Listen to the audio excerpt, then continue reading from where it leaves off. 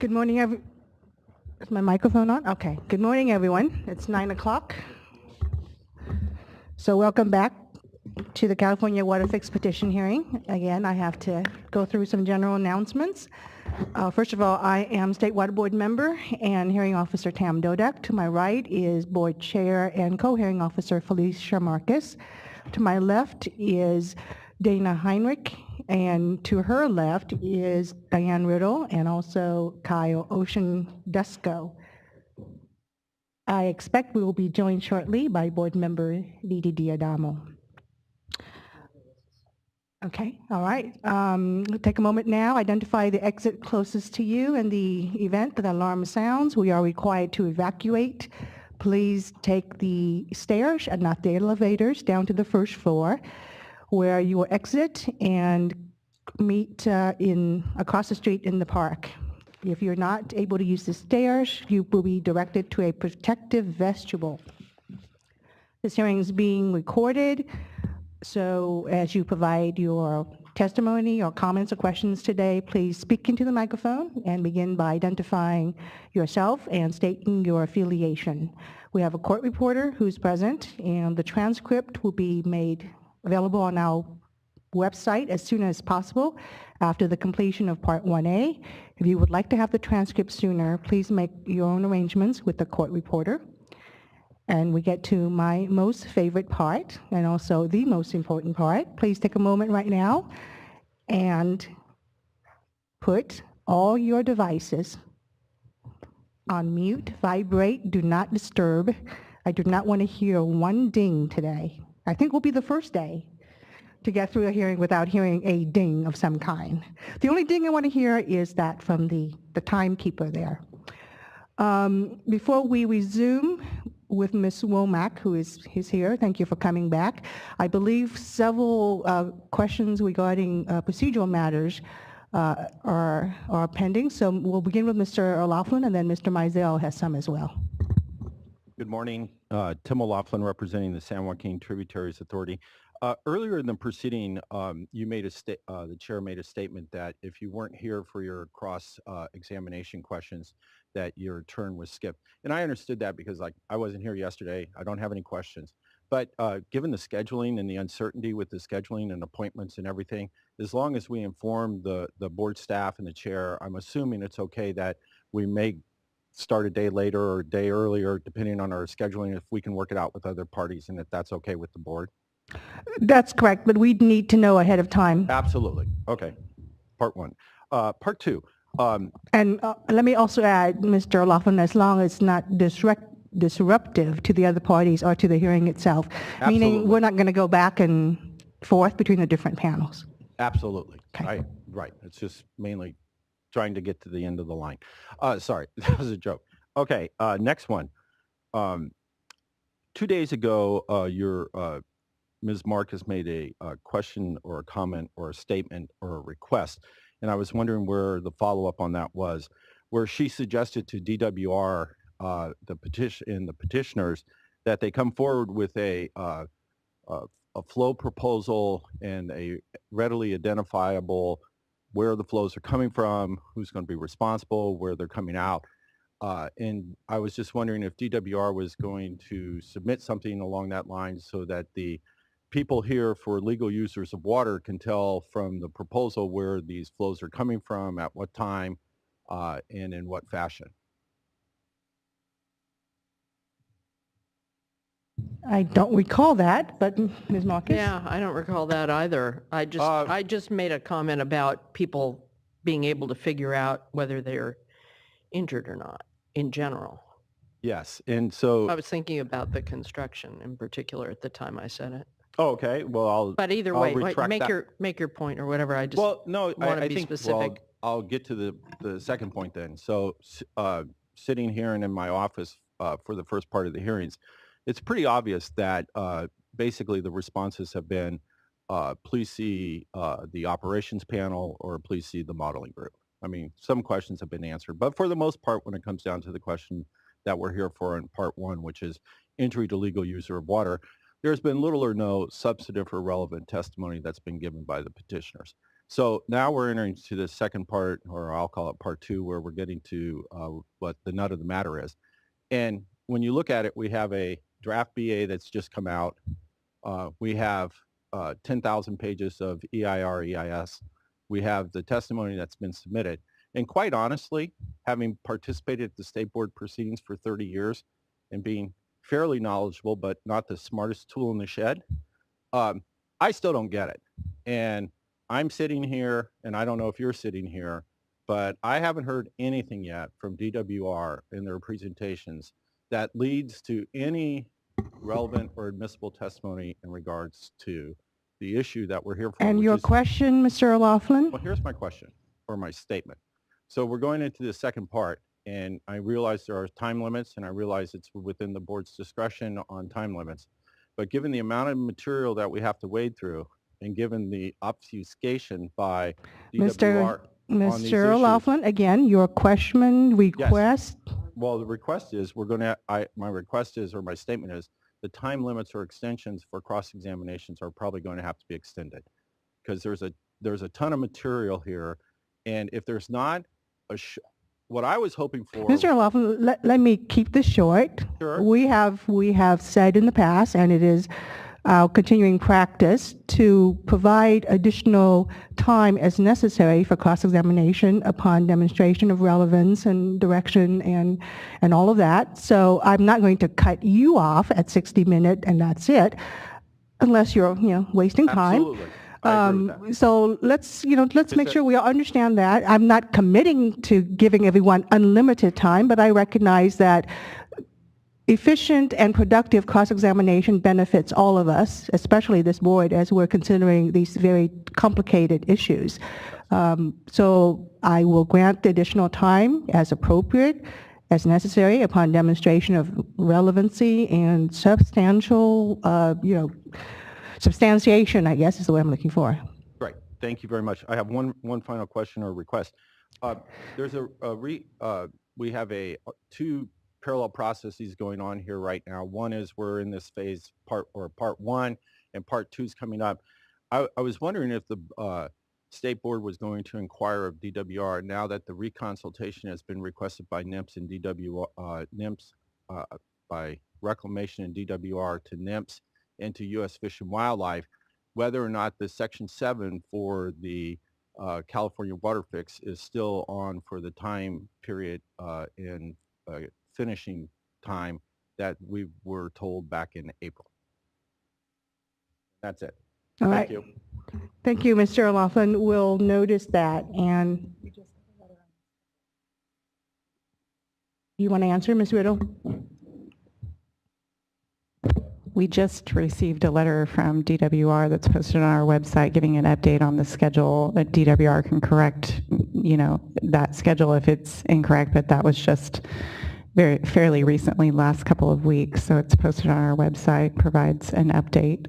It's maybe not as specific as you would like it to be as far as schedule goes. All right. Mr. Mizell, you're next. Thank you. I'll get to you, Mr. Jackson.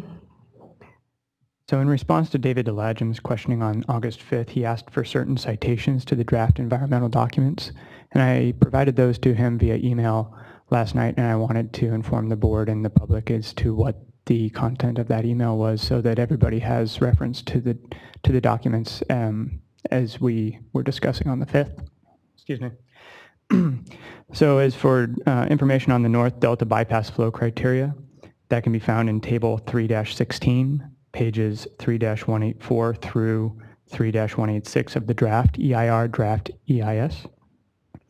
For stormwater NPDES permit information, that can be found in Appendix 3B, as in boy, pages 3B-20 to 3B-26 of the recirculated draft EIR, supplemental draft EIS.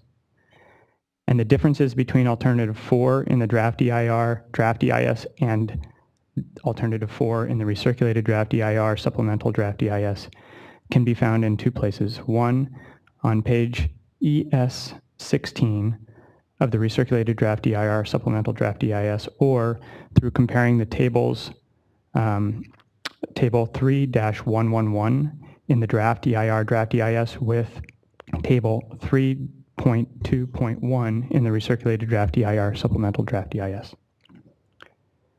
Those were the citations that I provided to David. A second item for this morning, if it pleases the board, we have pulled from the 2015 recirculated draft supplemental, or recirculated draft EIR supplemental draft EIS map book figure M12-4, sheets 6 through sheets 8, and I have provided them to the clerk in case it helps with answering questions that were raised by Ms. Womack yesterday. It's a more detailed map of the Clifton Court 4 Bay area and hopefully can provide better clarity in that discussion. And I would just ask that email to Mr. Alajam, are you posting it? I have not posted it. I can send it out to the listserv if that is the board's request. Please do so. That'd be good. Okay. Yeah. All right, Mr. Jackson?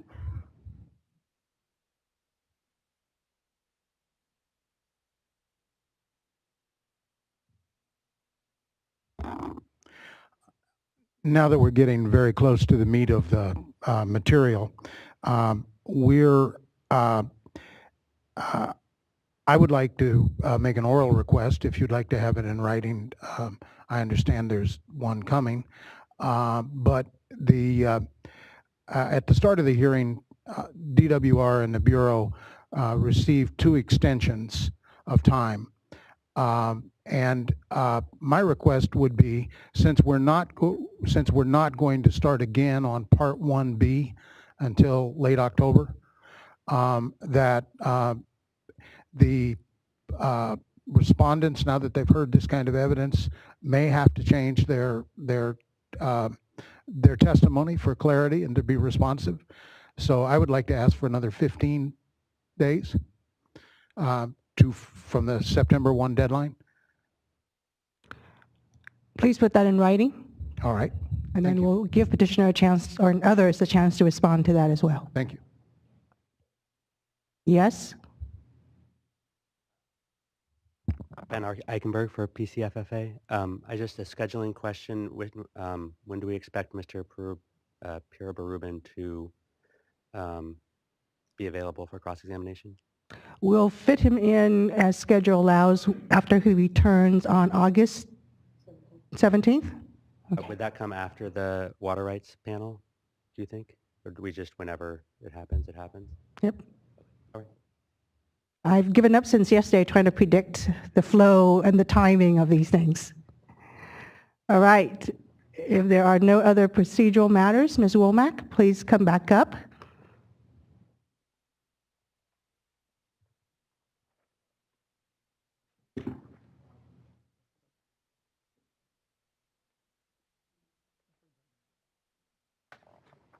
Ms. Womack, have you seen the new graphics that Mr. Mizell mentioned earlier? Okay, let's put this up and we'll ask Ms. Womack if she would find this more helpful than the other one, which was a little bit difficult to see. And The different gray shadings. I also have a handful of hard copies if people would prefer paper. We'll do both.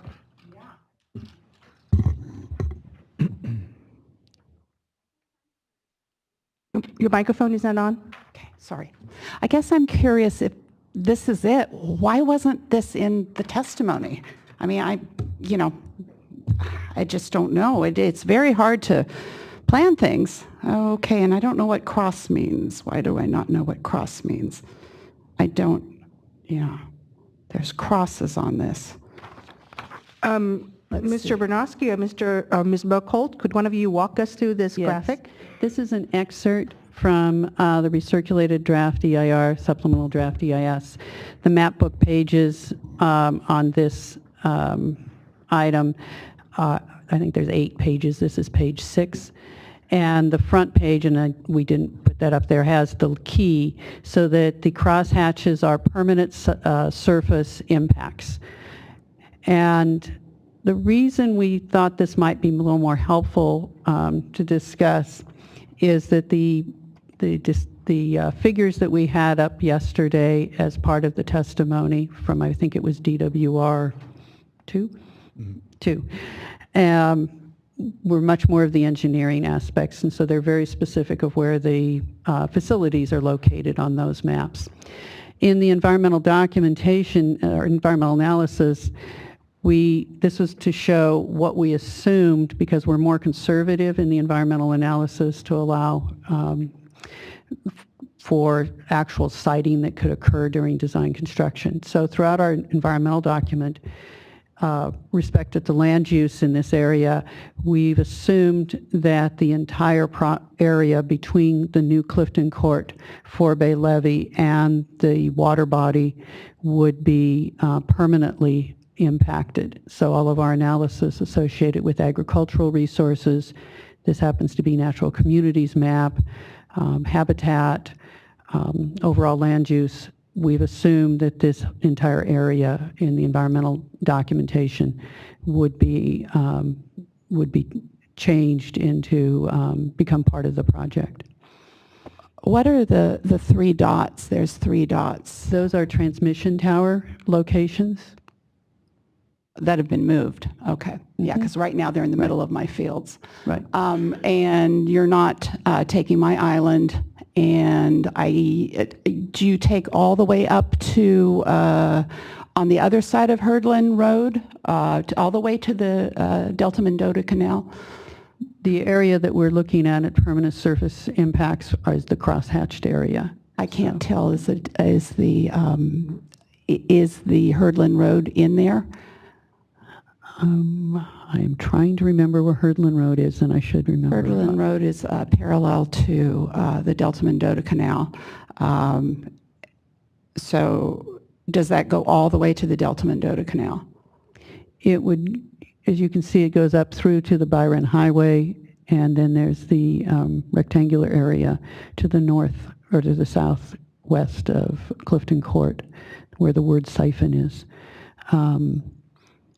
So it goes all the way up to the Delta Mendota Canal. Is that what I'm hearing? Right. Okay, so you would just leave my island.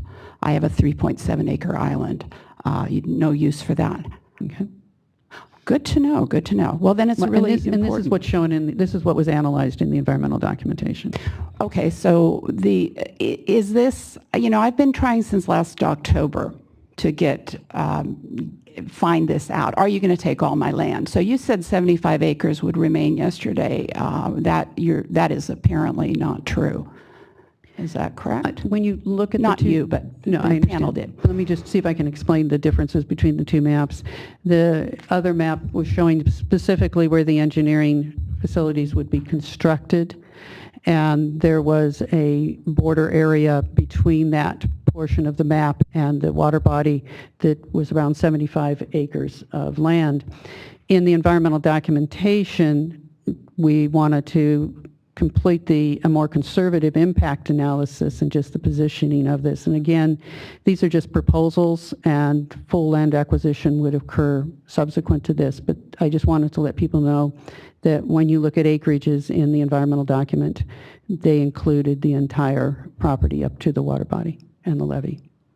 Well, that's good to finally get a definitive answer. I appreciate that. It's been very time-consuming with all of the emails I've had to send, so I really appreciate that. Oh, I'm going on time. I'm sorry. I thought we were just catching up here. Okay, so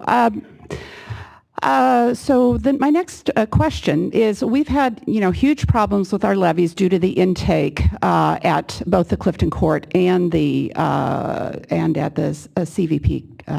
So how will you deal with the levees on either side of the intakes? I keep hearing nothing about how you're going to protect these levees. There is no body we can go to. All our letters have been ignored. Who is the body that will deal with all the people upstream at these intakes go in? Who is going to pay for redoing levees? Anybody in the panel? And where, that's part of the engineering. How is that going to be paid for? And what's the plan on the engineering? The portions of the levees that will be directly impacted by our California WaterFix, specifically along the 3 intakes along the river, in any of those areas that we modify the levee, we'll be coordinating with the U.S. Army Corps of Engineer And That's not my question, though. I'm talking outside of, for example, we take 6 cubic feet per second. You take 12,000, 5,000. The damage caused by that huge sucking just is enormous. So how are you going to deal with these 3 sets? There's just a huge amount of people that their levies are going to be impacted by this.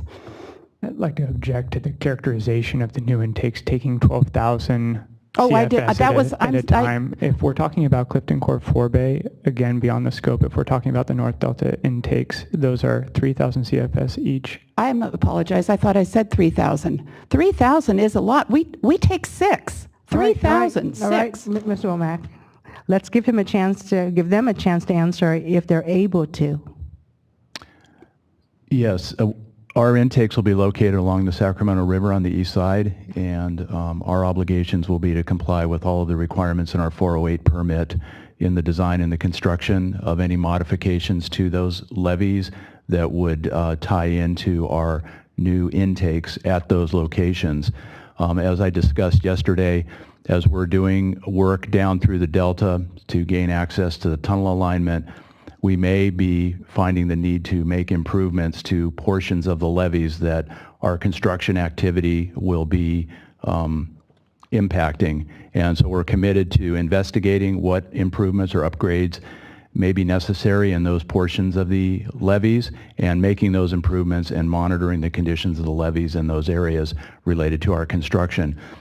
As we move south down to Clifton Court, and the area I believe that you're specifically referring to, which would be around the intake to the Jones plant, pumping plant, we do not have any construction activities planned on those specific levees that border that body of water. So as far as the California WaterFix is concerned, I do not believe we have any plans to make improvements to that levee. If there are plans, that would be another portion of DWR that would be looking at that. Thank you. I can only speak to the California WaterFix facilities that we have in our CER. Okay, thank you. Let's see, I had something about moving the embankment. What was the design purpose? But you know, if you're going to take my whole property, you can design it how you like. How is your design going to improve the dirty, filthy water quality at Clifton Court right now? I would have to refer that to the modeling panel or the water quality panel. So it's not part of your engineering? Not as far as making improvements to water quality to that body of water is not part of our engineering components. Okay, thank you. Let's see.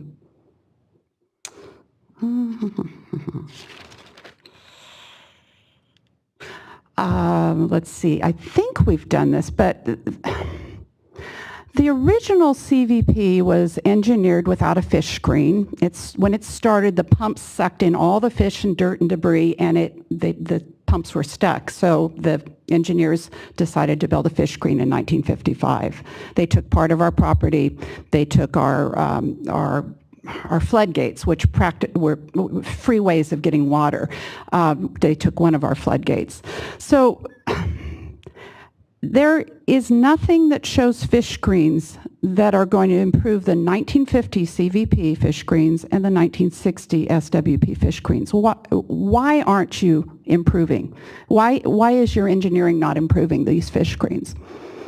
I'm going to object just for form, and I expect that we'll go over this again, but this was asked and answered yesterday and the previous week as well. I understand. Let's answer it one more time.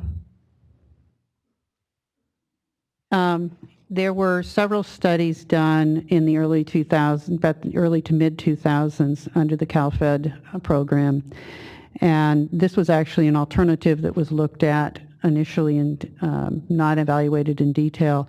It's described in Appendix 3A of the draft EIR, draft EIS. Because of the locations of the weirs for Clifton Court and the approach channel for Jones pumping plant, it's not feasible to construct a fish screen facility at either of those locations. The program, or the reports that are referenced in that document went through several other alternatives, including other locations around Clifton Court to see if there could be other ways of moving water into Clifton Court, and they all had problems to achieve the design criteria that U.S. Fish and Wildlife Service and National Marine Fisheries Service would require for fish screens due to the locations, geographic locations of those entrances. But you're changing the South Clifton Court forebay. Why not re-engineer it? Why not make it better than 1960? Well, in the reference material that's included that's in that Appendix 3A actually looked at moving the fish screen, or the entrance, the weirs on Clifton Court all along West Canal or Old River. Yeah. And there were really no ways to achieve the screening, the flow criteria that we would require by the resource agencies in that location, just because of the way the sloughs are oriented. Okay, but back in the 2000, probably my property, we were part of CalFed, and they certainly were not going to put, they weren't going to expand the forebay. Now that we're expanding the forebay, it would seem to me that the 2000 or 2003, that's not the same forebay we're looking at. That is correct, but the geographic configurations of the sloughs surrounding Clifton Court are really what's driving that decision that we cannot get the flows in the flow directions and the flow rates to achieve a fish screen at the criteria that we have for approach velocities and sweeping velocities established by U.S. Fish and Wildlife Service and National Marine Fisheries Service in the locations of those sloughs. Okay, right now you reverse the flow, so it seems like flow isn't a big deal right now. Is that going to change? Are we trying to come up to the, I don't know, 90s? 1960s. I just would feel a lot more comfortable giving up my farm for something that was in 2020, 2030, 2020. It's not that far off. And for the reverse flow criteria is a different set of criteria than we have to use for the fish screen design criteria. So it's a lot of different criterias that we end up using. So the fish don't matter. I mean, because right now they're going backwards. And for the record, that the proposed project will be reducing the reverse flow occurrences. Thank you so Jennifer much. Pierre talked about in panel 1. Okay. So not to beat a dead horse. Okay. So moving on to, if you could do slide 2-7 of DWR 2-7.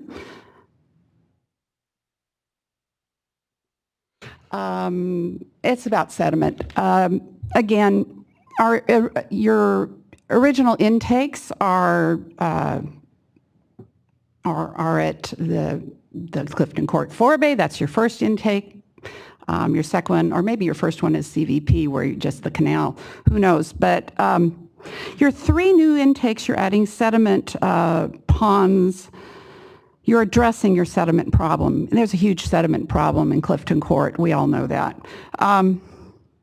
You're rebuilding the South Clifton Court forebay. Why don't you fix this sediment problem? I guess I'm asking the engineers.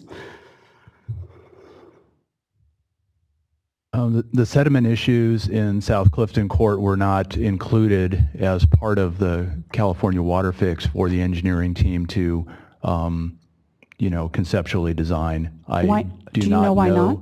I do not know the rationale for that. It was not included as part of our scope of work, although as part of our activities for modifying South Clifton Court and North Clifton Court, there will be a dredging operation that takes place. Well, there I believe has to that's be. been identified. Yeah. It's been dredged, I know, in the 90s, 2000s. It cost $12 million in the 90s. It was part of the $12 million. I mean, you're spending a lot of money dredging.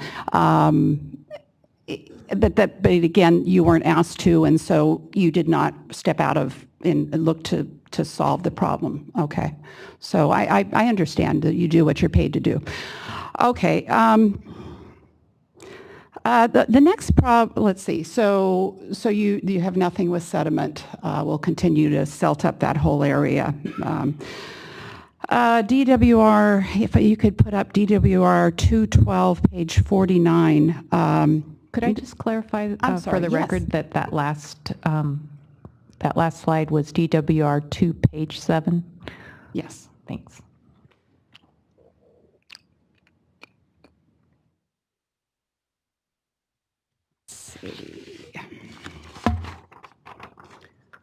And this is near the bottom. It says North and South Clifton Court forebays. And I'm rather concerned for right now.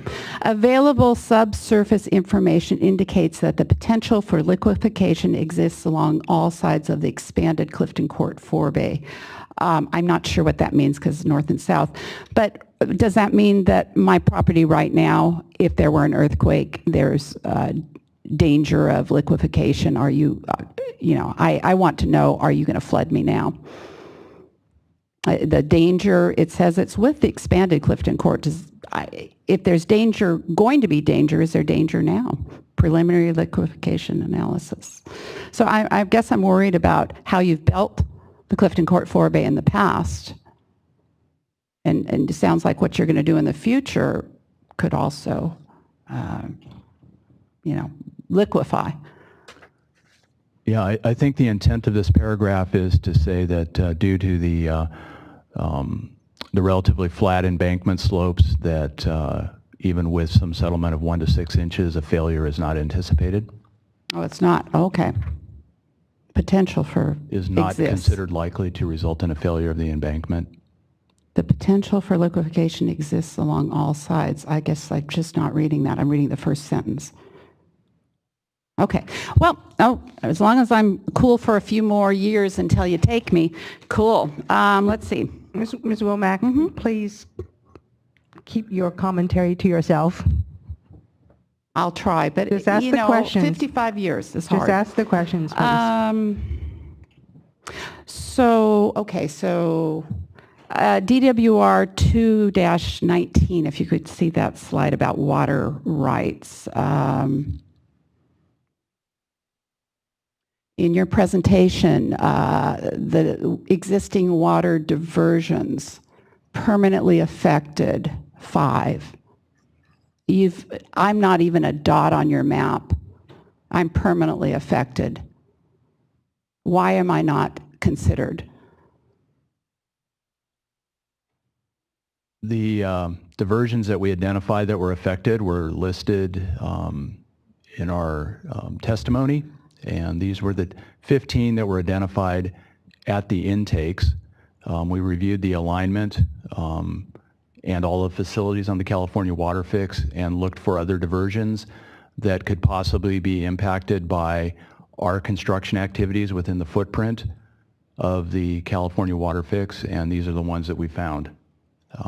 If we missed one on your property, we'd be happy to take that under consideration if we missed it.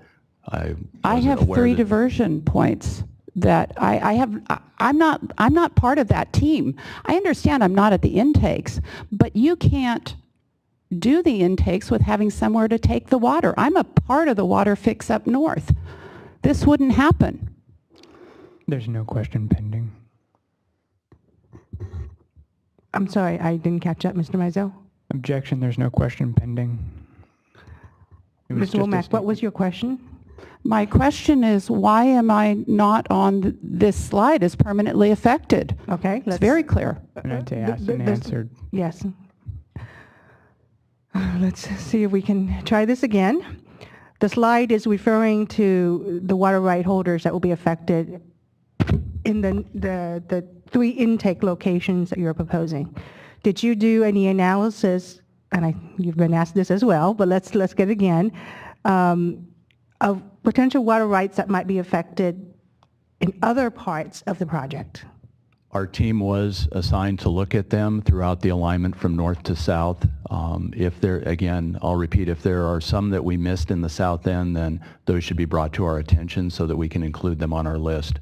Well, I believe she is bringing one to your attention. Yeah, without a map, I'm not sure where on our California WaterFix facilities footprint it would intersect our facilities. So I would need to see a map with that location to be able to validate that, and then we'd we'd include it on our list. But you will work with her on this? Absolutely. I'm just very confused. If you're taking all of my property, you're taking all of my water rights, correct? He will work with you on that, Ms. Yes. Womack. So there's a potential not to take my water rights. We will work with you on this matter to clarify it and understand where your diversions are and how those might be impacted by the California WaterFix. And that's through engineering. Okay, great. Let's see. So I guess my last thing is you said that you haven't met with any of the water right people at this point to talk about water rights. You said that the other day. Is that correct? You haven't met with people about their water rights? As far as the type of water rights that are listed here on this slide, no, we have not. That would be commencing with the next phase of the engineering activities, preliminary design. And what type of water rights are these? You said the type of water rights. I'm unclear what that is. My understanding is that these 15 are surface diversions. So like what I divert from the river. If my father was here, I divert from the river and I bring it in. I have 3 places we divert at this point. So that's a surface diversion? Yes, if that's the case, then those should be included on this list, and we will work with you after this meeting to more fully understand those. Okay, well, actually, I met with Mr. Valles, sorry, I'm so bad, back with Mr. Gardner and Ms. Spezia back in summer of 2012. We were told that Jerry Merrill wanted to work with us. So, we were taken and said, we want to work with you. And we wanted to settle quickly. And they told us that this was summer 2012. They said, you're going to be condemned. You can either settle with us and have it done by Ms. Womack, December. your question to this engineering panel is? Why did you say you haven't met when I've met with Mr. Valles 4 years ago and been told I needed to settle quickly? It's my understanding that there have been recent and frequent and continuing discussions between our property acquisition manager and yourself on this subject about your property, and that those are continuing, and that there have been even perhaps offers and counteroffers, but I don't think it would be appropriate to talk about those There in this have not been environment. offers at all. And that is not something we're going to get into. That's It's the not understanding I engineering. have. No, it isn't. But, the land, frankly, Alan Davis and I have back and Ms. forth. Womack, again, Oh, I'm trying, but I... just the question. But he said that I'm talking with him all the time I've been trying to find out how much land you're going to take. It's unfortunate. I spent since last October. I've been trying for months, and I only now find something buried in, it's not even part of what you gave out to us. This would be a lot clearer. To be clear, It this wastes is my part of the time. record. I'm sorry. So anyway, the last thing you've said is that you want to make everybody whole that has anything. You've said that before. We'd like to be made whole. We've had 50 years of injury. How are you going to make us whole? I'm going to object to the scope of that question. We're not talking about injury that's occurred in the past, but injury that may occur through the course of the construction of the California WaterFix in the future. So let's limit your answer to that. In reference to my comment as far as making the current diverters whole, our goal is to, at the end of the project, ensure that they have the same quantity and quality of water that they have before our project commenced, and that's our commitment to the diverters at this point in time. Ms. Doda, I'm confused because DWR, the person, Mr. Cowan, started off by saying what a great history we have, and he said we've been great, 99%. I think the past matters. Obviously, you can't engineer the past, but I have 50 years of being ignored.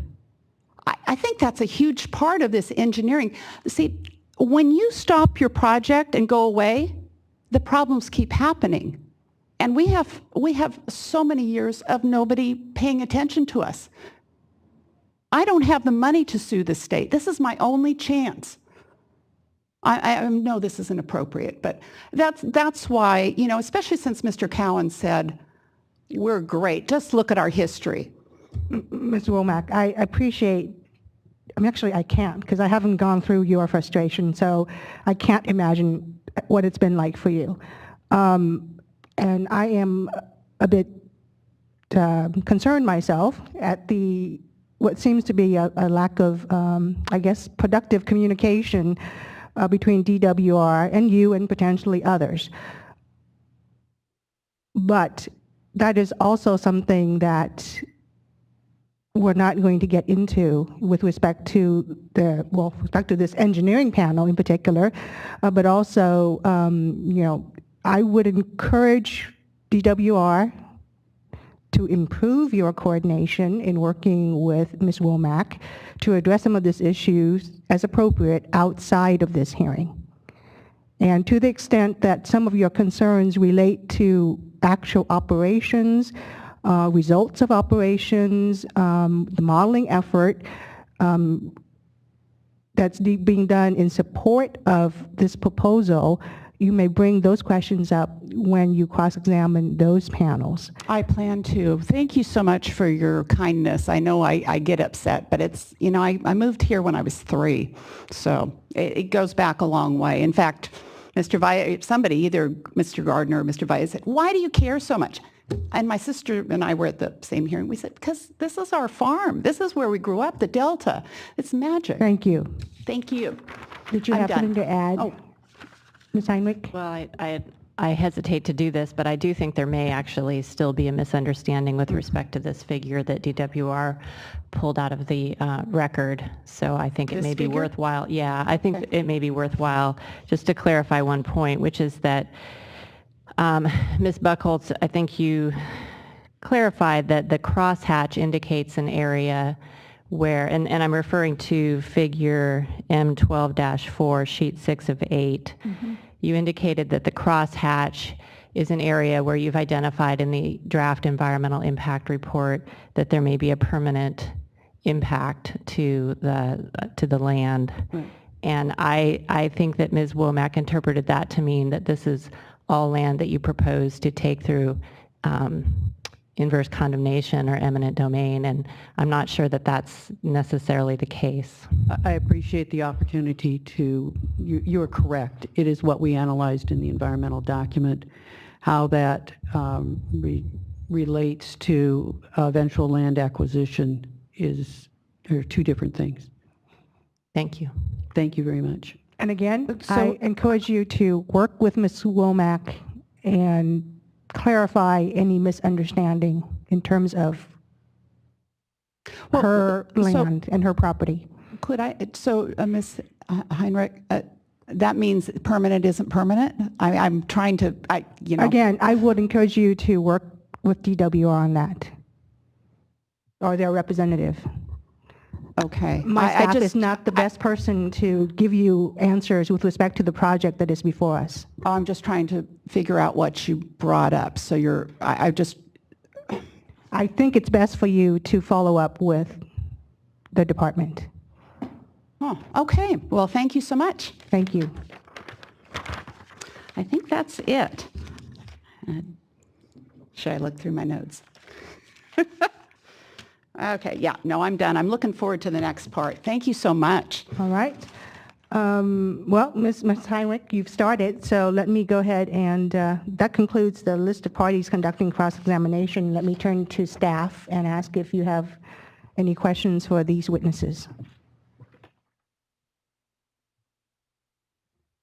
I'm not sure you're going to be able to answer it at this time, but just wondering if you have a proposal in place for addressing disagreements regarding mitigation measures for impacts to other legal users of water, including surface water diverters and groundwater diverters. You've said that you plan to follow up, but if there should be a disagreement about whether the project was the cause of the impact or it was an existing issue, how do you intend to resolve those conflicts? At this point in time, there's no formal preparation of how that would occur yet. There are land acquisition guidelines from DWR on other projects, but we haven't formalized anything specifically to this project at this time. And with regard to groundwater diversions, you may have answered it, but I'm not sure I heard. Have you identified how many groundwater diverters might be affected along the alignment? Have you No. quantified those and identified those yet? No, during design, pre-design, next phase of design, we will need to have access to properties to both visually observe, but also we need to get access to the well logs that are available through the state. And so we can confirm depths, and then we need to confirm production rates in areas adjacent to the construction areas. And that's standard, what we've usually done in the past.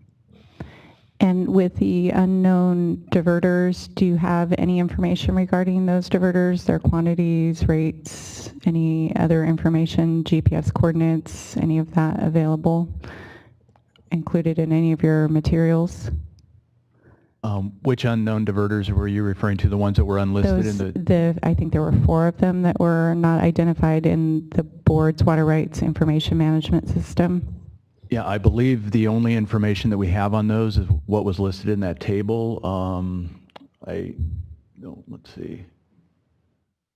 I think it was DWR 221. I think that table summarizes all of the information that we have to date on those. So, and I think you've answered this too. There hasn't been any communication with those parties, is that correct? That's correct. Yet? Okay. And then just lastly, on the additives that may be included in the grout materials, are those all standard construction related additives, or is there something new and different about this for which the board may not have established water quality criteria or guidelines for those? To the best of my knowledge, at the present time, we're planning to just use standard additives if any of those are necessary to any of the grouts beyond just cement, sand, water. So I'm not aware that there's anything new or unique that would not have been brought before this board before as an additive. Any other questions from staff? Let me look to my colleague, Ms. Diadamo. Do you have any questions? Chair Marcus? Yeah, I actually had a relatively long list, which I left at home, unfortunately, this morning. So I know I can get them. They're just, there have been a lot of numbers thrown around, a lot of questions, and I know that we're allowing a very free-ranging conversation about impacts, and we'll have even more in the operations and modeling panel, especially when it comes to the water related impacts, including construction. But this has been more focused on construction, and we'll surely have conversations about the scope of injury and the scope of our conditioning if we were to go ahead and approve this. I know that that's all to come. But I just want to be clear on a couple of sort of key sets of numbers, in particular after listening to the policy statements, the days of those, where because a lot of this is yet to be determined, you understandably have lots of people scared about worst case scenarios on every front, from vibration to drinking water in terms of their wells, potentially surface water, and the like. And without specificity, people would be right to be concerned about worst case till they know it's not, right? So there was a lot of concern about 13 years of construction, but obviously through your panel, there's a discussion, it's going to be impacts of varying impact on varying numbers of people.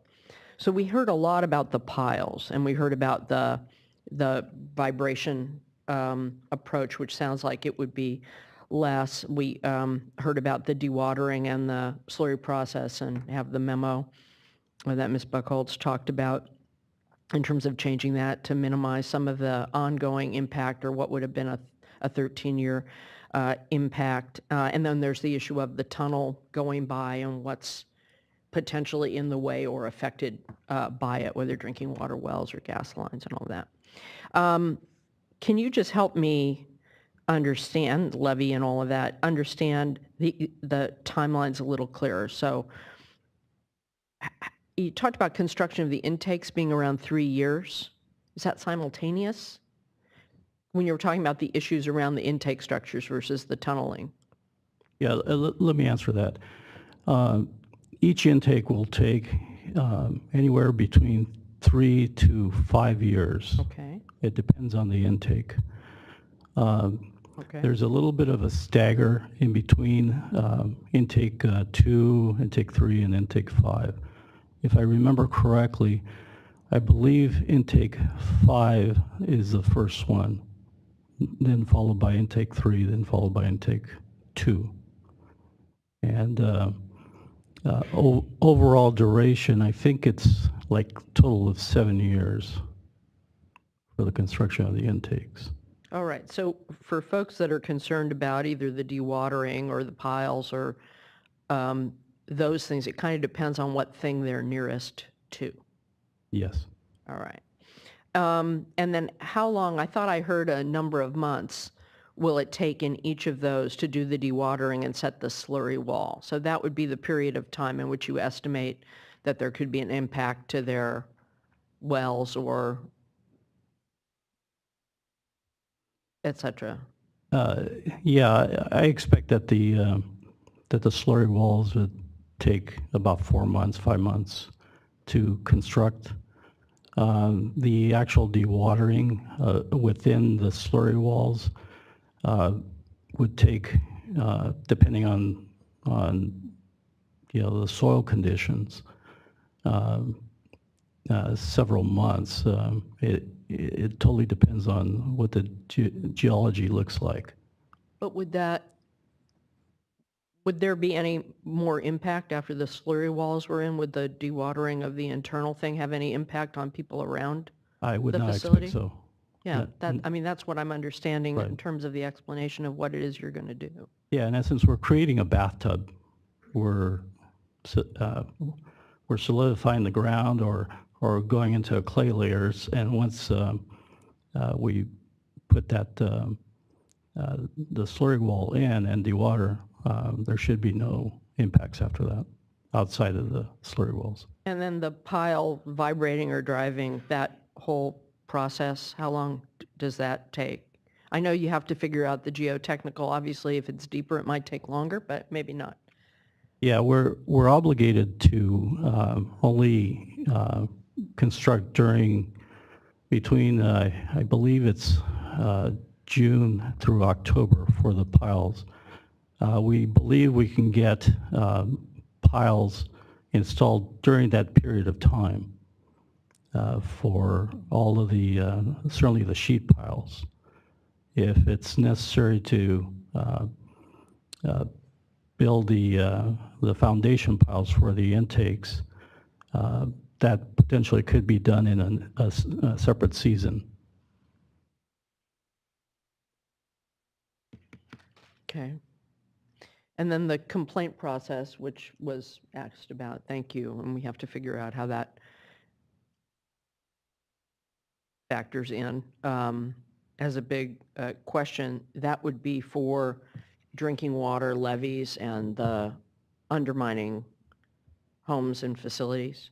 The mitigation measure in the noise chapter, which was for vibration and noise, said that would be initiated during design.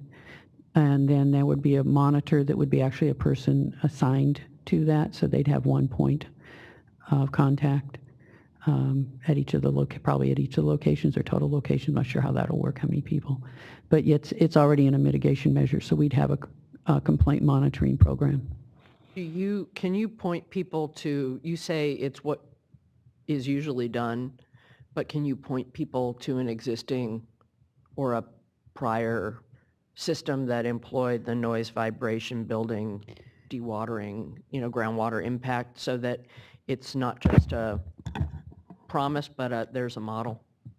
It's used in many of the projects. I personally was that complaint person that took complaints on a project in Monterey County when we were installing pipelines through many agricultural areas. And I also worked for a sewer project in a similar capacity in the city of Berkeley. And you put that as part of your the design group that starts it off, and you put it in the plan section for the spec for the contractor, so he knows where he has to could work with you. Right. No, I understand that, having worked on construction and helped run projects like that. I'm wondering if there's a DWR model or a model that's closer to home for folks that they can look at and have a sense of what it would be. We'd have to talk to the DWR design team to find that out. I don't remember one in their spec, but that doesn't mean it's not there. It's a kind of a theory and practice issue for people. All right, I know I'll have more, but that was the most important.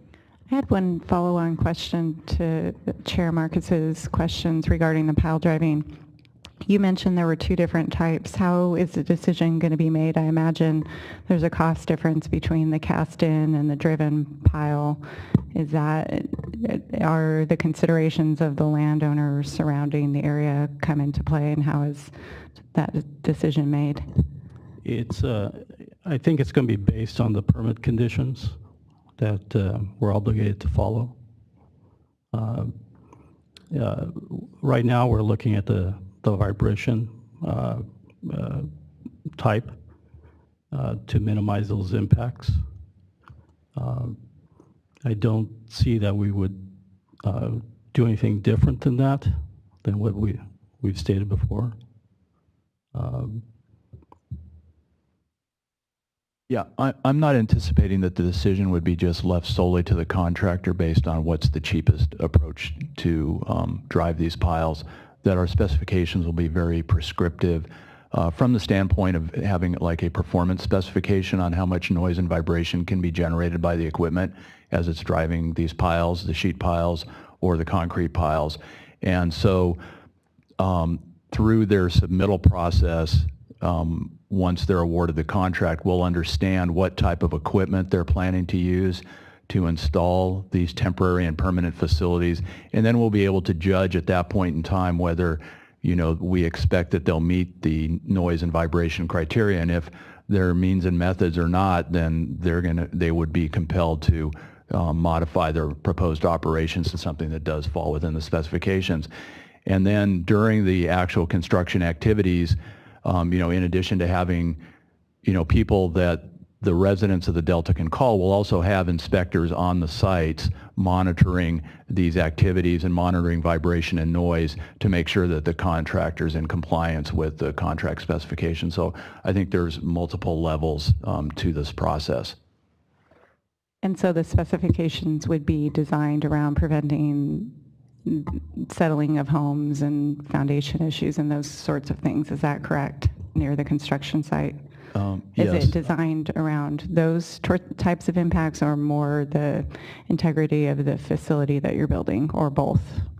I believe that they would be primarily driven by the commitments that we're making in the environmental documents as far as noise and vibration. Those are going to set the stage for how the specifications are eventually crafted, because that's going to be the guide point for how we can hold the contractor's feet to the fire, so to speak. But we would go back to the environmental documents and the commitments that we've made there, and as a foundation, and that those are based on not wanting to have an adverse impact on homes or the residents around the area.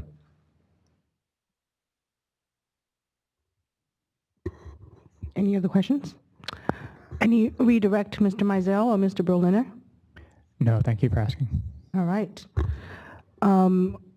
With that, we note that you still have one other member of this panel who will be returning, depending on the schedule, sometime after August 17th.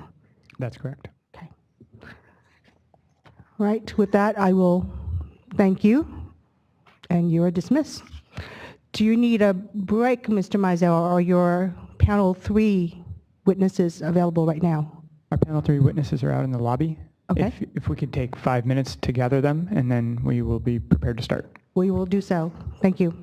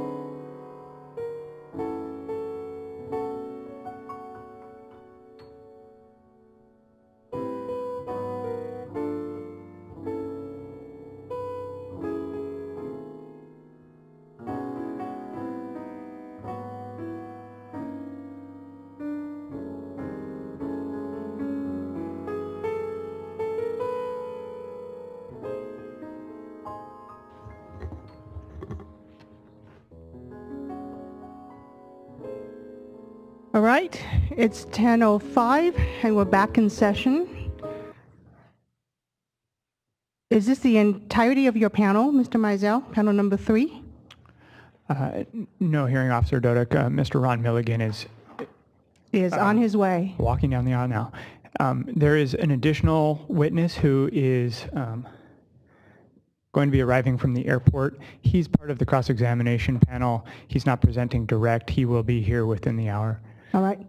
So let me ask all the witnesses to stand and please raise your right hands. Do you swear or affirm that the testimony you are about to give is the truth? If so, please answer, yes, I do. Yes, I do. Thank you. Please be seated. You may begin, Mr. Mizell. Thank you.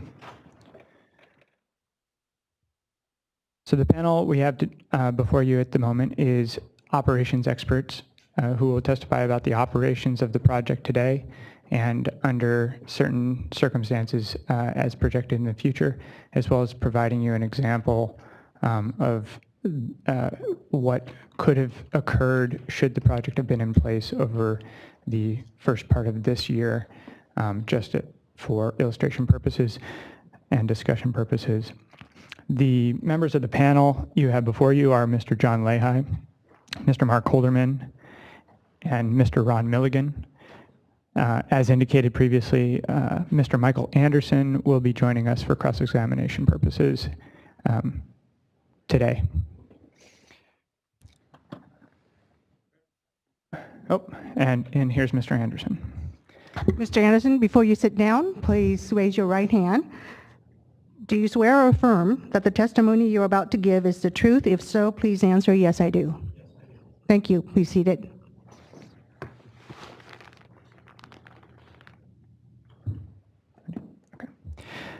Mr. Lehi, is DWR Exhibit 21 a correct copy of your Statement of Qualifications? Yes, it is. And is DWR Exhibit 61 a correct copy of your testimony? Yes, it is. Mr. Holderman, is DWR Exhibit 22 a correct copy of your Statement of Qualifications? Yes, it is. And is DWR Exhibit 62 a correct copy of your testimony? My testimony? Yes. Yes, it is. Mr. Anderson, is DWR Exhibit 24 a correct copy of your SOQ? Yes. And is Mike? Yes, it is. And is DWR Exhibit 64 a correct copy of your testimony? Yes, it is. Okay.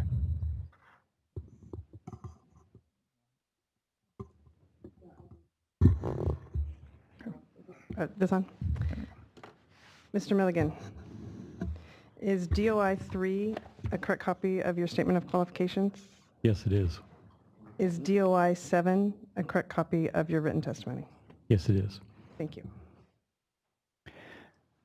For the order of direct examination, we'll be beginning with Mr. Lehi.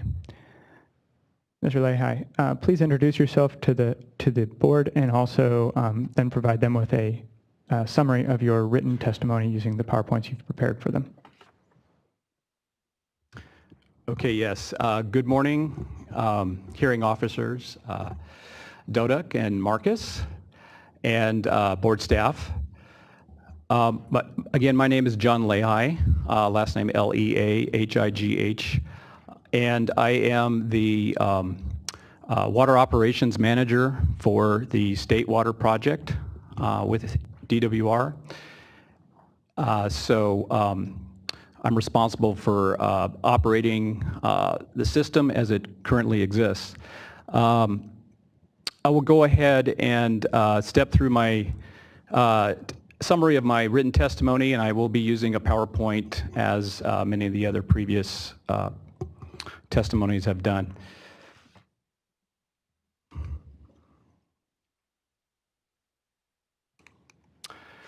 So just a summary of what I'm going to cover today. I think it's very important to establish the foundation for really how do we operate the system as it exists today prior to going forward with how would we expect things to change with the new California WaterFix facilities in place. And so what I hope to start with is kind of laying a foundation of how the State Water Project and the Central Valley Project develop their water supply within the system. Next, I will touch on the real-time operations, the complexity associated with that, and the challenges associated with that real-time management of the system. I'll next go into the past track record of the two projects that we are jointly responsible for meeting the water quality control plan objectives. I'll take a look at what our record has been in meeting those objectives. I'll next talk about the last couple years where there have been some modification to those objectives due to the severe drought conditions that we've faced in the state, and touch on the reasons that the projects did petition for some modifications to those objectives. I'll then talk about increased flexibility and perhaps some additional opportunities that would be available to the projects as part of the new California WaterFix. And I will conclude with some highlights of some of my testimony at the end. So to begin with, just a kind of an overview of the current operations of the system. We have a map here that depicts the federal Central Valley Project facilities, major facilities, in highlighted in yellow, the State Water Project facilities in red, local projects in green, and natural waterways and channels depicted in blue on this graph. So go ahead and start and step us through a typical year and how we develop that water supply for the projects. So to begin with, we'll look at the three major reservoirs in the upper Sacramento watershed. So Lake Shasta, Folsom Lake for the Central Valley Project, and Lake Oroville for the State Water Project. In the winter period with direct runoff and the snow melt, when that runoff is in excess of the needs of the system downstream, this is when the projects have the right to divert that water into these large storage reservoirs. Shasta 4.5 million acre feet, Oroville 3.5 million acre feet, and Folsom approximately 1 million acre feet. So that's happening in the wintertime, early spring, typically. In addition to the excess flows that are diverted to storage upstream, there's a great deal of excess flows that occur downstream of the major reservoirs in the wintertime, early spring. And this is from unregulated tributaries that feed into the Sacramento system. It's also a result of direct runoff from precipitation in the Sacramento Valley. So there are quite often excess flows entering the delta that are above and beyond any of the Bay Delta water quality flow requirements.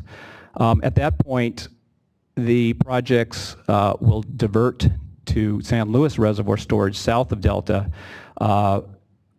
excess flows from Banks Pumping Plant and Jones Pumping Plant. The diversion location for the State Water Project is at Clifton Court in the South Delta, which feeds the Banks Pumping Plant.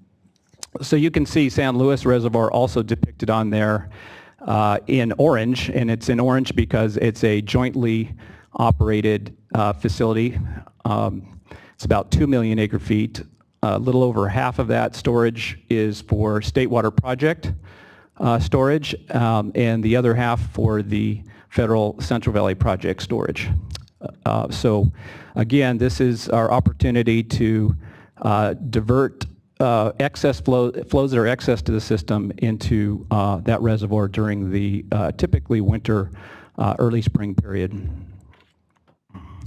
As the system dries out, the natural flows in the system are no longer great enough in order to meet a lot of the in-basin uses, including the Bay Delta standards. And at that point, the projects start drafting the previously stored water from their northern reservoirs in order to meet the Bay Delta standards. There's often also additional storage that the projects will release from their major upstream storages for rediversion at Banks and Jones during the late spring, summer period.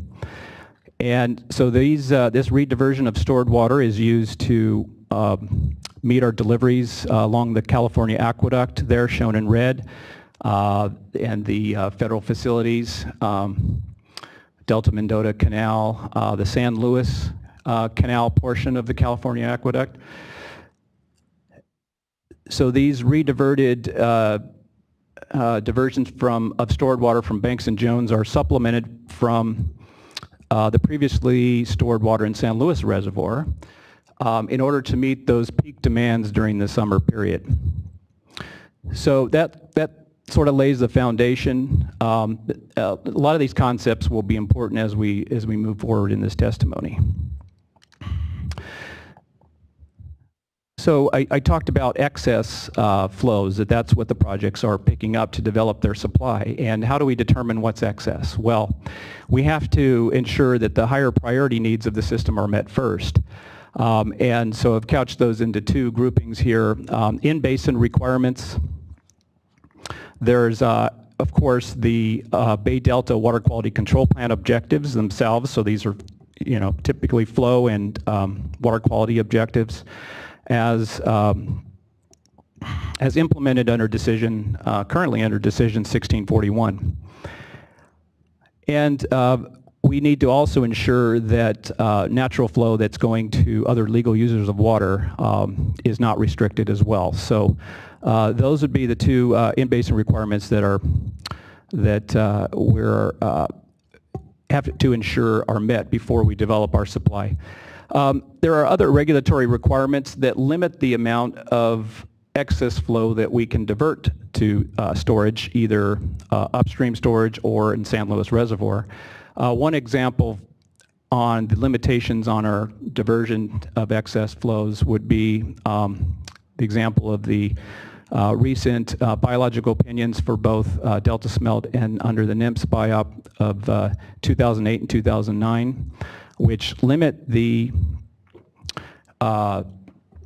reverse flows on Old and Middle River that feeds just north of the two project exports. So these new actions will limit the amount of excess flows that we can divert to storage. Other examples of regulatory limitations on our diversion to storage would be upstream. For example, our flood control criteria. All the major reservoirs upstream have flood control criteria where we are required to provide vacant space in the reservoirs in order to capture an extreme flood event, in order to knock down the peak flows from that event and protect the downstream levee systems. So that's a limitation on the amount of diversions to upstream. Another limitation would be, for example, Lake Oroville, we're required to meet minimum Feather River flow releases for fishery purposes. And so that would also be a limitation on the volume of diversion of excess flows to storage. So, the bottom line here is the development of the project supplies is secondary to all of these other needs. So just a little bit more on, again, what is considered excess conditions. And essentially it's when our releases, these required releases that I've talked about, including flood control releases, minimum in-stream flows, when these releases plus the other unregulated flows that are coming into the system downstream of the major reservoirs, when those flows exceed the in-basin requirements. and that's when the excess flows will exist in the system. Under balance conditions, it's essentially when those releases plus the unregulated flows is approximately equal to the in-basin requirements.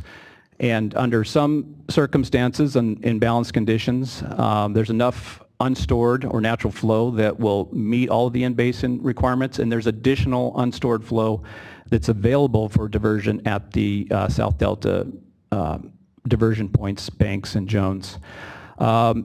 As the system dries out further in the summertime, typically we're in essentially what's the term 91 period, where the projects are making supplemental storage withdrawals in order to meet some of those in-basin requirements, essentially the Bay Delta standards.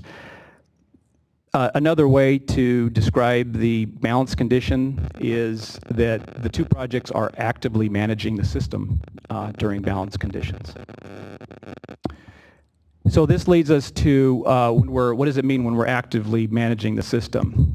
Essentially, this comes down to managing flows and the salinity regime in the delta. And so first, we need to really understand the delta hydrodynamics, the complexity of that, and the challenges associated with managing the delta hydrodynamics. So I'm going to go over through a few points there. Also talk a little bit about our real-time monitoring system, which is something that in real-world operations we are able to react to observed conditions. This would be a difference from what you might see from a simulation model. You're going to hear from the modeling panel after this panel, and of course they're dealing with a simulation models that cannot do not have the human element in order to make responses to observed conditions, which is something that of course we can do in real life. And then I'm going to talk about the tools that are available to the projects in order to influence the conditions in the delta and to meet these water quality control plan objectives. So just a summary of the delta hydrodynamics that I'm going to talk about. You can't really understand the delta hydrodynamics without first understanding the tidal influence. Essentially, tidal estuary has 2 ebb and flood tides per day. Overlay on top of that would be the monthly spring and neap tidal cycles. Also talk about the riverine influence associated with the delta inflows. I'm going to talk about the in-delta diversions, which is really part of the larger net delta consumptive use. Talk about the SWP and CVP exports, and all of these components combine together and result in a net delta outflow. And it's a net delta outflow because of this tidal influence. So starting with the tidal action, we've got the diurnal, 2 flood tides, 2 ebb tides each day, resulting in naturally occurring reverse flows and positive flows in the various channels of the delta. This slide gives an example of what the magnitude of that tidal flux is at various locations throughout the delta. You can see that at the Sassoon Bay portion of the delta, that tidal flux will vary by well over 300,000 CFS, both positive and negative. As you move towards the interior of the delta, the magnitude of that tidal flux decreases, but it's still a significant number. So just an example to put the 300,000 CFS in perspective, if that was a flow that was coming directly into Folsom Lake, it would fill the lake in just a day and a half. So this is an extreme amount of flow that would be occurring, that is occurring as part of the natural process of the tidal flows in the delta. So overlaying the diurnal tidal effects. There's also a secondary tidal factor, which is the spring and neap tidal action, which is a gradual average filling and average draining of the delta channels, if you will. And this component of the tides is related to the lunar cycle. So essentially corresponding with the full moon and new moon phases of the cycle, we see a higher energy period of the tides, which results in a gradual filling. With that filling comes the salts from the ocean. So all the other things being equal, we tend to see the salts intrude into the delta channels during those spring tide periods. During the half moon cycles, part of the cycle, we see a lower energy period of the tides, the deep tides, and these tend to be fresher periods of the delta. So this is these are the conditions that the projects need to react to in order to maintain the standards. And fortunately, this aspect of the tides is completely predictable. We can predict centuries in advance what the timing and the magnitude is going to be on these tides. The unfortunate thing is that the astronomical effects are only half the story. The other major influence on the tides would be meteorological effects. So these would be essentially the barometric pressure, the winds in the system have a profound effect on the tidal stage. So typically the barometric pressure, for example, when we see low barometric pressure, we see the tendency, there's less downward force on the water bodies, they will tend to rise. Same goes with the onshore winds associated with a storm surge event, for example, that would tend to push ocean flows into the delta channels and also have an effect of increasing the tidal stages. So what I've shown here is an example of a storm surge event, and those go hand in hand. Low barometric pressure plus onshore winds have a profound effect. They will often overwhelm the astronomical factors influencing the tides, and this particular graph shows an example of where what would have been a neap tide period resembled something much closer to a spring tide. So these kind of events are much less, we cannot predict these before a few days in advance often, and we certainly can't predict the magnitude of the change in the stage, and with that increase in stage comes the salts, and so we're having to react to these kinds of events in real time, and this is something, these meteorologic events cannot be picked up on in any of the simulation models. So it's a much more challenging than what the models would suggest. But the good news is we also have the tools to react to these kind of conditions in real time. So fortunately, we do have a very comprehensive network of monitoring stations throughout the delta, and these are telemetered. You can access, we have access to these from the California Data Exchange Center. This is anybody in the public would have access to this data, and this would give us a good comprehensive picture of the salinity conditions in the various channels throughout the delta, also the flow information as well. So this would give us something to react to. So just going a little more in detail on the way that we influence the salinity conditions in the delta is essentially by trying to influence the net delta outflow. And so to understand how that's done, you need to look at the components that make up the net delta outflow. And one of those would be, the first is the actual inflow. So from the Sacramento River, the San Joaquin River, and other tributaries on the west side of the delta. As far as on the Sacramento River, this is where we have our major project reservoirs, and so we would be making releases. In order to influence that inflow component, unfortunately, we just have limited influence there because there are a number of, as I noted earlier, either unregulated tributaries coming into the delta.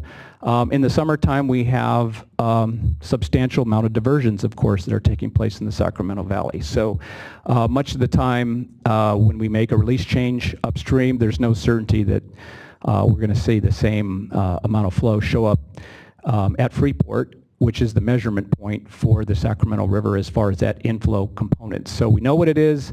There's also a long travel time, 5 days from Lake Shasta, 3 days from Lake Oroville, and a day from Folsom Lake. So that's another component of uncertainty as it relates to trying to influence the delta inflow piece.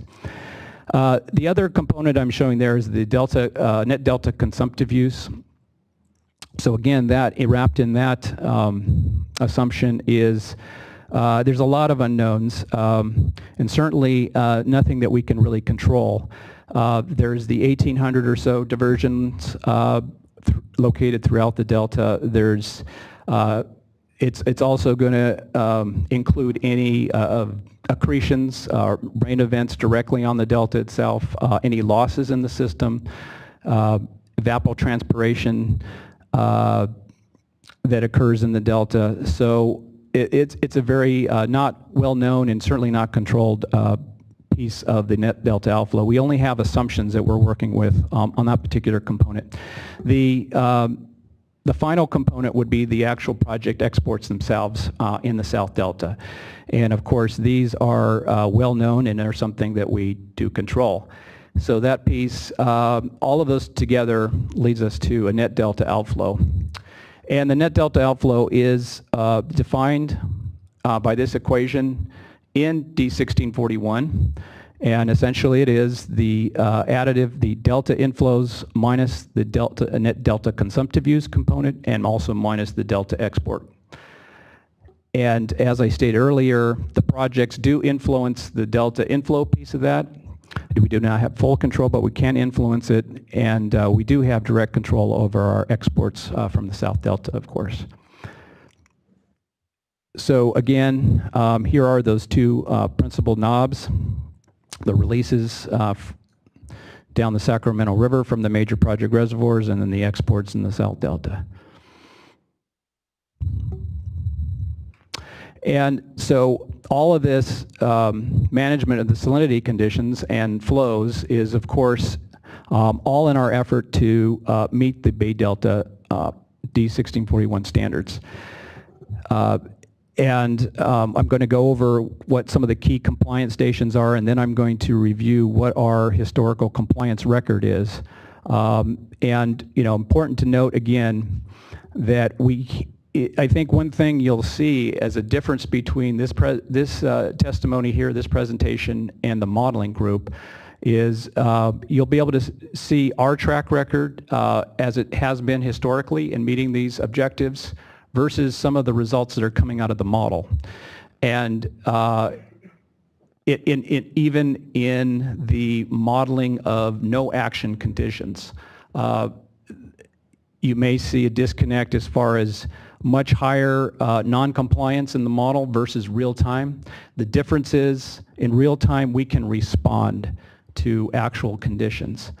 The model is just making simplified approximations of how the system would work, although it is our best available tool to take a look at effects and compare effects. It cannot capture all the nuances of real-time operations. So this is a summary of the Bay Delta standards, and there's really two major components to them. One is flow, operational, and the other is the water quality standards. Shown in the upper part here in blue, all of the flow and operational standards are really for the purposes of fish and wildlife protection, so that'd be the table 3, if you will, in D1641 standards. And you can see that there are standards year-round. More of the standards occur in the fishery sensitive periods, so those would be in the winter and the spring. These standards, as all the standards will, vary somewhat depending on the year type. The 5-year type classifications: wet, above normal, below normal, dry, and critically dry. Under wetter years, higher flows are required, for example, better salinity conditions. So there is some adaptability to those standards that tailors them to the particular year type that we're experiencing. And then we have the, again, the water quality standards. 3 different purposes for those standards. There's municipal and industrial standards shown there in the pinkish purplish color. We have agricultural standards for water quality, EC, and some fishery and fish and wildlife water quality standards as well. And for part 1 of the hearing, I'm going to focus on, as far as legal users of water in the system, I'm going to focus on the M&I standards and the ag standards, but I will be looking comprehensively at our record for all of the standards as well. So this is a map that, so geographically, points out the standards from the previous chart, and it is color-coded the same as that chart. So you see the fish and wildlife flow and operational standards in blue. So an example, you see the box there in the confluence area, Sassoon Bay, Port Chicago, Chippewa, and Collinsville. Those are essentially the X2 standard locations for fish and wildlife purposes. For the water quality standards, you see the purplish M&I and the green agricultural objectives, and also fish and wildlife water quality objectives. So again, I'm going to focus, when I pinpoint some of our compliance with some of these locations, for part 1, I'm really going to focus on our record here for the M&I and ag standards. Now, I think it's good that we have this map up to kind of explain generally how we're meeting those standards. So those standards would be in effect, the M&I and ag standards would be in effect in the summertime. Primarily those would govern during that period and the fall. So during that period, when the release of the fresh water down the Sacramento River, typically during that period we'll have the delta cross channel. You can see there is typically open, which allows much of that fresh water to make its way into the interior channels to the McCollum, then hooking up with the lower San Joaquin River into the central delta. So that fresher water will help us meet those standards in the interior. But we also need a certain amount of pumping in the South Delta to actually bring some of that fresher water down. We need a certain amount of reverse flow to bring the fresher water down into the M&I diversion locations to meet those standards as well, down into the South Delta. I'm going to point out right now the 3 standards that typically govern our operations would be Edmonton on the lower Sacramento River. You can see Jersey Point right there in the center of the map on the lower San Joaquin River for ag standards. And then Contra Costa Canal intake at Rock Slough in the purple square there is typically the governing standard for the M&I. If we're meeting that standard, we're typically meeting all the other M&I diversion locations. At this point, though, I'd also like to point out, because I'm going to go over this in a little more detail later, in the kind of the south east corner of the map here, you see the 3 green squares, Brant Bridge, Old River near Middle River, and Old River near Tracy Road Bridge. These are ag standards that we don't have a lot of influence, little to no influence at certain times in meeting the objectives of those locations. So I'm going to, later I'm going to focus a little more on those standards in particular. So this is a looking at what our success rate has been in meeting the operative standards for the Bay Delta objectives back to 1978. So this would be back to D 1485 all the way through last year, 2015. And you can see that we have been meeting the objectives close to 90% of the time. So the overall, comprehensively, all of the standards that were shown on the 2 slides ago, it's been about 1.1% exceedance over the entire time period. So just to kind of walk you through the methodology that we used on that, on any given day, let's say there's 10 objectives in play. If on any one given day we're meeting, or 9 out of 10 are being met, that would represent a 90% compliance, or let's say 10% exceedance rate for that one particular day. Let's say we move to the next day and we're meeting all 10 of the standards on that day. So our 2-day exceedance rate would then fall to 5% for that 2-day period. So we basically followed that same methodology for every day of the year from 1978 through 2015. And as I noted earlier on the large map, you know, all standards are not created equal. There are 3 in particular that will govern the operations more often than others with regard to the M&I and ag standards. And again, this is going to be Edmonton on the lower Sacramento River, Jersey Point on the lower San Joaquin, and Contra Costa Canal intake at Rock Slough off of Old River. So the success rate at meeting the Rock Slough diversions, again, this is from the 1978 through 2015, it's only a 0.2% exceedance rate there. And it'll be good to note these exceedance rates versus the exceedance rates you're going to see from the modeling in the next panel. Then this is where you'll really see some differences. The same goes for Jersey Point. Again, 0.4% exceedance versus 99.6% meeting that objective. Edmonton success rate not quite as good, and this is for the same period, 78 to 2015, 2.6% exceedance. I think what you'll find is part of the reason why at this particular location our success rate is not as good, and this goes back to when you saw the larger map. We can make changes at the South Delta diversion locations very quickly, and we can influence if we have salinity intrusion in the lower San Joaquin River, the lower part of the delta there, we can affect the stop the salinity intrusion much quicker than if we're looking at a station on the Sacramento River. Changes in exports have very little influence on the Sacramento River objectives.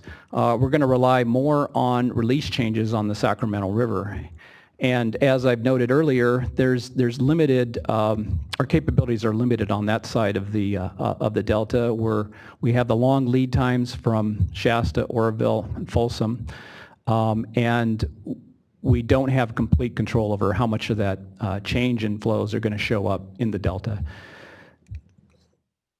So with the new facilities in California WaterFix, take a look at a little bit how this picture could change a little bit as far as our ability to meet some of the water quality objectives. Of course, we'll still be responsible for meeting whatever water quality objectives are required of us with new infrastructure in place. We're not asking for any change in our water rights permits. Essentially what we're doing is we're bifurcating where the diversion location is. So for example, for the State Water Project, our exports are still limited by the physical capacity at Banks Pumping Plant. Currently, our only diversion location to feed Banks Pumping Plant is at Clifton Court. The new California WaterFix is adding the second diversion point, well, the three new intakes on the Sacramento River, but the second overall diversion point. But it's still feeding the same export location, which is Banks Pumping Plant, and we're not looking at any physical changes there, and our water rights permits are linked to that physical capacity at Banks, and therefore that's the reason we're not asking for any changes on the water rights permits. But one thing that with the new diversion location in the North Delta would give us increased flexibility. It would give us another knob to turn in order to perhaps more precisely manage those salinity conditions. So I just gave the example of the challenge of meeting and responding to a salinity event, let's say salinity intrusion up the Sacramento River. If we're diverting at the northern diversion location as part of WaterFix, we could shut down that diversion location. We could shift the diversions to the South Delta location, assuming water quality was better in the South Delta at the time. And vice versa. If we're having salinity intrusion along the lower San Joaquin River, and let's say conditions are fine on the Sacramento, we could shift diversions from the south to the north. So this would give us much greater flexibility in more precisely managing the salinity conditions in the Delta. So now I'm going to talk a little bit about, I mentioned this earlier, in the South Delta standards stations. Mr. Lehigh, Yes. before you move on to the next topic, let me Sure. check in with the court reporter. I did promise you a 15-minute break. You're fine? How much longer do you think you'll have? Let's see, I believe the total presentation would be about an hour and 15 minutes roughly. So you'll have another 40 minutes about. You know what? I'm a bit concerned about the court reporter. So let's go ahead and take a 10-minute break now. Is that okay, Candace? Let's do that, and we'll resume at 11 o'clock.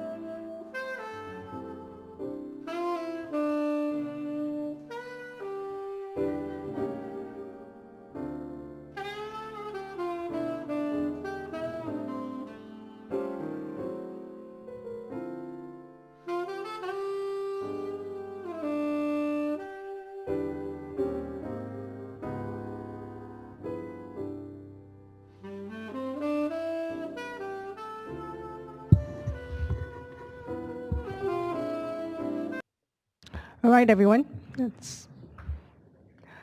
It's 11 o'clock on that screen, and no, now it's 11 o'clock on that screen. We are back in session. Mr. Leahy, thank you for indulging us in that break. You may continue. Okay, thank you. So where I left off was now going to focus in on the South Delta water quality objective stations in these South Delta channels. And as I noted earlier, this is a part of the Delta under which we have very little to no control really in meeting these objectives. I think this was recognized as far back as, at least as far back as D1485, that the projects had limited influence on the water quality in these locations. The issues is, essentially are the lack of circulation in these channels and localized degradation in some of these locations as well. And to address that, part of that is the project's temporary barrier program, where we put the barriers in. Those are primarily for water level improvements, but they also have some elements of helping with the circulation. Mark Holderman to my left here is the program manager for that particular program. These standards became particularly of issue in 2005 when the objective actually changed from 1.0 during the irrigation season to 0.7. And at that time, the exceedances at these locations increased significantly. This whole issue has been addressed as part of starting after hearings in 2005 on a cease and desist order for the project. There was an order from the board in 2006, which was later amended in 2010. So this is the process on which we're dealing with this particular issue. We've been working with both Delta Water Master, South Delta Water Agency, and the department have been actively pursuing the terms in the existing orders and the existing process. But let's take a look at what the exceedance computation is for these particular stations. So the worst of the three is really the Old River at Tracy Road Bridge. And so these particular stations, there was no assignment of responsibility, like I said, under 1485. This came much later. These locations were identified in the 95 Water Quality Control Plan. And then they subsequently, as part of D 1641, there was nominal objectives at these locations. Tracy Road Bridge is essentially, I talked about the localized degradation. This is the station that's closest to that localized degradation, and so it of course has the worst compliance record. The Middle River, a little bit better, but again, it's further away from the localized sources, but it is still subject to the bad circulation in the South Delta channels. Same with Brent Bridge, showing 3% exceedance. So these are based on going back to the Water Quality Control Plan of 1995.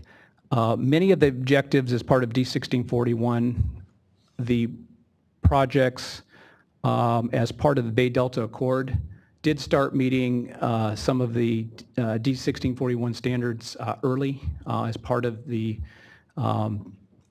Bay Delta Accord. So that's the basis for these particular numbers, is going back to that period. To summarize the South Delta water quality exceedances, the projects, we've been asserting that they're beyond our reasonable control for our operations and the tools that we have available as far as operations. we did include those as part of the comprehensive pie chart that you saw at the beginning of this section of my testimony, because they are, of course, objectives. South Delta, if you took those three, though, and isolated them from the other comprehensive list of objective locations, the South Delta stations themselves account for 89% of the 1.1% of exceedances that you saw in the first pie chart. Another way to say that is if you removed those three locations from the entire comprehensive picture, our exceedance rate would drop to 0.2% for the entire period going back to 1978. So now I'm going to talk about, we did include these objectives as part of that overall comprehensive record. I'm now going to talk about the past 3 years of exceptional drought and why the Department and Reclamation petitioned for some modified requirements on some of the objectives. And it was a small subset of the more comprehensive list. They were primarily some of the fish and wildlife flow requirements in the spring. There was only one standard in which we petitioned for a change as it relates to an M&I or an ag standard, and this was the Western Delta Ag Standard at Edmonton.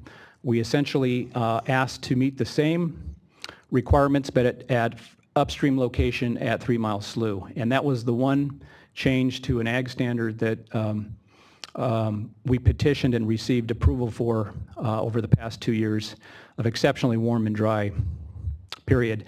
I'm next going to go into some data just exactly explaining how exceptionally warm and dry it has been and how this had resulted in insufficient storage available to the projects.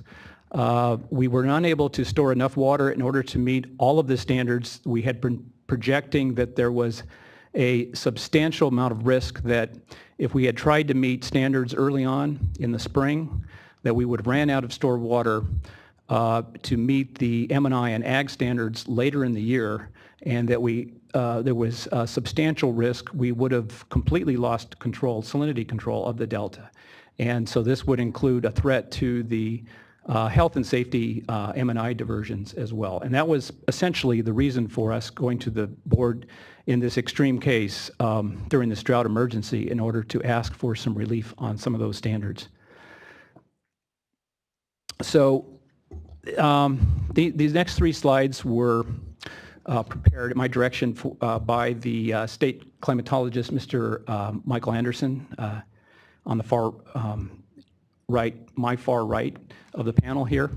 So I'm going to start with the California statewide 4-year precipitation totals.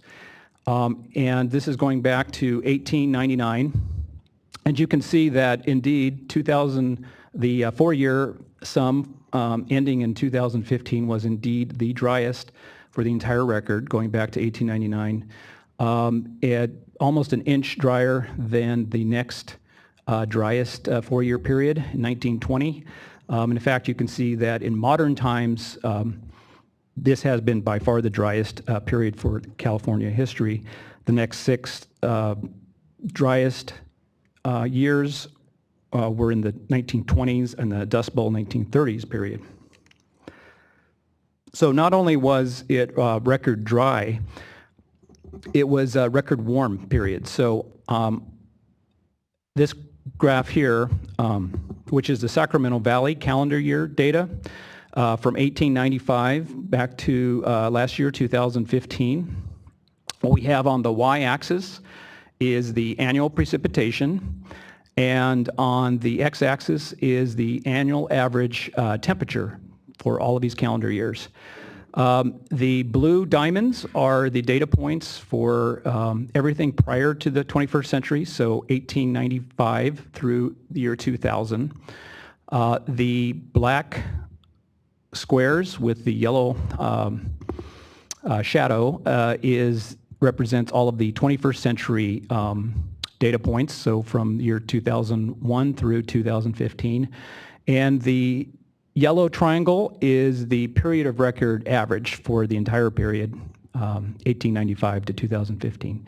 And what really jumps out at you is all of the black squares. Essentially everything in this century, current century, has been warmer than the period of average. In fact, the period of drought of 2012 through 2015, you can see 2012 was on the far right side of the warmer years. 2013 was also very warm, but it was also extremely dry. In fact, calendar year 2013 was the driest for the entire record. You next step to 2014, which was a complete outlier in terms of warmth. And 2015 arguably is an outlier both in terms of warmth and dryness. So another way to look at the same type of data is the Sierra snowpack versus winter temperatures. And this is for the snowpack records going back 1950 through 2015. So what's shown on the y-axis would be the April 1st snowpack percent of average. And April 1st is used as the metric there because April 1st is, on average, is the date of maximum snowpack accumulation, typically for the Sierra Nevada. On the x-axis is the Sierra winter average minimum temperatures. So this is for the months of December, January, and February. And again, most of the data shown in the blue diamonds, with the exception of the green squares, which is the last 4 years of drought. Again, the yellow triangle is the period of record average. And you can see starting in 2012, we're just barely above 50% of an average snowpack. 2013, slightly less than 50% of average snowpack on April 1st. 2014 was on the outer edges of a warmer year. And it actually tied the record for the lowest snowpack, tied the record set in 1977, which was 25% of an average snowpack on April 1st. And that record held up for precisely 1 year when we had the devastatingly essentially no snowpack in 2015, 5% of an average snowpack on April 1st. And what's also of note is that the average minimum temperature for the 3 winter months was above freezing in 2015. So all this data may be interesting, but where the rubber really hits the road as far as the amount of supply in which the projects have to work with is in terms of the actual runoff that results from the precip and the snow melt. So it's important to look at that aspect as well. And what I've shown here and plotted is the 8 river 4-year average water year runoff for the years back to 1909 to 2015. The 8 rivers is essentially the 4 major tributaries in the Sacramento Valley and the 4 major tributaries to the San Joaquin River. So the total runoff of all 8 rivers is plotted here. It's sorted from the sorted data from the wettest to the driest. And you can see, and it's based in million acre feet, and you can see, yes, indeed, 4-year average period ending in 2015 was the driest on record. Another metric that is used for water supply purposes is the April through July runoff. Again, this is for the 8 rivers. This is the 3-year average for the April through July runoff from 1908 to 2015. Again, sorted from wettest to driest. And not only is water year 2015, 3 years ending 2015, the driest, but driest by a wide margin, as you can see there. Only about 70% of the previous driest 3-year period.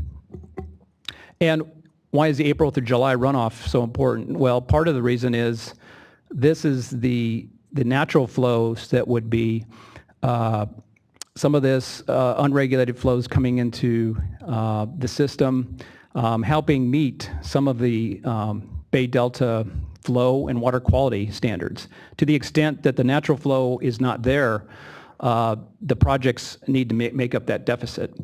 And this deficit has been so enormous in the last 2 to 3 years that we were projecting very early on that there would be insufficient storage for the projects to be able to make releases in order to meet all of the standards for the entire year. And so that's why we were trying to tailor a plan that we could meet at least the bare minimum salinity control in the Delta to meet health and safety needs. And so this was the big reason for our petition over these extraordinary dry years that we've seen. In fact, in 2015, the hydraulic barrier that we're typically using with our releases, we were projecting would not be enough to completely ensure that we were going to keep that those salinity conditions. Keep somewhat of a freshwater corridor. So we installed the West False River rock barrier that year as well to provide a physical barrier in order to prevent saltwater intrusion in 2015. So that was in addition to the petition for modified standards in 2015. So now I'm going to switch gears a little bit and talk about again, the South Delta operational constraints that have come online since the new BIOPS in 2008 and 2009. And so the effect that these new regulations have had on the project's ability to develop water supply is that it has restricted our ability to divert the unregulated flows in the winter and spring period. There's an inherent conflict between the fishery sensitive time and when most of this water supply is available to the projects to develop. And so the effect has been, for the most part, the restriction of diversion of the unregulated flows in that winter-spring period. There's been some restriction of our ability to re-divert stored water during balance conditions. That's a more minor component, mostly in the very late spring. June, for example, would be the month there. With the proposed California WaterFix, with our ability to shift some of our diversions to the North Delta diversion location, this would increase our opportunity to restore some of that ability to divert some of that unregulated flow in the winter and spring, and again the ability to re-divert some stored water maybe in the late May, June period. So what I'm going to do now is step through an example using this past year's actual hydrology. If we were to have a proposed California WaterFix infrastructure in place, what opportunity might we have had to divert additional supplies? So the proposed, the other assumption here was that the new North Delta diversion intakes and tunnels were in place. We assumed the existing export pumping facilities at Banks and Jones. We assumed the operating criteria associated with alternative 4A H3. And so with it includes the proposed North Delta diversion bypass flow criteria, new Rio Vista flow criteria, new South Delta Old and Middle River criteria, which on the upper end is actually more restrictive than the current BIOPS, and the new operable head of Old River Gate. So this is the scenario that we stepped through, and it goes from December 1st of 2015 and ends on April 30th of this year, 2016. What's shown in the solid blue line is the actual delta outflow for the entire period. What's shown in the blue dashed line is the Bay Delta, the D1641 requirements for outflow. It also is would represent an outflow that would be the equivalent of that necessary to meet a water quality objective as well. So that's what's shown in the blue dashed line. And you can see that the difference between the actual outflow and the necessary outflow to meet the standards, the difference was 4.4 million acre feet. So to put that in perspective, that's essentially the entire amount of storage in Lake Shasta it's capable of. The next thing we looked at was then the solid red line there is the actual South Delta diversions. So this is both the diversions into Clifton Court and the diversions at Jones Pumping Plant off of Old River. And that's shown in the solid red. And we were under an Old and Middle River restriction based on the new biops for this entire period. So that had an effect for the entire period on our ability to divert water from the South Delta channels.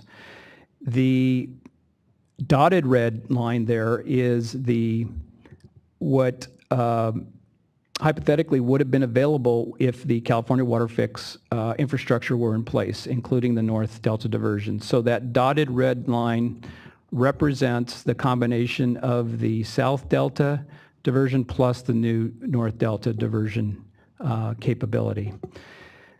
And you can see there's actually, for the first part, I'll point out on the far left-hand side of this chart, from December 1st through beginning part of January, there's no difference between the two. And essentially that's partly because we were struggling with water quality.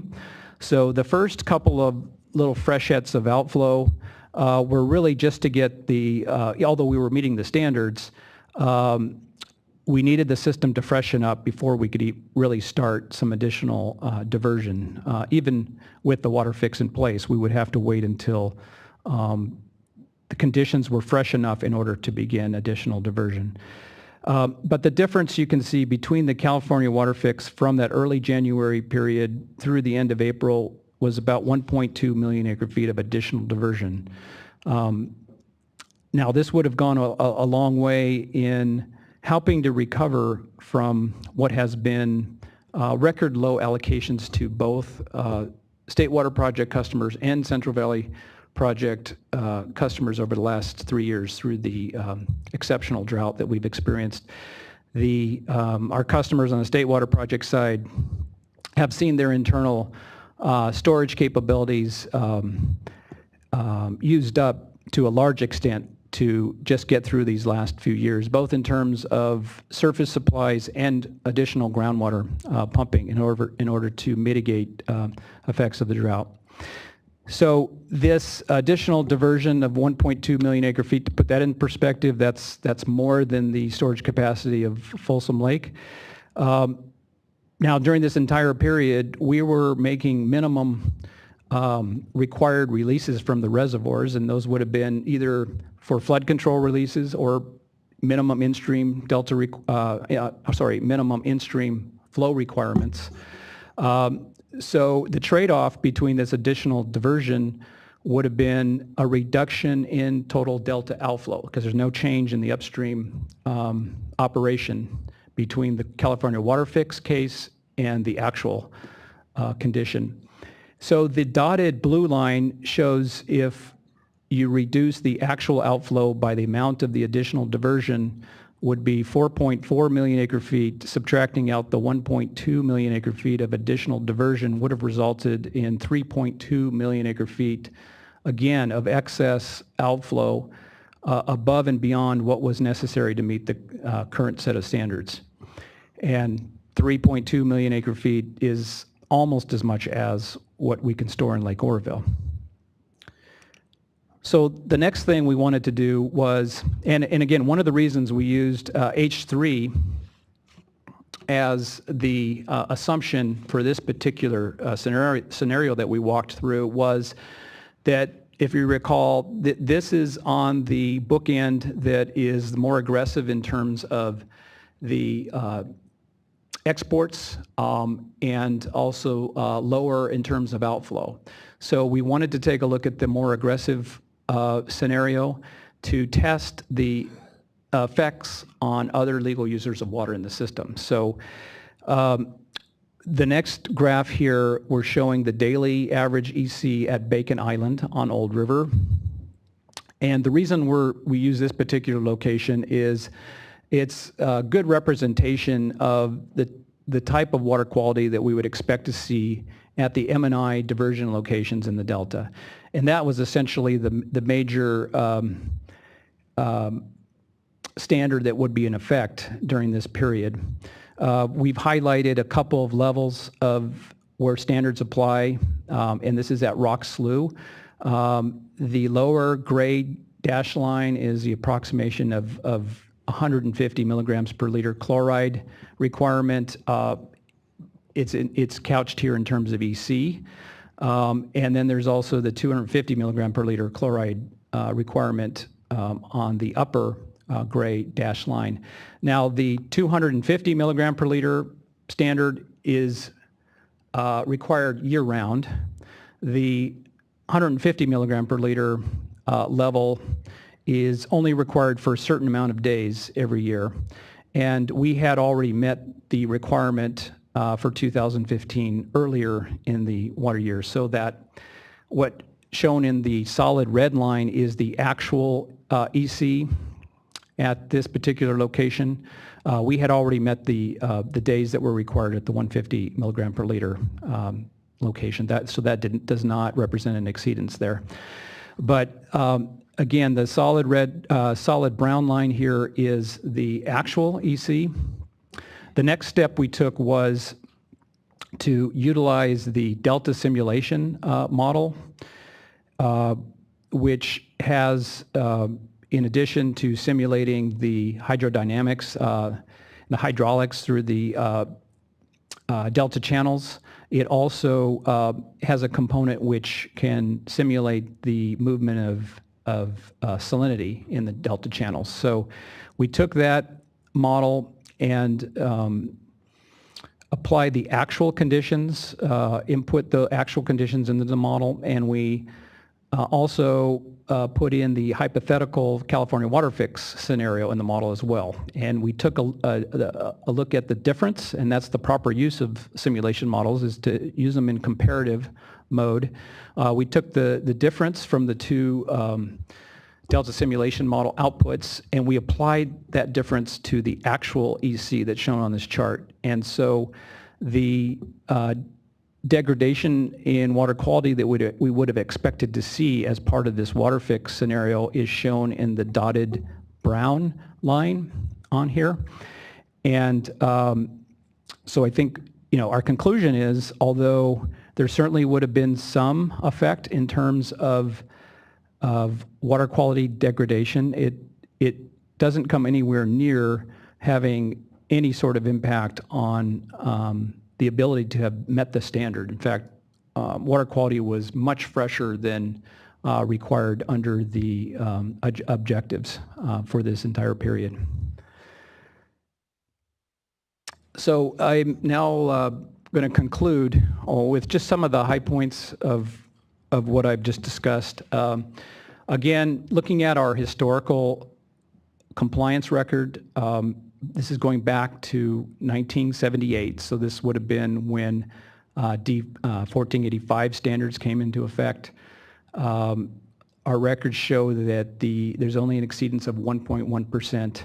I did note that includes standards in which we have very limited, if no reasonable control to meet at much of the time. I also noted that real-time adjustments that we're capable of making, even though the actual conditions are much more complex than can be captured by the models. We do also have the ability to respond to actual events with the tools available to us. And those available tools, the flexibility will only increase with the California WaterFix. So we have no reason to believe that our track record would be any worse. If anything, might improve with the additional tools available to us with the WaterFix.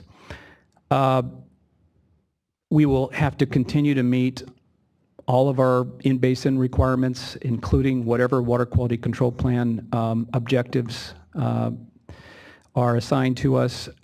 Increased flexibility in, as I said, a more precise salinity management in the delta. Also, the last point that I just reviewed is increased opportunity, perhaps depending on the actual permit conditions, to capture water supply without significant impact to other legal users of water, and that's where I stepped through that last example. And so that concludes my, my summary of my written testimony. Thank you, Mr. Lehigh. Mr. Mizell? Yes, at this time I'd like to turn the mic over to Ms. Amy Oftenberg for Ron's testimony.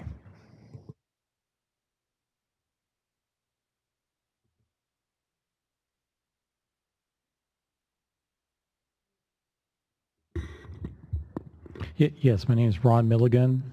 Last name's Milligan. I am the operation manager for the Central Valley Project, and I work for the U.S. Bureau of Reclamation. I want to be very complimentary to John and his summary of his testimony. He hit a lot of elements there, and I have reviewed his testimony and his presentation here before today, and do concur and agree with the elements in his testimony. And I wanted to be, in view of the time, fairly quick with my summary of the remainder of my testimony, in that did want to point out that a lot of what John outlined was a summary of our joint operations in the Delta, which is very necessary and probably very germane to our requests for as it relates to this hearing.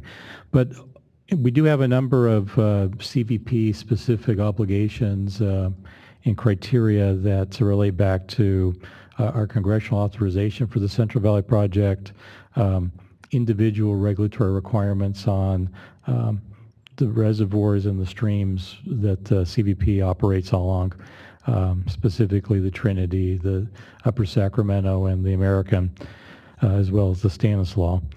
And we have a number of federal statutes and contract obligations that weave into this that are all part and rolled up into what John described as the in-basin elements. And we aren't proposing any changes to any of those places. Also want to emphasize the theme of flexibility. A lot of what the projects are able to accomplish that's well beyond what you see in some of the modeling results is the fact that two operation offices are co-located, that we have very close coordination of the two projects' operations. They're integrated in a great deal of ways, and we're able to use the strengths of both projects to meet these various obligations. I also see that as we move forward with this concept of flexibility, that the one element that John didn't hit on, and it's going to be a later phase, relates to an element of management entrainment risk for Delta fish, both pelagic and migratory. And a key element of the design of the project is to deal with that. And I only bring it up here in the context that this is an area that has affected the project's collective yield over the last few years. And although we're not adding any additional infrastructure beyond the new intakes, it certainly gives us the flexibility to deal with fish presence within the Delta, within their current coordination with fishery agencies and stakeholders. So with that, I'll end the summary of my testimony so we can move on. Anything else, Mr. Mizell or Ms. Offenberg? No, at this time, I believe the panel is ready for cross-examination. All right. Mr. Lilly. Yes, Alan Lilly, appearing for cities of Folsom and Roseville, San Juan Water District, and Sac Suburban Water District.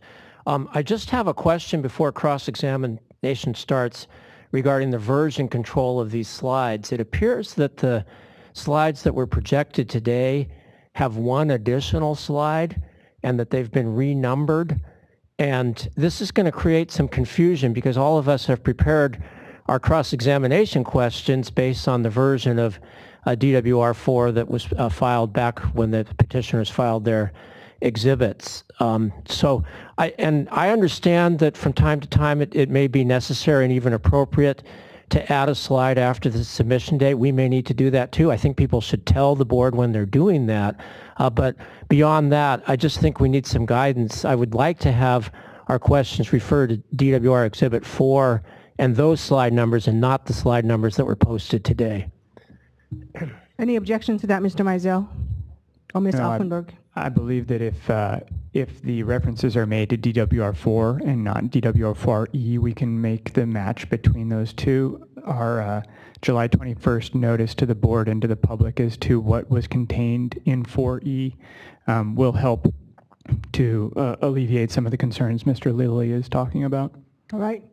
I'd just like to note that I noticed that problem as well, and I believe that a number of the PowerPoints have been updated, so it might be a good idea to provide that information now, including one into the future.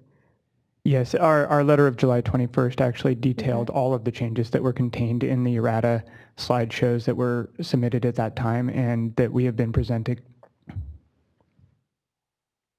Right, before we get into cross-examination, I think based on the cross-examination of the previous panel, I'm going to add some, I guess, additional instructions to everyone involved. First of all, Mr. Mizell, Ms. Offenberg, and please convey this to Mr. Berliner when he returns. I will remind you that cross-examination may exceed the scope of the direct testimony. So, of course, the witnesses are free to answer that they do not know or it's beyond the scope of their expertise, but I would urge you to think about that before you make any objections about questions under cross-examination being outside the scope of the testimony. To the witnesses, since this is going to be, obviously, you are so far going to be the star of the show to date, there will be a lot of interest, there will be a lot of cross-examination, a lot of questions. I would encourage you, strongly encourage you, to keep your answers succinct, focused, on point, and responsive to the questions being asked. And to everyone else who's conducting cross-examination, I appreciate Mr. O'Loughlin's questions early on, and you have my assurance that to the extent your cross-examination is relevant, meaningful, productive, add values to the record and to this board's consideration, I will allow you additional time as appropriate. However, I encourage you to listen very carefully to the cross-examiners that precede you. I will be less flexible in terms of allowing you to revisit questions and areas that have already been asked unless you demonstrate the need for either a different line of questioning on that specific area or how or why your perspective is different from the previous cross-examiners. Any questions on that? Mr. Jackson.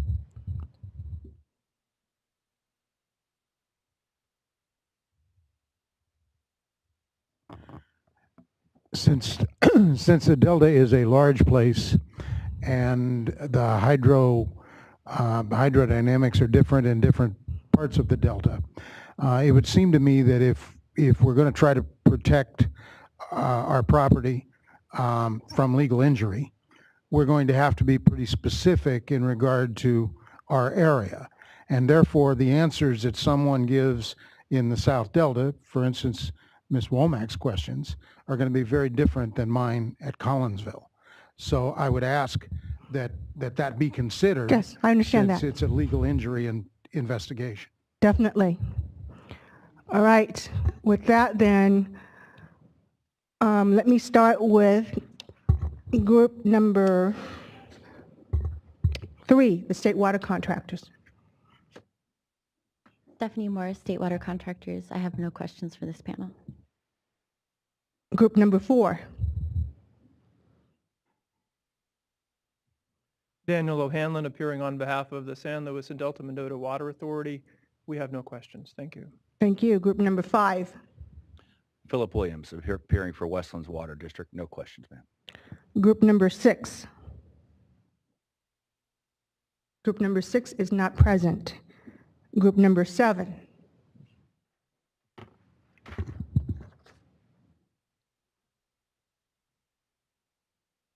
Just for my planning purposes, how many members of Group 7 expect to conduct cross-examination?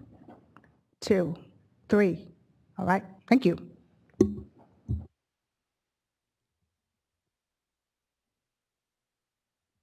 Good morning, Andrew Hitchings. I'll be asking questions on behalf of the Sac Valley Water Users Group as a whole.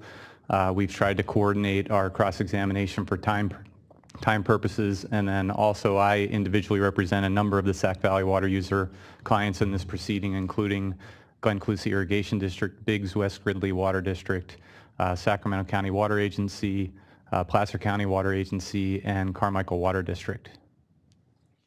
Thank you, Mr. Hitchens. You may begin. So good morning, board members and staff, and to the witnesses this morning, thank you for your testimony.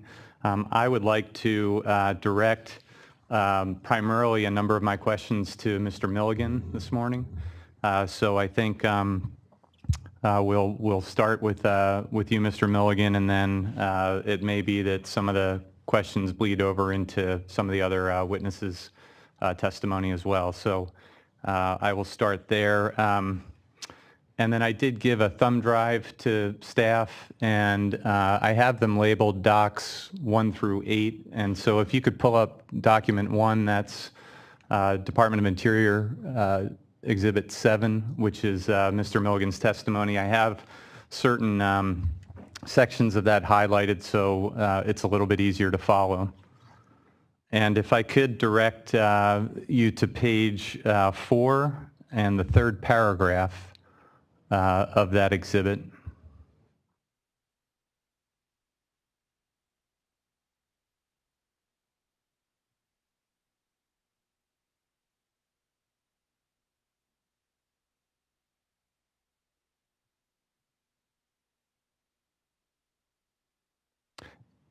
And in this, Mr. Milligan, your testimony at the 3rd paragraph at the beginning states that you are aware of the modeling for the project operations to support the petition for the Cal WaterFix project. Is that correct?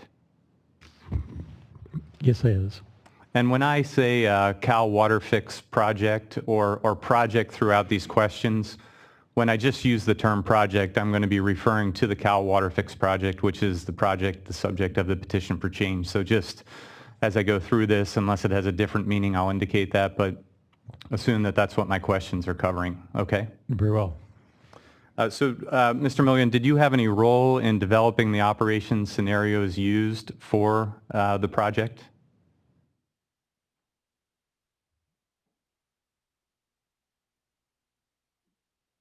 Probably in its early stages, some role in discussing, let's say, what the possibilities were, but I think the final selection of the alternatives that were presented, no, I was not.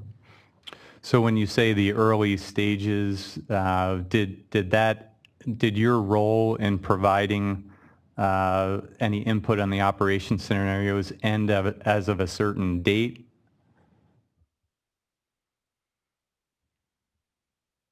No, I would say till the point they were submitted, I've had some interactions about, let's say, what the operations might be with these scenario. But this formulation of the WaterFix and its earlier development of Bay Delta Conservation Plan has been going on for a number of years. And years ago, I did have some interactions with thinking through and formulating what types of criteria might be beneficial to meet some of the purposes involved.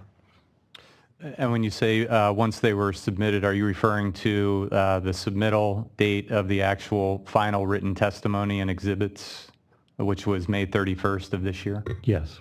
Thank you. Did you provide the modelers with any assumptions or instructions as to how CVP operations should be reflected in the modeling?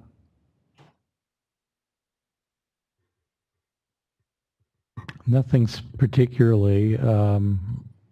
We've always had some discussions about not so much the project, as you've referred to it, as much as how CalSim may emulate overall project operations with the particular planning scenario involved.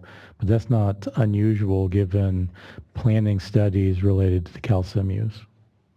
Was there anyone else from Reclamation that would have provided any assumptions or instructions as to how CVP operations should have been reflected in the modeling? Oh, there may have been. There have been a number of Reclamation staff involved in this, but I don't know anyone specifically now. Okay. I want to talk a little bit about, or ask questions a little bit about modeled operations versus real-time operations. And if we could switch to document 2 that's on the thumb drive.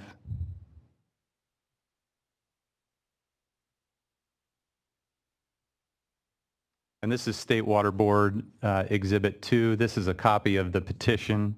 And if you could change, if you could move forward to page 6 on that, please. And if you could scroll down into the description box there, that's great. Do you have an understanding that the petition for change submitted for this proceeding characterizes the proposed project as alternative 4A under the recirculated draft EIR and supplemental draft EIS?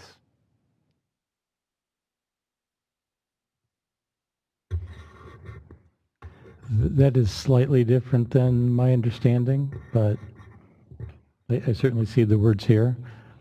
Well, could you describe what your different understanding is as to what the proposed project is? I think as it stands, at least to my review of the document, thinking about operations as we've gone through and understanding this is a multi-phased proceeding, I've been giving a lot of my thought to how the project would operate within the range of alternative H3 to H4.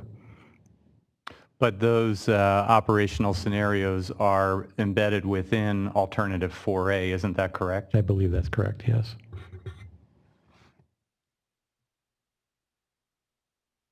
And do you have an understanding that alternative 4A includes both physical facilities as well as assumed operations? Yes, I do. Do you have an understanding of how the CVP and the State Water Project would operate with the project in place? Yes, and in terms of in a joint fashion, yes, I do. Did you discuss with staff and consultants that conducted the modeling for the project how the CVP would be operated with the project in place? Yes, we've had a number of conversations. And did those conversations and did that input include input all the way up through the submittal of the written testimony and exhibits for petitioners?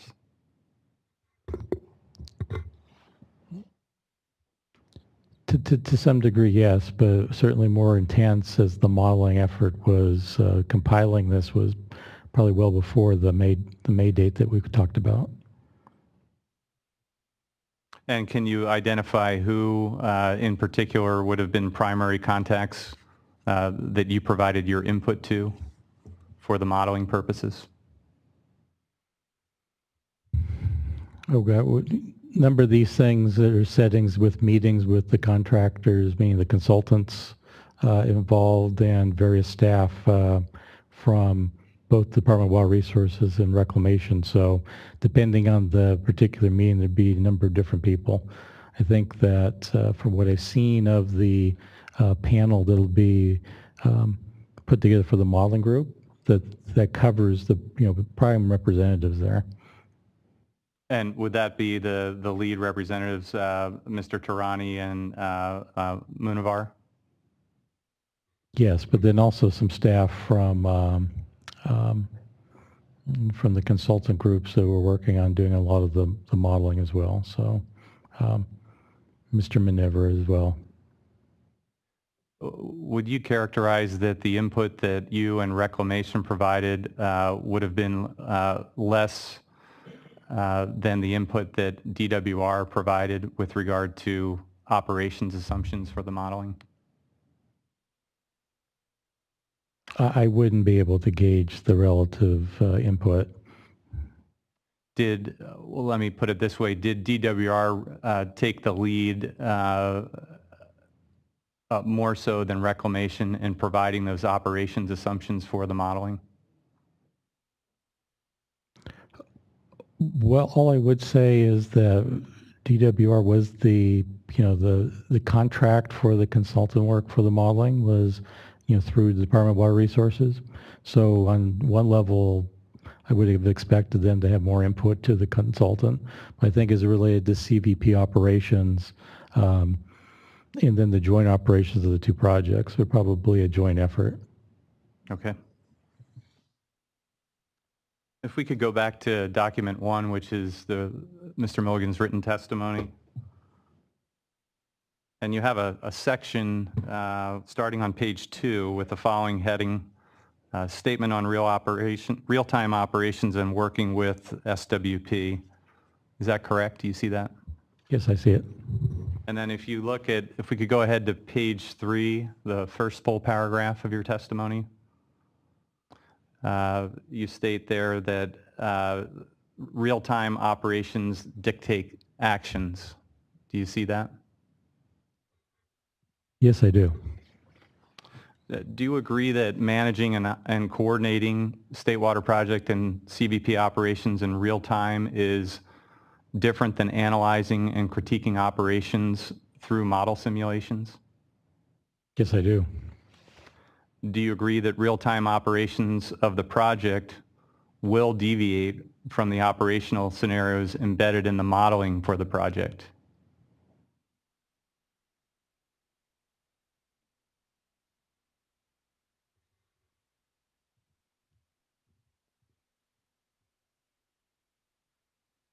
Could you repeat your question, please? Sure. Do you agree that real-time operations of the project will deviate from the operational scenarios embedded in the modeling for the project?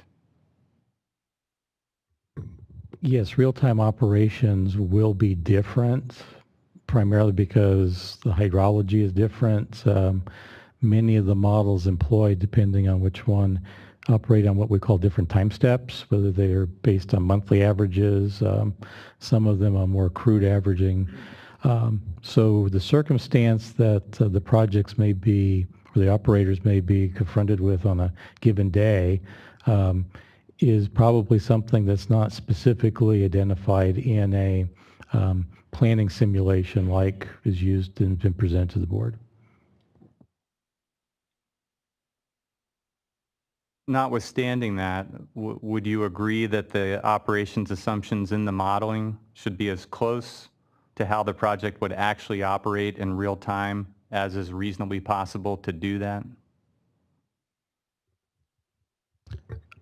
I think to be informative to a planning or decision-making process, that the model should first be able to emulate as best as it can a base condition, and then be able to capture the nuances of whatever the proposed change is.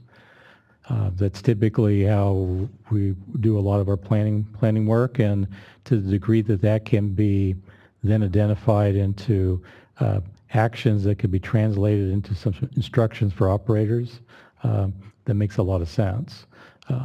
Those things don't always crosswalk very well, in the sense that what you may need to make as an assumption in the model may not be verbatim something you can reword into a permit term or condition or an instruction for an operator. Have you reviewed the modeling assumptions and model runs for the project to see if the expected real-time operations of the project are accurately reflected in the modeling? I have, to the extent to say within the range that's been identified, to think about what the incremental effect of what's being proposed. Does that seem reasonable? Some of the absolute numbers that are involved in the modeling output was not as much a concern in terms of my review as it relates to the real-time operations of the project with a new facility in place like North Delta Diversion. Okay, but would you agree that the more the modeling assumptions about project operations depart from the reality of how the project will be operated in the future, the more likely that the impact analysis could be inadequate?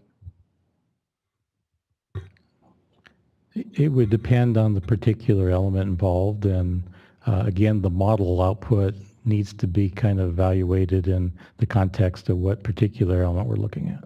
But if the modeling assumptions depart from the reality of real-time operations and how the project will be operated in the future, and the more that departure occurs, isn't it more likely the impact analysis will be inadequate if you're modeling impacts? As a hypothetical, that is true. You would like your modeling to be as close to reality as you think is accurate, and so then you can know that you're measuring impacts, relative impacts, off of something that makes more sense. Okay, so let's talk a little bit about the modeling operational scenarios regarding upstream reservoir operations. Is it fair to say that the project, if constructed, would provide additional operational flexibility for the CVP and SWP? It would appear that, yes, that is true. And in what ways would that operational flexibility occur? I think a prime and best example is what Mr. Lehi presented in his example, which is the ability to pick up excess flows in the delta and still be able to maintain some fairly rigorous reverse flow criteria that's kind of built into the model assumption. A year like this last or the current year, in terms of the last winter and into spring, those are some great examples of where a facility like the North Delta Diversion can help provide flexibility to the project and preserve our storage, particularly in a mode like this particular year, and recovery from drought, to be able to maintain that storage upstream, but to be able to augment the flows that we're able to pick up and move into storage south of the delta. So I understand from your answer and also from the overview of the operations that the project, if constructed, would increase the capacity or capability of the two projects to redivert more water to the existing export pumps. Is that correct? Objection. What is your objection, Ms. Offenberg? It's capacity or capability. I think that's a compound question. We need to be clear which one he's speaking about. Mr. Hitching? That's fine. I'll rephrase. So I understand from what you just stated and also Mr. Lehi's summary that it would increase the capability of the CVP and the State Water Project to redivert more water to the existing export pumps than they do now. Is that correct? It would allow us to divert within some particularly, let's say, even more rigorous criteria than we currently have, to be able to divert water from the delta during these times of excess. But it is with the same physical capacity of our pumps and canals. Right, I understand that. The whole project, though, is to increase the ability to redivert more water for export at the export pumps. Is that correct? Yes. Is it fair to say that the project, if constructed, would enable the CVP and State Water Project to export more upstream stored water than they currently can? My review of the modeling results would suggest that, at least as it relates to the CVP, and I'll limit my comments to that, haven't seen a significant change in terms of the movement of North Delta CVP water out of storage, particularly in the summer, that would, or into the fall, than what we currently are able to do. Most of the effects seem to be more related to operationally, collectively for these excess flow conditions. So you're referring to the modeling that you've seen. My question was, would it, notwithstanding what the modeling shows, would it enable the State Water Project and CVP to export more upstream water, stored water, than they currently can? At this particular point, we've been able to think about this as the collective, and I think that there may be the opportunity somewhat on the State Water Project side, but as the CVP, I've not seen anything yet that would suggest that a movement of stored CVP water would change significantly with the new facility.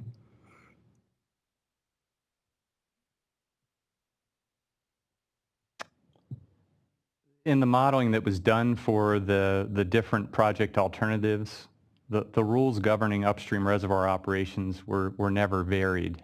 Is that correct? We used the same criteria, obviously, that were both in the no action alternative as well as the what was proposed.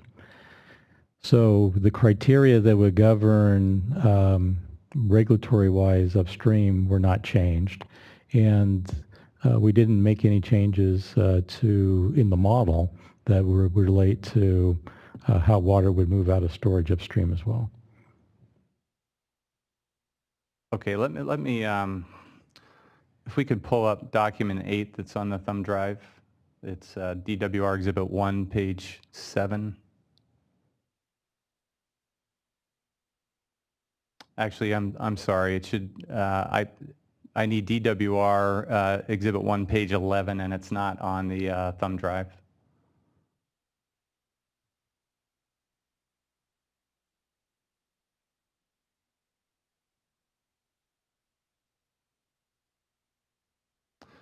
For the clarity of the group, we just pulled up DWR1 errata.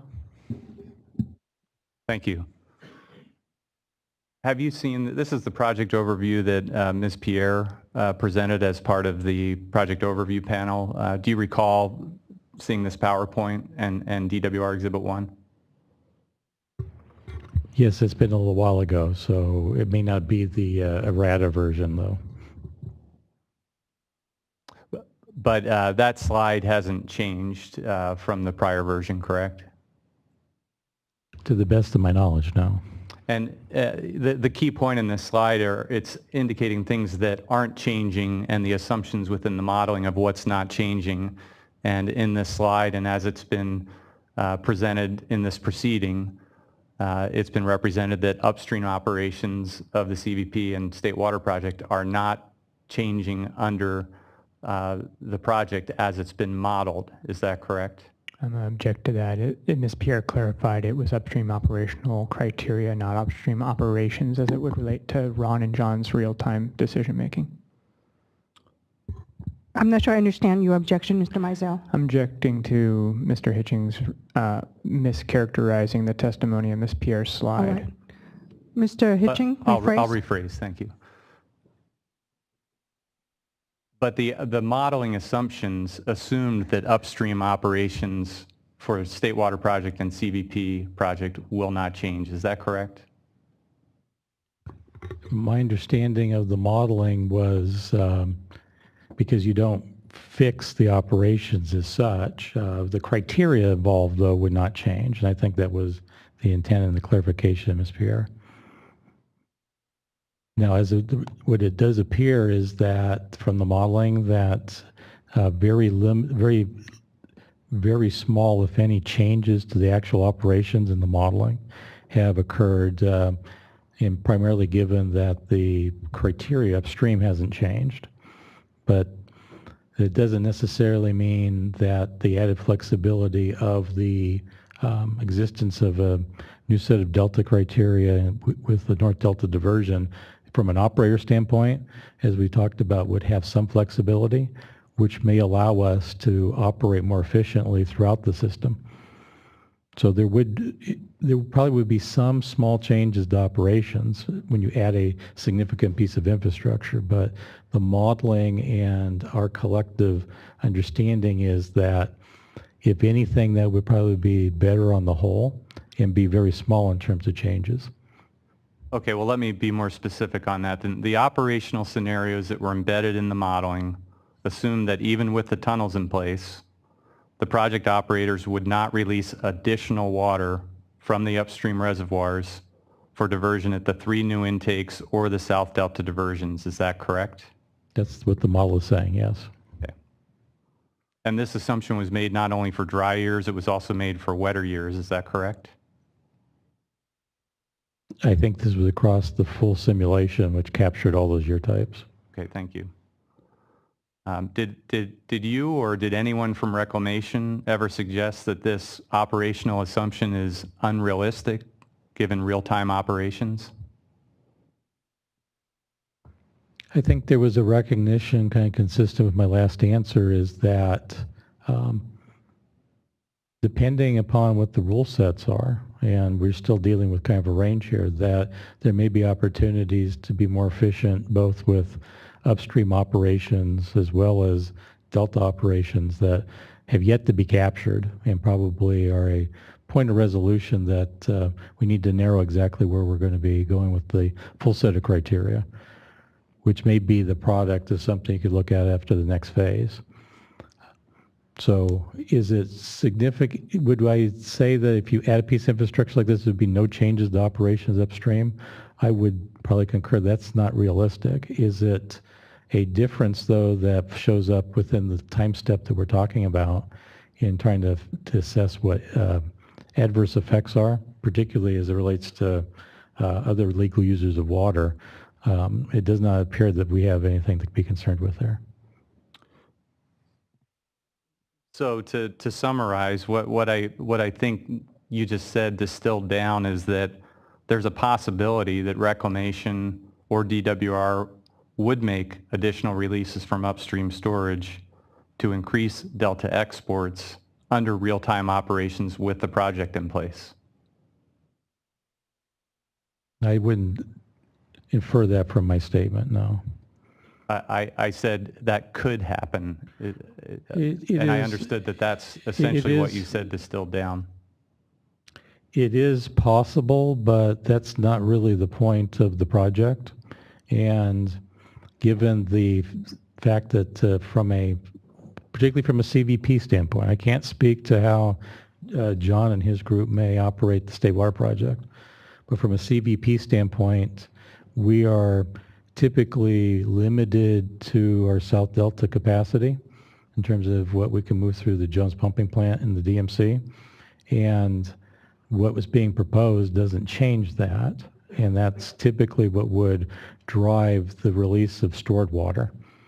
There are potentially advantages that are significant in the picking up of the excess flows that John kind of described. But as it currently stands, I don't see an opportunity to augment our releases from upstream when we're in balance conditions, as John's outlined, to significantly move stored water from upstream CVP reservoirs south of Delta. Okay, well, let's take a potential scenario then. Let's assume the project comes online, and we're in a particular future year. There's surplus water in storage that's in the CVP and State Water Project reservoirs that's above the amount needed for cold water pool requirements of the BIOPS and all other regulatory requirements.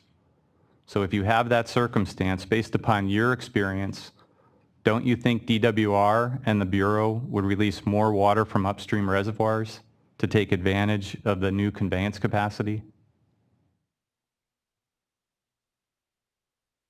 I think there's probably a lot more assumptions to be made with that. It seems like an incomplete scenario to think through. However, there really isn't any additional conveyance capacity proposed part of the project. So again, that would have to be under balanced conditions, which it seems like you're describing. And there is no additional conveyance for the CVP to be able to do that. Again, I can't speak to what the State Water Project might do in that scenario. Well, there's additional rediversion capacity as a result of the project if it's approved. Isn't that correct? As it relates to the Central Valley Project, just to be clear, there's water may be moved or diverted at the North Delta diversion, but once it gets to the South Delta, let's say at the latitude of Tracy as a placeholder, reclamation is still limited by its physical pumping and conveyance capacity at Jones Pumping Plant in the DMC. So, that capacity is 4,600 CFS? As a maximum, but as a matter of practice, it probably ranges from 42 to 45, roughly. And in some years, particularly the last several years, it's been significantly less than that. Is that correct? As far as what's actually been diverted? On an average, certainly so, yes. And with the new diversion facility in place, isn't it possible that you would more frequently divert more water up to the physical capacity of the South Delta CVP pumps? Yes, during excess capacity, but I don't believe that's the case during balance conditions.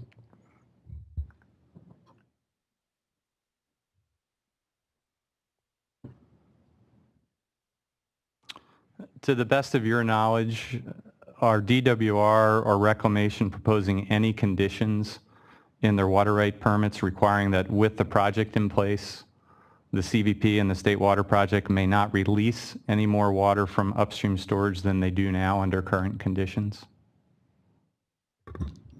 If so, I'm not aware of that, no.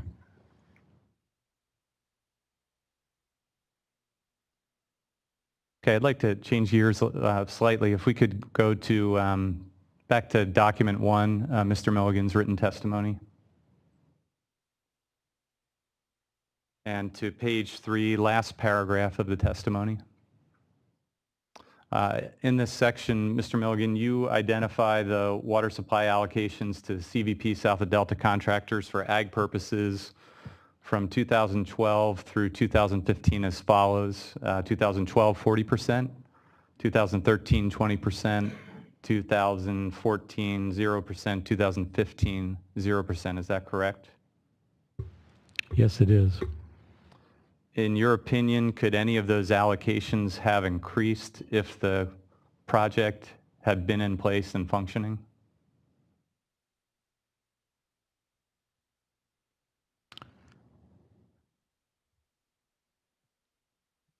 Again, hypothetically speaking, which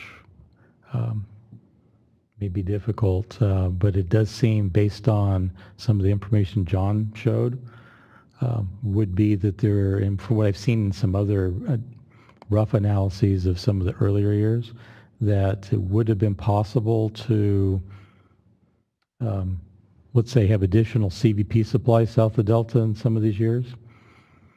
That probably would have been the product of picking up excess flows, more so than we were able to do.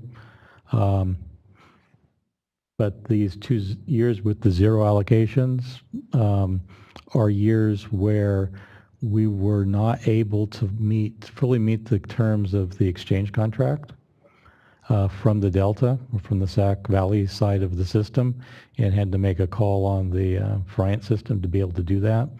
So those allocations of zero may not, depending on the quantity, may not have been adequate to avoid the zero allocation.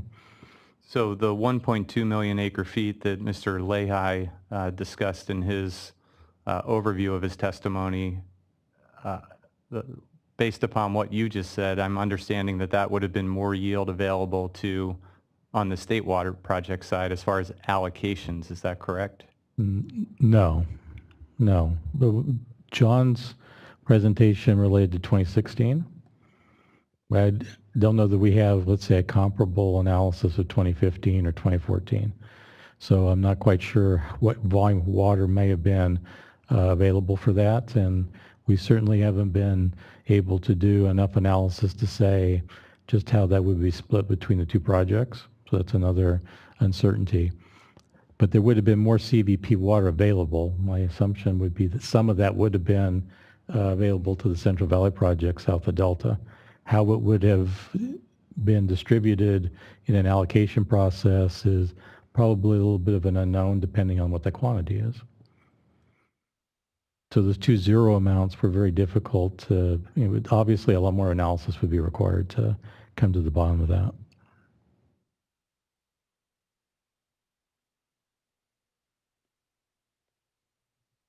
Okay, if we could move to page 2 of your testimony, second full paragraph. In that paragraph, you state that CVP operations must meet obligations to those holding water rights senior to CVP rights, including the Sacramento River settlement contractors. Is that correct? Yes, it is. Did you provide any input into the modeling for the project regarding the project operations that are needed in order for reclamation to comply with its obligations to the Sac River settlement contractors? As best to my understanding, the base CalSim model does a fairly good job of providing that assurance.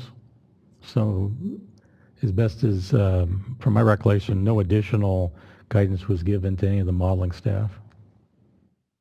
But there's no proposed permit terms or conditions that reclamation is proposing to assure that those modeling assumptions would remain in place as an operations requirement if the project is approved. Is that correct? That is correct. There's many contractual obligations and congressional directions and federal statutes that are not part of our proposal to the board to be included. And there's been no specific permit terms or conditions that reclamation has proposed in order to ensure that those modeling assumptions are in fact a requirement in the way that the CVP is actually operated with the project in place. Is that correct? That is correct. We would go back to the requirements of the contract. If we could go to page 4 of the written testimony. And the second paragraph, that states in part that with the addition of the new points of diversion, reclamation will continue to manage and operate the CVP in a manner that is, quote, protective of other water users consistent with reclamation's authorities. Is that correct? Yes. In that, what, quote, other water users are you referring to?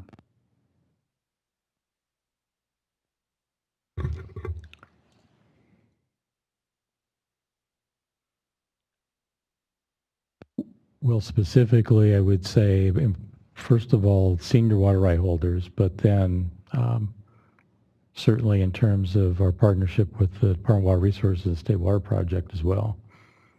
So it's a fairly generic statement, but we try to coordinate. It's also in the paragraph as it relates to coordination amongst stakeholders and agencies that we would certainly want to coordinate our operations, and although we may be doing something that's within our permit terms and conditions, we don't want to adversely affect the use of water, access of water of other users of water, even if they may be junior to us. And when you use that term protective, is that what you're referring to as not adversely affecting those other users of water? Yes. Do you have an understanding that the proposed project includes possible increased spring outflow requirements as described in Alternative 4A? Yes, I am. And in your opinion as the operator of the CVP, what effect would increased spring outflow requirements like those included in Alternative 4A have on water supplies for south of Delta CVP contractors?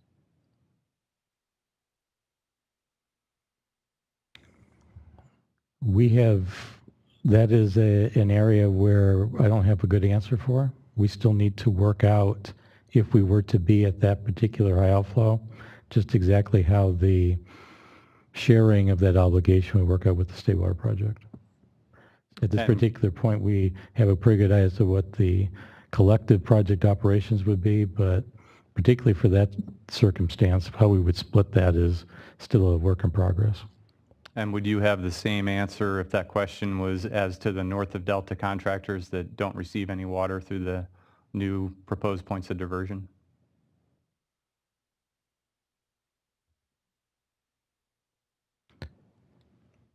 I think as it relates to, depends on which contractor group. Okay, so we're talking about what effect the increased outflow requirements under Alternative 4A would have on the water supplies for CVP contractors located north of the Delta that don't rely on the new points of diversion. And within that, there's Sac River Summit contractors as an example, and M&I contractors with water service contracts, as well as water service contractors for agriculture predominantly. Okay, so can you, in your opinion, how would those differences break down between the Sac River settlement contractors, for example, the Tame-La-Calusa Canal contractors, and the American River Division contractors? Hold on a second, Mr. Milligan. Ms. Morris? You. I think the record is becoming muddy and we're not being very specific when we say 4A. Ms. Pierre specifically was talking about alternative 4A and then two operational scenarios, H3 and H4, and boundary 1 and boundary 2. And Mr. Hitchings' questions are unclear as to what operational scenario he's talking about. So for purposes of the record, and having a clean record, I think we need to be clear about what operational scenario within the project we're discussing and what those impacts are for that operational scenario. Thank you, Ms. Morris. Mr. Hitchens, could you clarify? How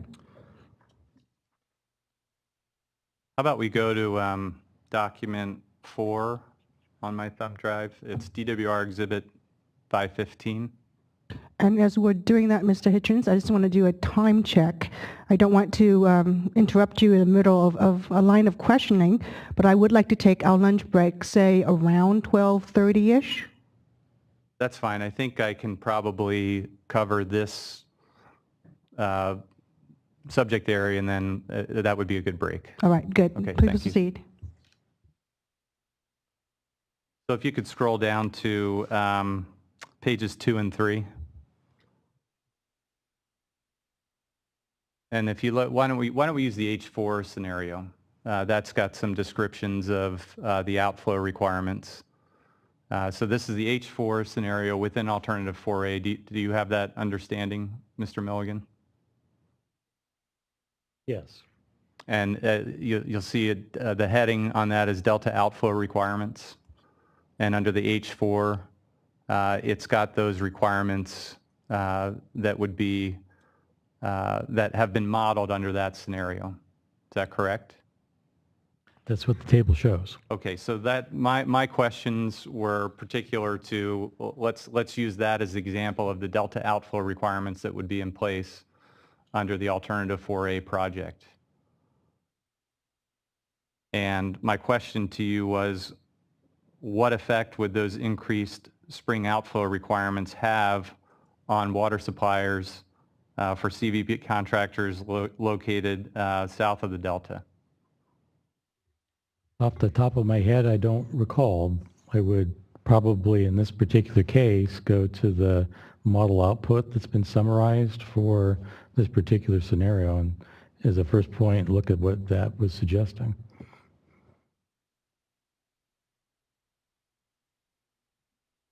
If those higher spring outflows are required as part of the project operations, and let's say under the H4 scenario, is it possible that the State Water Board Standard Permit Term 91 would be imposed more frequently?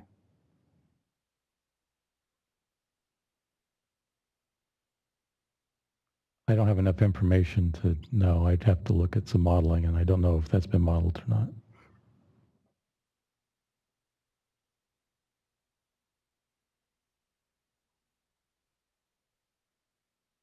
Is Reclamation proposing any specific permit terms or conditions that would preclude Term 91 from being imposed more frequently with the project in place? Not that I'm aware.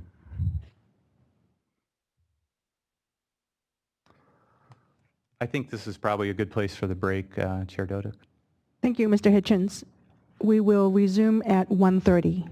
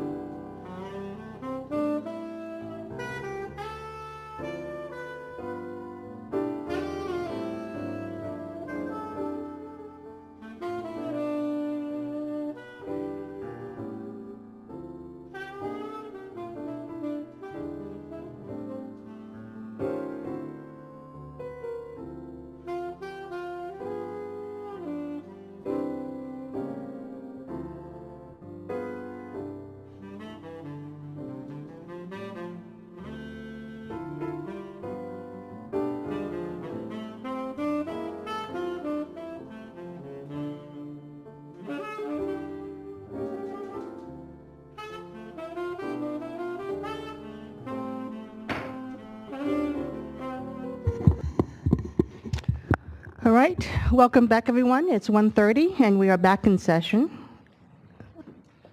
All the witnesses are here. Their attorneys are here. Mr. Hitchens, you may resume your cross-examination. Thank you. Good afternoon.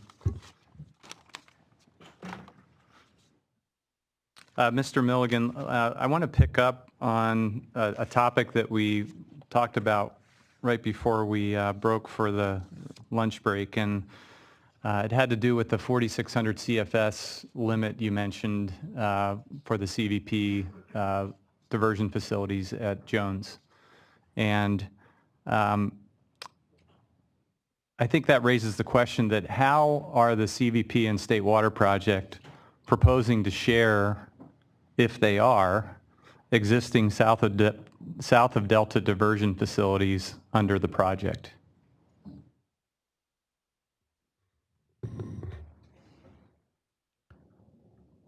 There haven't been any decisions made on changing, let's say, how we currently share capacity. For the most part, each project will rely on its own facilities to move water. But we're still in the process of seeing if there's some other sharing formulas to who might have priority to water in the Delta at a particular time. But as of right now, beyond what's currently the practice is currently underway, there's no changes in terms of that I'm aware of as to how the facilities would be used differently. But with the project in place, would the CVP use banks under the joint point of diversion arrangement to divert CVP water that is conveyed at the North Delta diversion facilities, the new North Delta diversion facilities? I'm not sure how much could be used from how much of this water may be actually moved through the a new diversion north of Delta. But it is possible, and it seems like in some of the simulation outputs that I've seen that there is some amount of joint point, as it's currently referred to move some CVP water, but as from the results of quite a few modeling runs that I've seen, that's fairly limited. But if you did use joint point in that regard, then that would allow the CVP to divert more than the 4,600 CFS limit that it is currently constrained by at Jones. Is that correct? Potentially, but within probably the current protocols, which give quite a bit of deference to State Water Project operations and also to moving water for state contractors as well. But potentially it could, so that you wouldn't be limited by the 4,600 CFS limit you mentioned prior to the break. Is that correct? Correct. If I might interject real quickly, if Mr. Hitchens could again clarify which scenario he's talking about, as these witnesses are going to be testifying about 4 different scenarios as represented on the chart that's currently on the screen, and we want to be clear that the record's indicating which the question goes to. Mr. Hitchens? Yeah, my questions actually didn't have anything to do with the scenarios. They had to do with the limit that Mr. Milligan was stating was in place with regard to what the CVP could physically divert at the Jones pumping plant.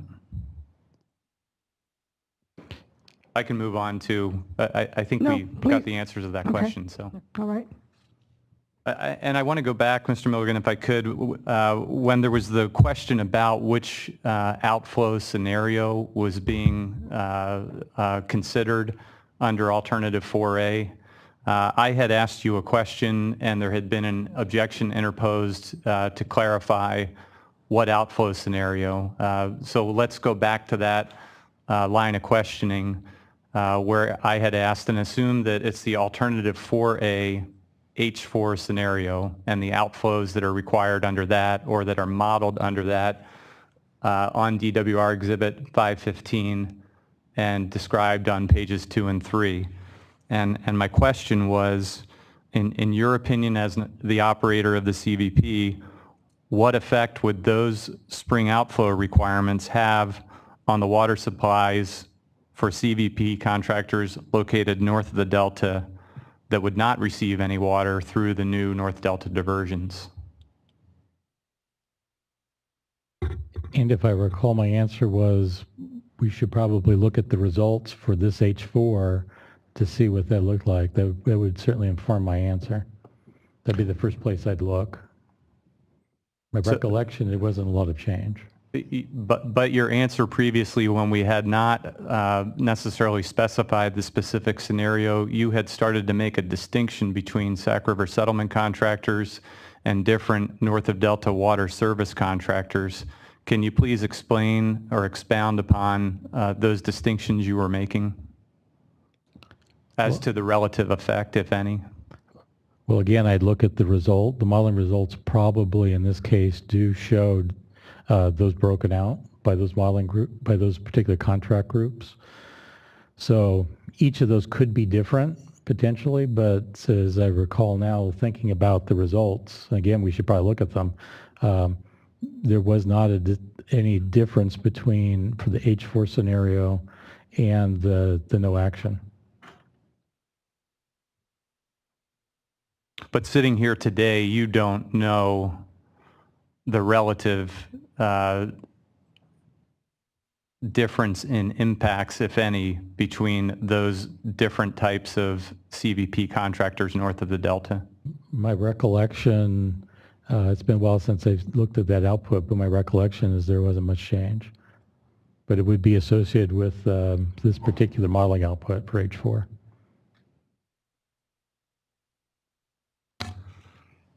Okay, thank you. If we could pull up document 1, it's Mr. Milligan's written testimony, DOI 7. And if I could refer you to page 1, second paragraph of your testimony. In that you indicate that you have responsibility along with DWR for implementation of the Coordinated Operations Agreement between Reclamation and DWR, which you refer to as the COA. Is that correct? Yes. And then if we could switch to pages 2 and 3 of your testimony, I've highlighted some sections on there where you provide some general explanations of how project operations are addressed under the COA and how Reclamation and DWR coordinate to meet their respective obligations under the COA. Is that a fair characterization? Well, in a summary sense, yes, it's probably much more detailed than what's in this particular paragraph. Okay. Would you agree that your summary paragraph, there's a lot more detail within the COA than you've actually detailed in the summary paragraph in your own testimony? Yes, there is, and there's also more coordination than just the COA that's being referenced here in this paragraph. Okay. Well, I'd like to provide a copy. I have document 3 that's on the thumb drive that I provided, and I have a copy of the COA agreement here.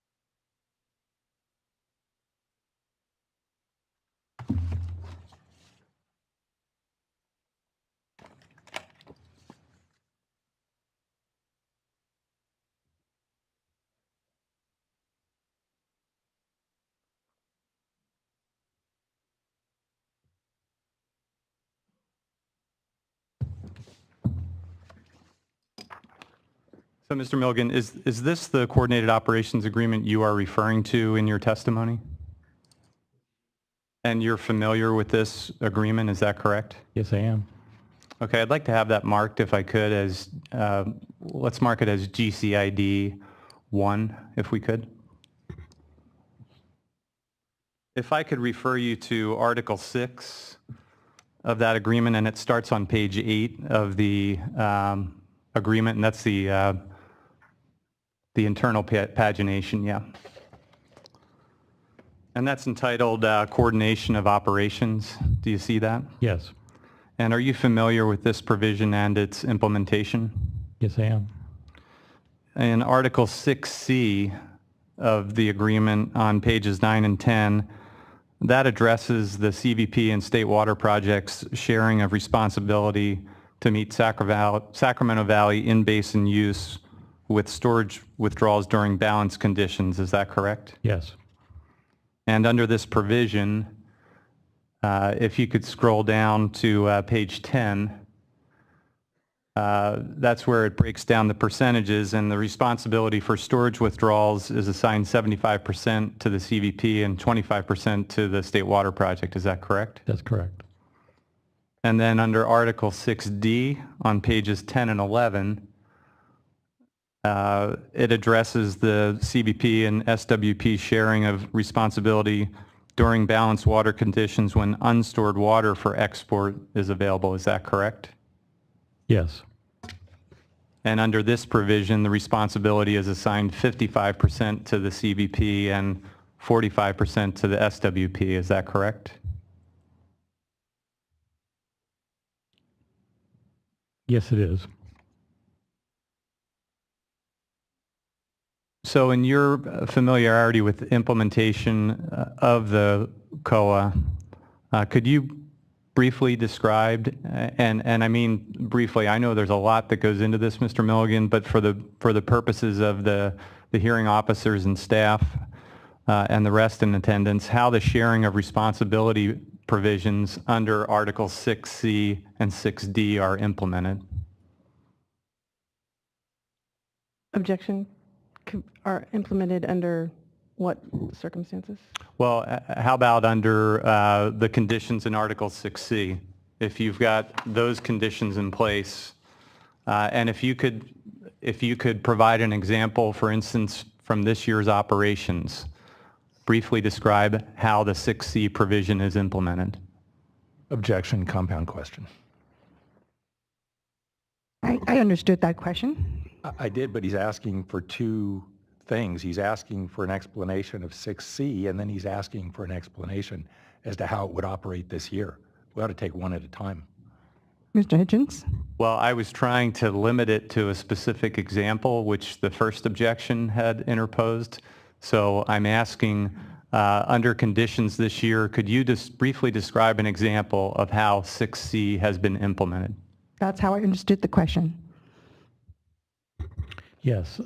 So an example of 6C would be a circumstance where we're in balanced conditions, which means there's not excess flows in the system, and if a requirement that's one of the agreed to in-basin uses is requires some additional water for release out of stored water, then the responsibility for that would fall 75-25 as an example.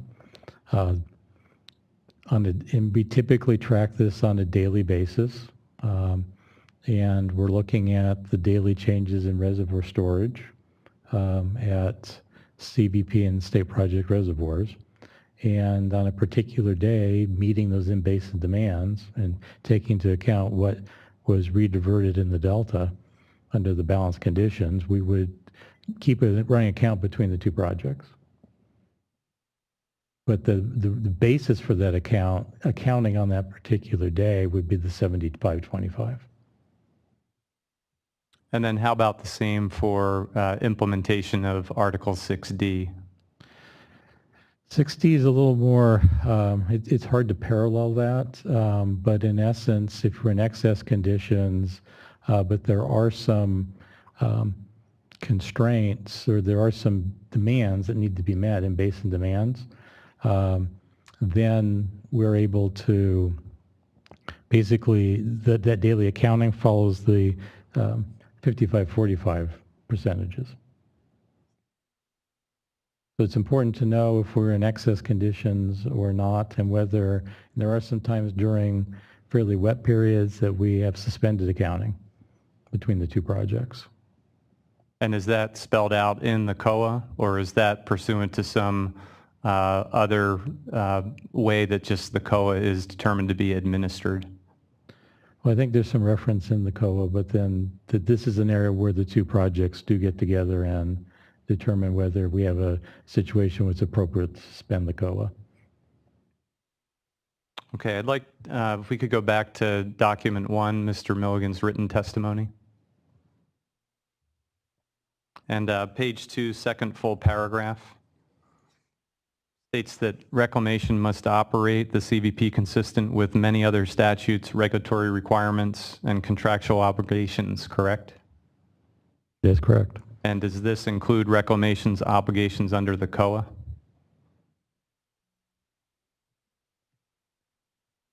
Yes, it does. And is it also your understanding that federal law requires reclamation to operate the CVP according to the COA? Yes. At page 4, second paragraph of your testimony, the last sentence states that reclamation intends to operate the system, including use of the new North Delta diversions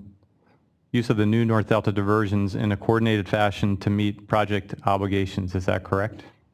Yes. So how would the COA influence CVP and SWP coordinated operations with the project in place? I think consistent with the COA, the two projects, or in this case, DWR and reclamation, need to sit down and evaluate the addition of a significant new piece of infrastructure to be able to determine that. So have those discussions taken place yet?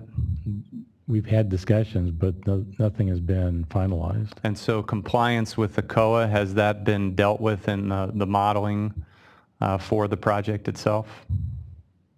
I think to the degree where we're asked to split some of this, there's a representation of the COA as it currently stands, but that would not, if there are changes to the COA, that may be appropriate given the implementation of the project as we've discussed it here, then that could be changed. But what's currently in the modeling is a current implementation of the COA.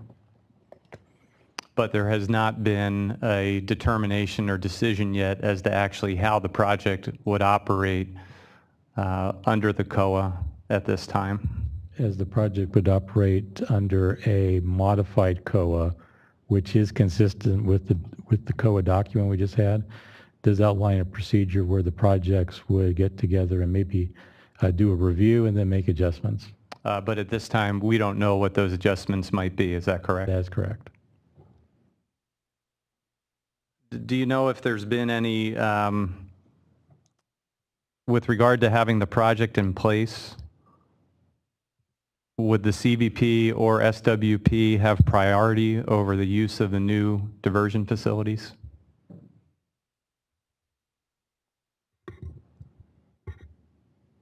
It's unclear as to who would have priority at this point.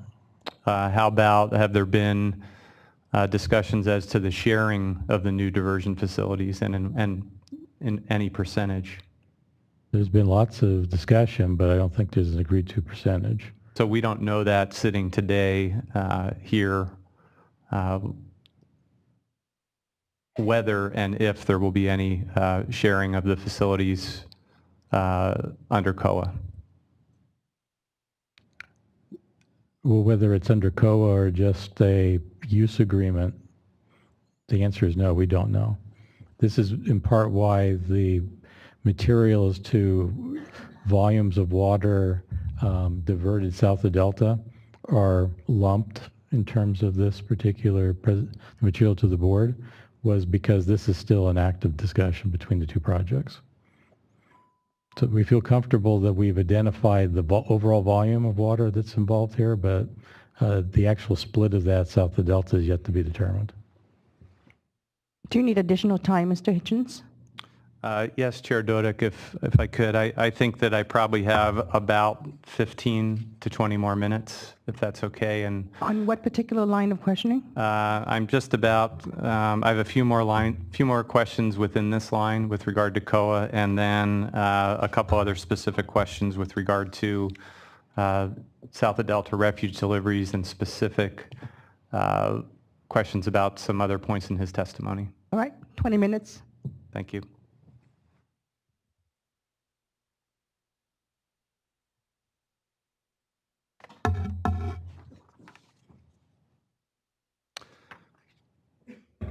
we could go back to DWR 15, that's document 4 on the thumb drive.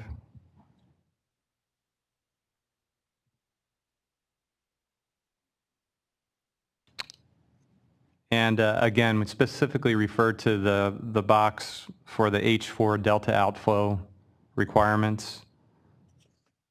And again, do you understand that this reflects the modeling assumptions related to implementation of the alternative 4A outflow scenario H4? That's my understanding. Based upon your experience operating the CVP, how would the COA sharing responsibilities under Article 6 apply to increased delta outflow obligations like those proposed in scenario H4? Objection. This being asked and answered at this point. He's indicated that the COA sharing is still to be hammered out. Mr. Hitchens, were you going for something else? I wanted to see if it was specific, if that's all encompassing as to any and all obligations under the COA, and it includes these outflow requirements, and if that's your answer, then that's fine. So can we clarify that that is your answer? It would include these outflow scenarios? Mr. Mulligan, please answer.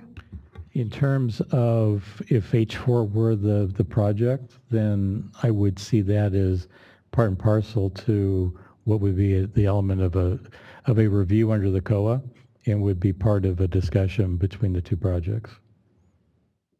Okay.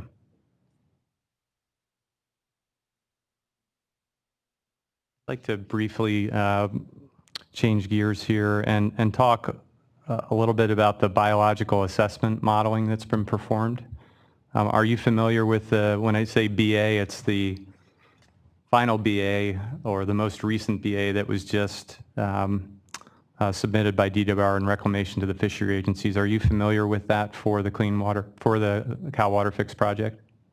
Not as familiar with the material that was presented to the board, but I am somewhat familiar with it, yes. Did you have any role in the preparation of the BA? Less so than the work for the WaterFix, but yes, there's quite a bit of crossover between the two efforts. To the best of your knowledge, is Reclamation or DWR proposing any terms or conditions on any approval of the project that would require the projects to operate according to the delta outflow rules used in the modeling done for the BA?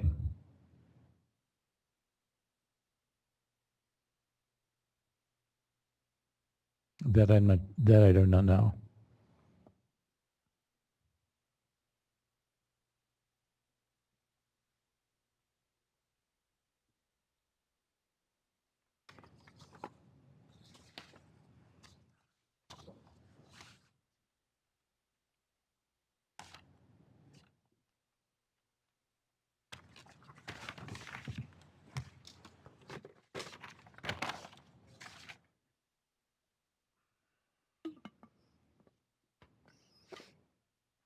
Here they are, excuse me.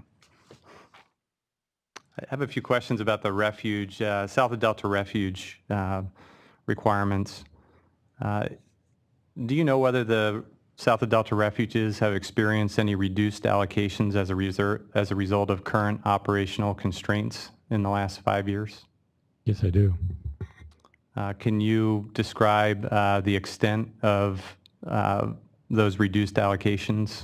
And let's use from 2012 on, if you know, or at least a ballpark range. I think that particularly last year, there was a reduced availability of water for refuges south of Delta. Refuges for their level 2 supplies, as dictated by CVPIA, are linked to the inflow criteria at Shasta. They're very similar to what the Sac River Summit contractor's design is for an allocation of either a full 100% quantity or a reduced 75% quantity in years where we hit what's called Shasta critical year. That 75% reduction was triggered both in 2014 and 2015.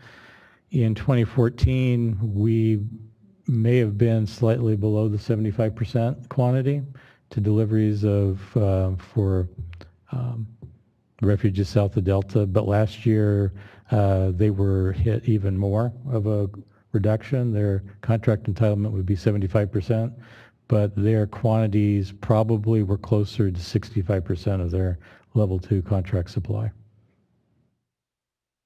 And then could operations under the proposed project result in additional water being made available by the CVP to the south of Delta refuges? In a circumstance like 2015, I'm not sure.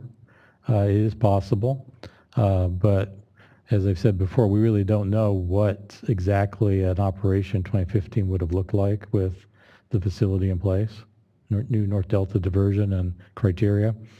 But to the extent that some water was potentially available to the CVP, particularly in the December, January timeframe, where there are refuge demands at that time, it may have been possible to increase their deliveries.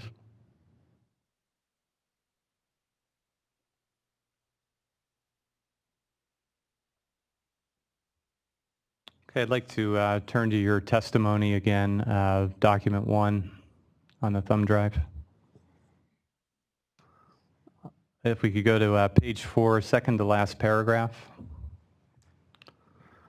You'll see last clause in that second to last paragraph is highlighted, but the full sentence reads, given the operational range set forth in the project description testimony, it is anticipated that the new diversion points can be operated in a manner that will not impede reclamation's ability to meet its requirements. Do you see that? Yes. Yes, I do. And when you refer to operational range, what operational range are you referring to there? The difference between, let's say, between H3 and H4.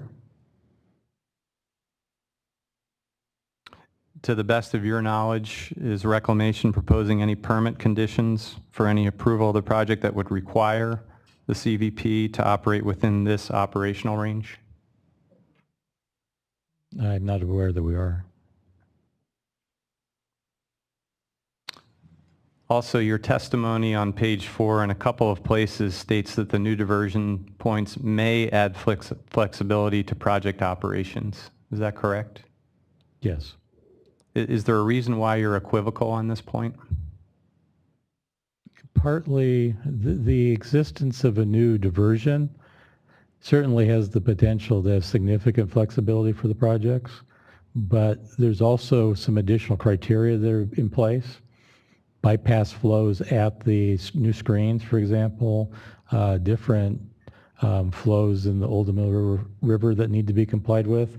So it's hard to say specifically, depending on what those are, that the aggregate of the project as conceived that way may have some flexibility, but may take away some other flexibility. So we're not quite sure. And the outflow question is another one that may also take away some element of flexibility. So it depends on the full package as to how well we're able to meet this type of an objective.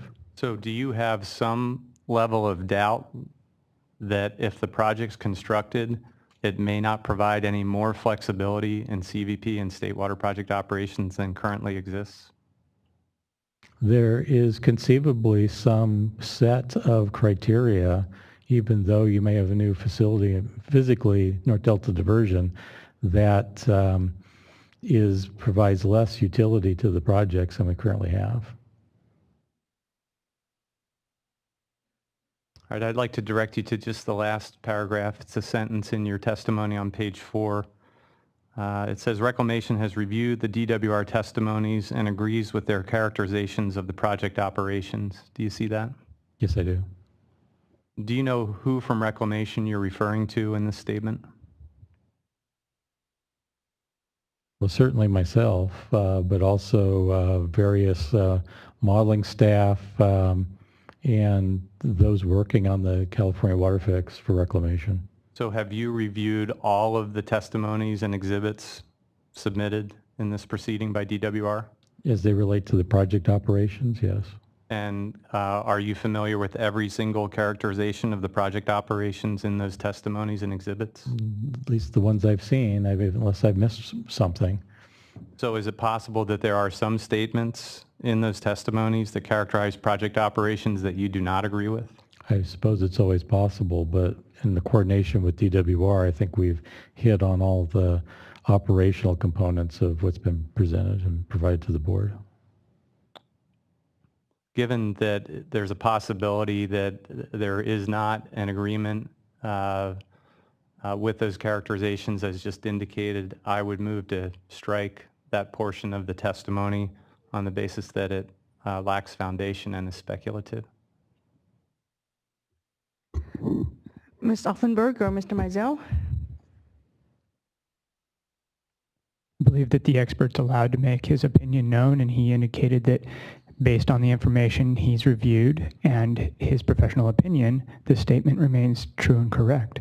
I don't think that the speculative possibility that there is some statement out there that may exist is sufficient grounds to strike this particular sentence.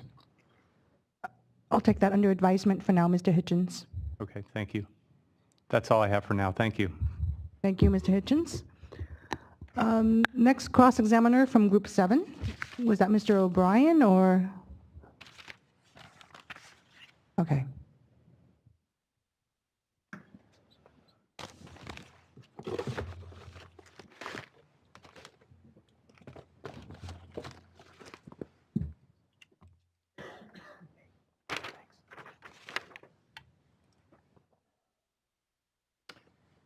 Good afternoon, Dustin Cooper.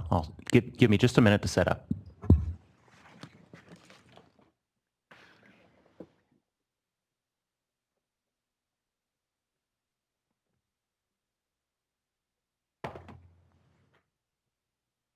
And as Mr. Cooper is setting up, who would be the third cross-examiner from Group 7? Mr. Lilly? Okay, thank you.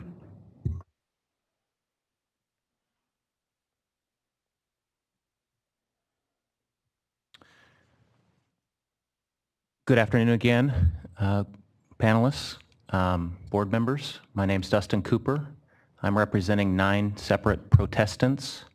They are Western Canal Water District, Richvale Irrigation District, Butte Water District, Anderson Cottonwood Irrigation District, Reclamation District number 1004, Plumas Mutual Water Company, Paradise Irrigation District, Nevada Irrigation District, and South Feather Water and Power Agency. I struggled to come up with a shorthand, but just could not do it. So hopefully that'll be the only time I have to repeat that. My questions are primarily directed to you, Mr. Lehi. Your title again is Chief of the State Water Project Water Operations Office at the Department of Water Resources. Is that correct? Yes, that's correct. If the California WaterFix were constructed, would one of your tasks as part of your job be to operate the new WaterFix facilities in conjunction with other state water project facilities? Yes, I believe that would be the case. Is it fair to say that the California WaterFix project, if constructed, would provide additional export capacity for the CVP and SWP? Objection asked and answered. Sorry, Mr. Cooper, could you repeat that? The question is it fair to say that the California WaterFix project, if constructed, would provide additional export capacity for the CVP and SWP? I think that question will be asked many different ways. Why don't you go ahead and answer that, please? Well, as I stated in my summary of my written testimony, the actual physical export capacity at Banks Pumping Plant would not change as part of the California WaterFix, if that's the question. Let's get into that. So what is the physical capacity at Banks currently? Same objection. I have a feeling this is an area that will be explored repeatedly.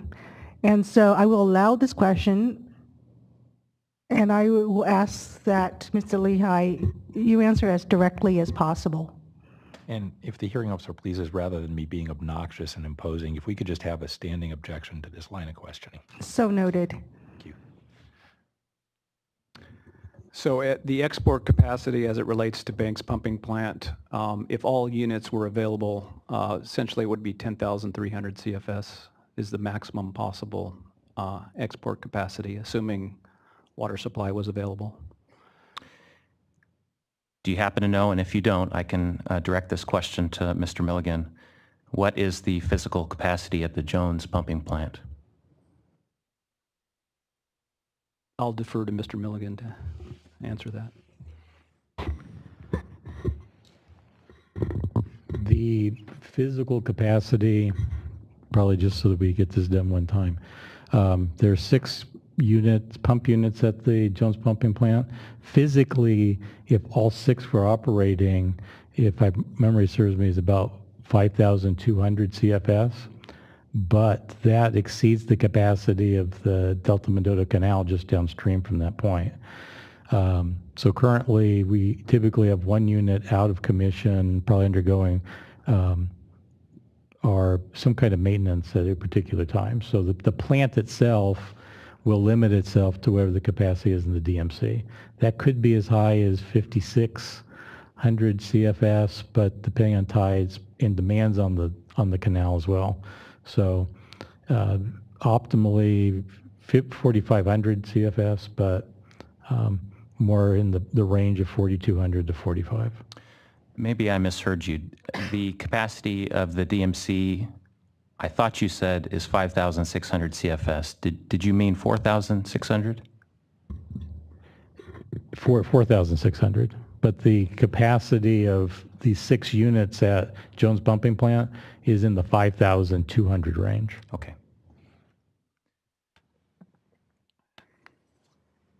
Mr. Lehigh, back to you. So we've established the physical capacity at Banks. Describe for me the permitted capacity at Banks. Yes, so our water rights permits allow us to utilize the full physical capacity, 10,300 CFS. In earlier testimony, I believe from Ms. Pierre, she referenced a permitted capacity limitation of 6,680 CFS. Does that sound familiar to you? Well, I was responding to the question with regards to our water rights permits, would be 10,300 CFS. So the figure I just referenced, the 6,680 CFS limitation, where does that come from? Yes, so there is a permitted capacity through the U.S. Army Corps of Engineers that varies depending on the time of year, and I believe that's the permit she was referring to. For much of the year, essentially for most years, March through March through mid-December, there is a permitted capacity of 6,680 CFS on a 3-day average. And during the other times of the year, what's the permitted capacity at that time? So under the same permit, the capacity can increase from the 6,680 CFS plus a third of whatever the San Joaquin flow is at Vernalis. Is there a maximum under the permit? The maximum would allow us to export the full 10,300 CFS of physical and water rights permitted capacity at Banks. So if the California WaterFix were to come online and was operational, would you be constrained by this Army Corps of Engineer permit limitation? Objection calls for speculation. Mr. Lehigh, I believe, can answer that to the best of his ability. Yes, I believe that that permit would still be in place as it relates to our, the permit is in with regard to our current diversion location at Clifton Court, Forebay. So there's nothing in the California WaterFix proposal that would change that permitted capacity there Clifton Court. So if you're using the full 9,000 CFS capacity of the proposed California WaterFix, then you're limited from your diversions from Clifton Court at the Army Corps of Engineer permitted limitations? No. The current limitation at Clifton Court, I don't see any reason why that would apply to the North Delta, any new North Delta diversion location. That permit is specific to Clifton Court forebay. Would you agree then that the California WaterFix would increase the existing capacity of the Central Valley Project and State Water Project to divert water to the existing export pumps?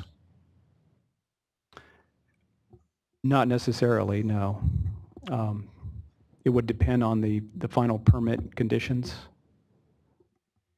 Do you anticipate having permit conditions that would limit you to these same United States Army Corps of Engineers limits?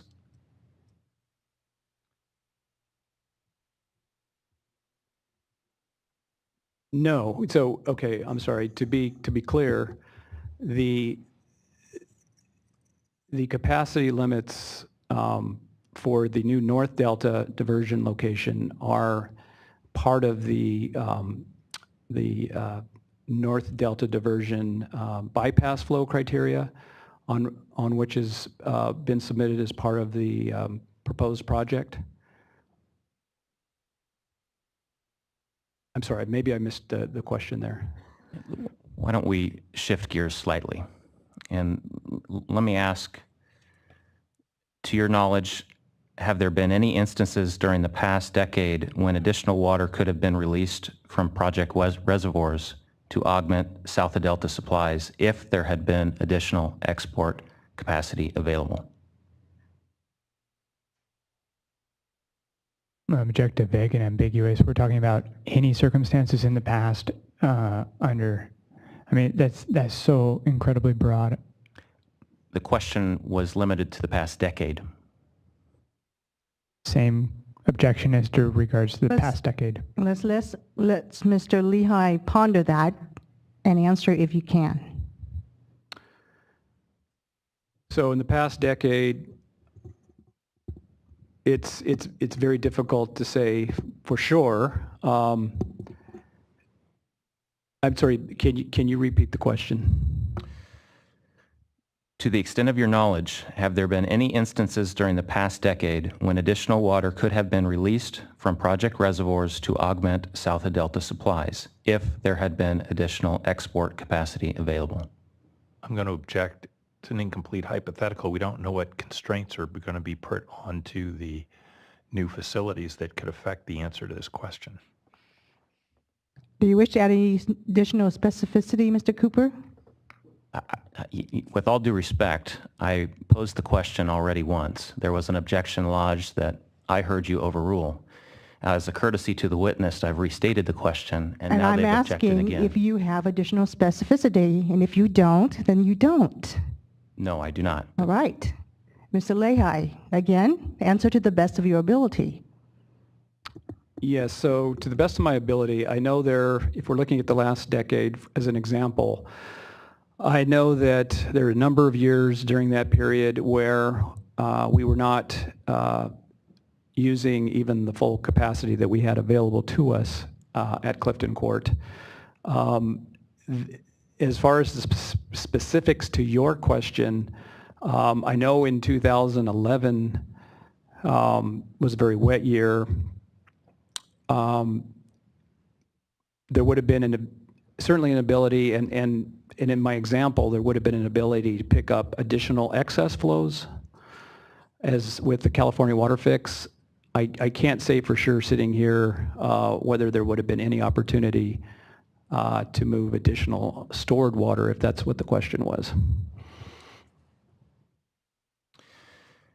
As part of your job duties, are you involved in the decision-making at DWR in establishing an annual allocation of water to state water project contractors?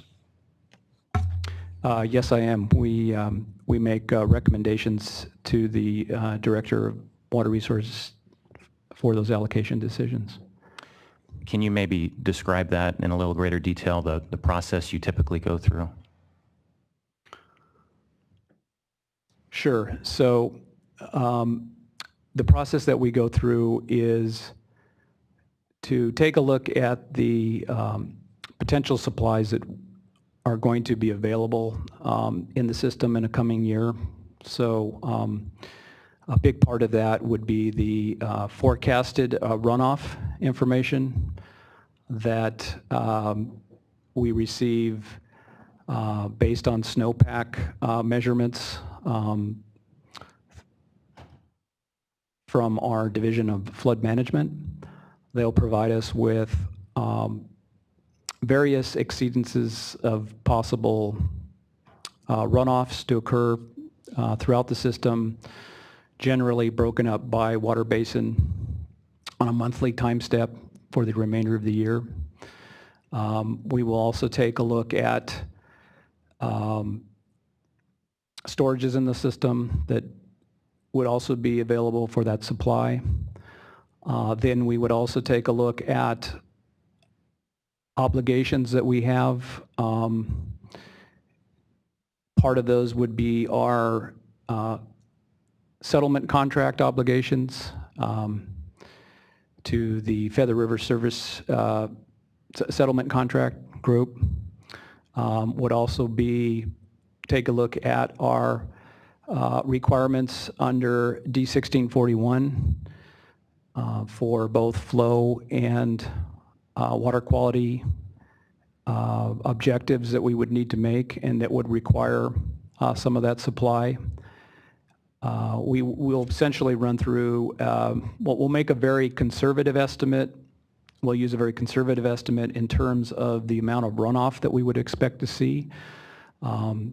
And this would be based on amount of rainfall, which is something we're not going to know coming into a year. So we make a very conservative estimate of what that rainfall will be for the coming year, meeting all the obligations as I laid out in my summary of my written testimony.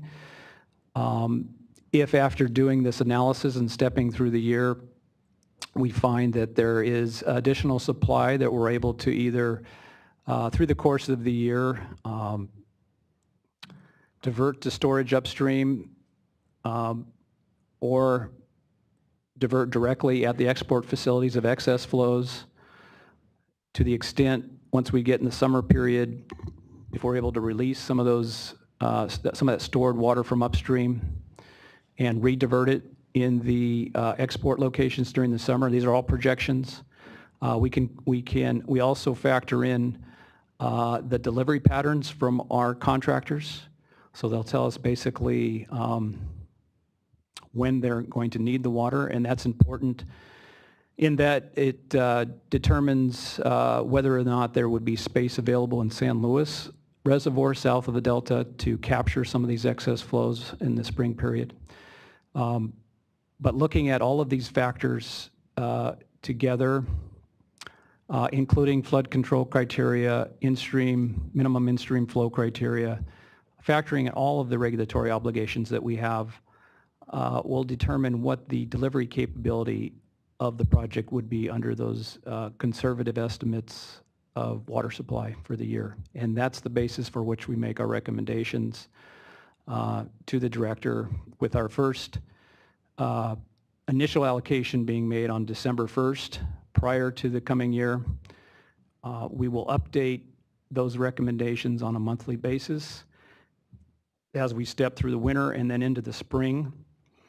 And we, as we do step through those months, we obtain better and better knowledge as far as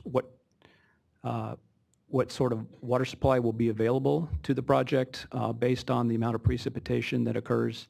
By the time we get it to May, which is typically the end of our wet season, we will have firmed up to a large extent what sort of supply is available, and that's typically when we make our final allocation recommendation to the director.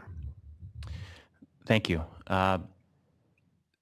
Sounds like you're considering a lot of factors before you make a recommendation. Does current South of Delta export capacity factor into that process that you just described?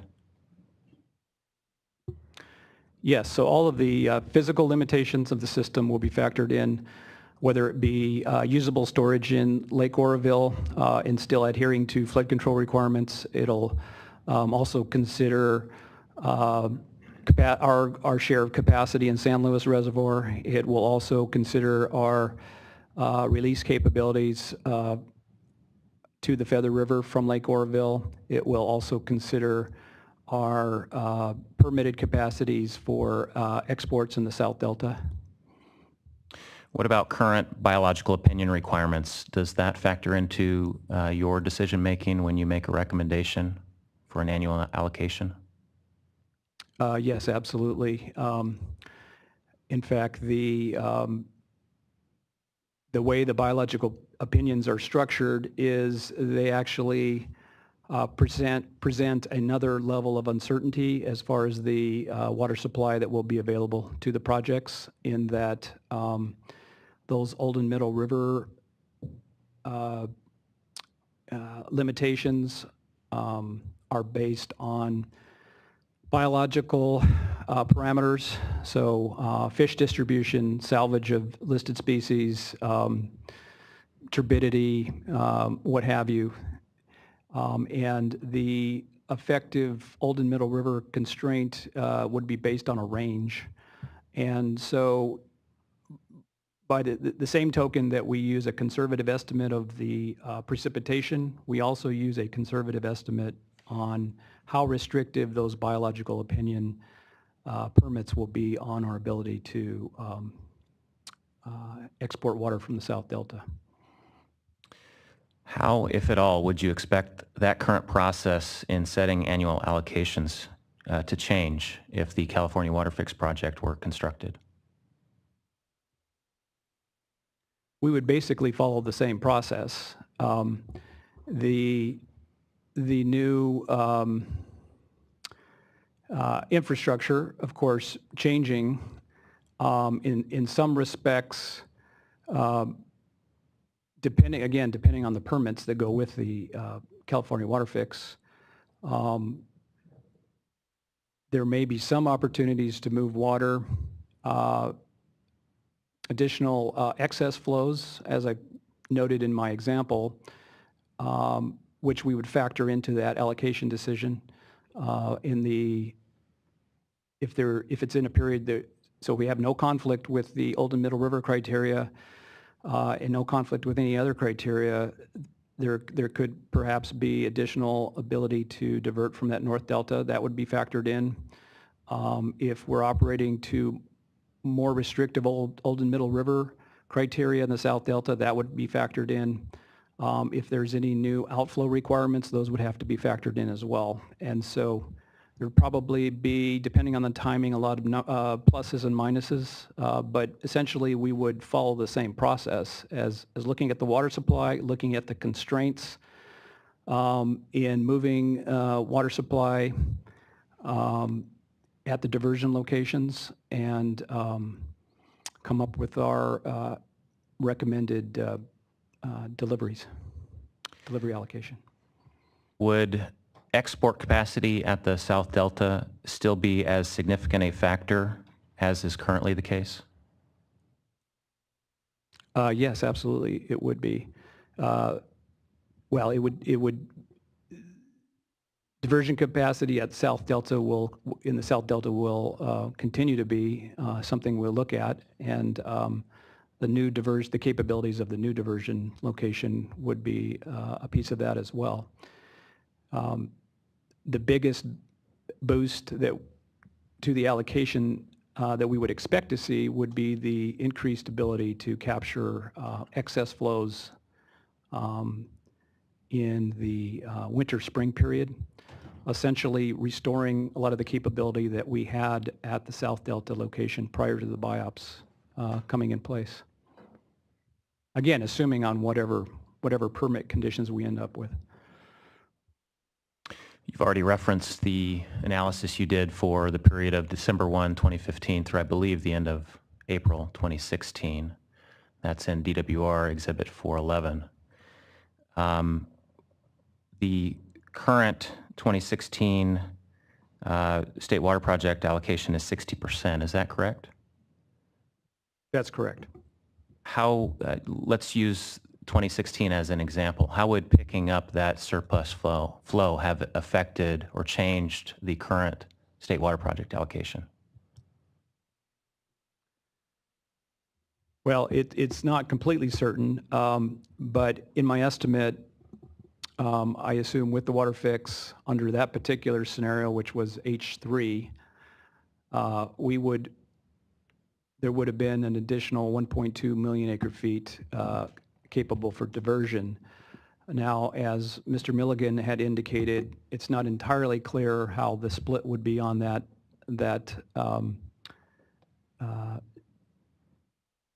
diversion between the two projects, but for the sake of a hypothetical, let's say half of that was available to the State Water Project, so say additional 600,000 acre feet of potential deliveries to the State Water Project would amount to approximately an additional 15% allocation, so perhaps 75% allocation to the State Water Project rather than the 60%. This is all hypothetical, of course.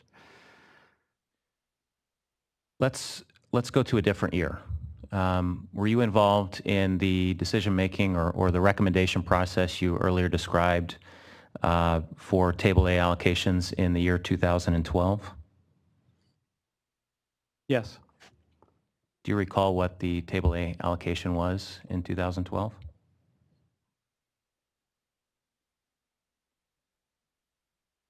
I believe it was 60%. I have 65%.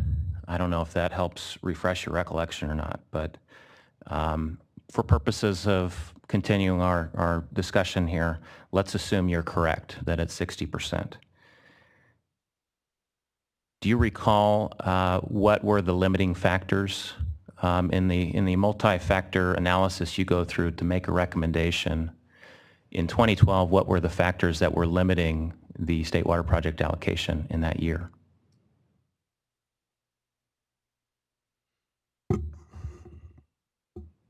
I can't remember all of the factors sitting here today, what those would have been. Do you recall if South of Delta export capacity was a limitation in 2012?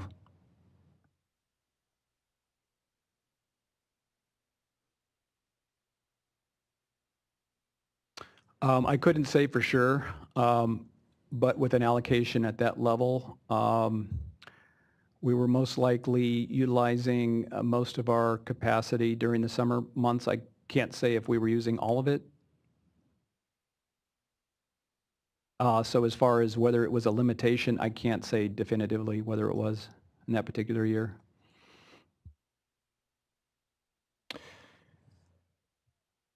If there was a capacity constraint in 2012, and that constraint was lifted, at least in part, as a result of the California WaterFix project, would you have moved more stored water in that year?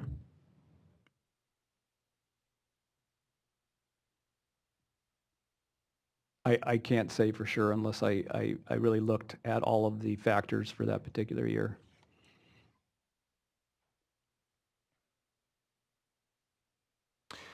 Back to your example, I believe it's DWR Exhibit 411,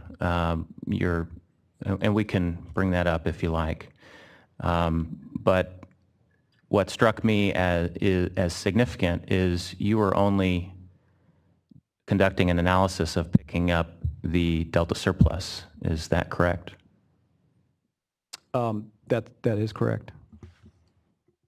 Have you done an analysis of potential California WaterFix operations where you're moving more stored water?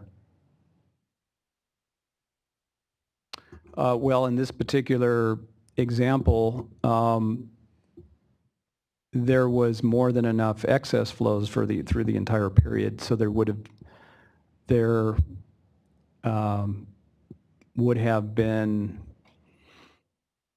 not have made sense to release additional stored water, for one, when there's plenty of other excess flows in the system. But no, I have not done, and so it's not applicable to this period of time.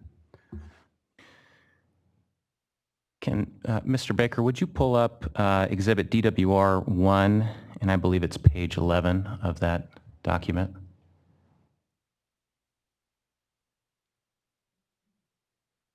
Yes, thank you. Are you familiar with this slide, Mr. Leahy? Yes. Did you assist in the preparation of this slide? No.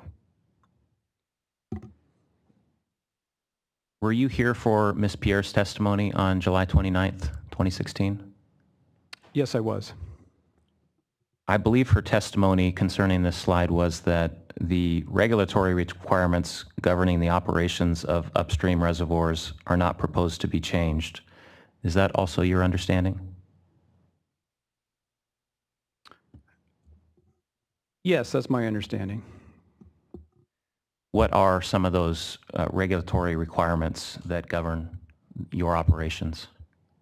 Well, I think if I remember correctly, she said upstream operating criteria.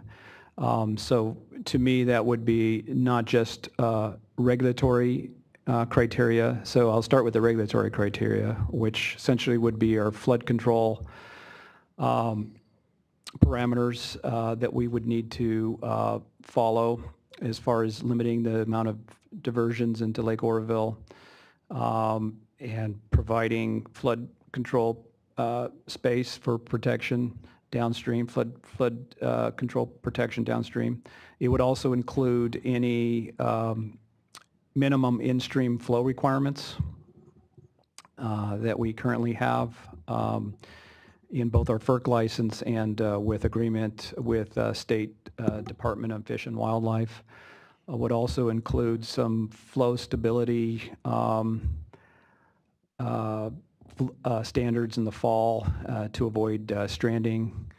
So those are the types of regulatory criteria would include, but it will also include our contractual obligations. So meeting the contract amounts to the Feather River service settlement contractors. It would also include providing ample storage to meet the water quality control plan objectives for that particular year. So that, I don't know if that's all inclusive, but that's, I think, hits on most of those regulatory / contractual obligations that we would be looking at, and this would remain as part of the WaterFix.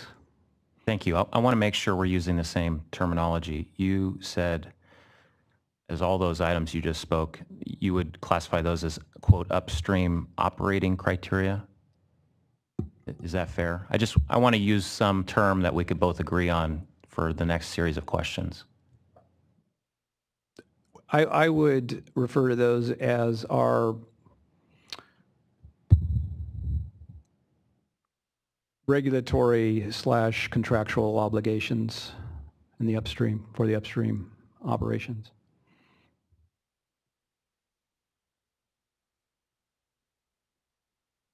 Regulatory / contractual obligations. Let's contrast that with what I would call actual on-the-ground conditions in the reservoirs. Now, this slide says that what isn't changing is upstream operations of the State Water Project CVP. What I want to ask is, would the actual on-the-ground conditions of the reservoirs change as a result of the California WaterFix? Well, it would depend on the time period, I think, that you're talking. Certainly, the day-to-day operations could very well change. I think there could be some shifts in in timing to a certain degree seasonally, but I think by the time you get to the end of the year, you would essentially end up in the same storage conditions as with or without the California WaterFix in place. And I think to a large degree, this is where this part of this particular slide is getting at, and that bears out in the modeling results that you would look at that were conducted as part of this project.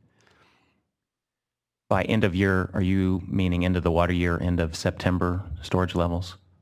Yes, that's typically the most common period that we're looking at as far as gauging end of year storage conditions. You mentioned the modeling for the California WaterFix project.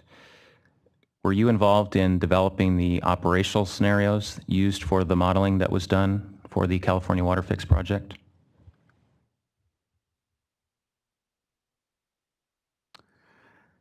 I wouldn't say it was necessarily part of the development of those. I did review those in terms of feasibility, if you will, for some of those scenarios. I wouldn't say it necessarily as part of the development of those. Are you aware of anyone else at DWR that was involved in the development of the operational scenarios used for the modeling that was done for the California WaterFix project?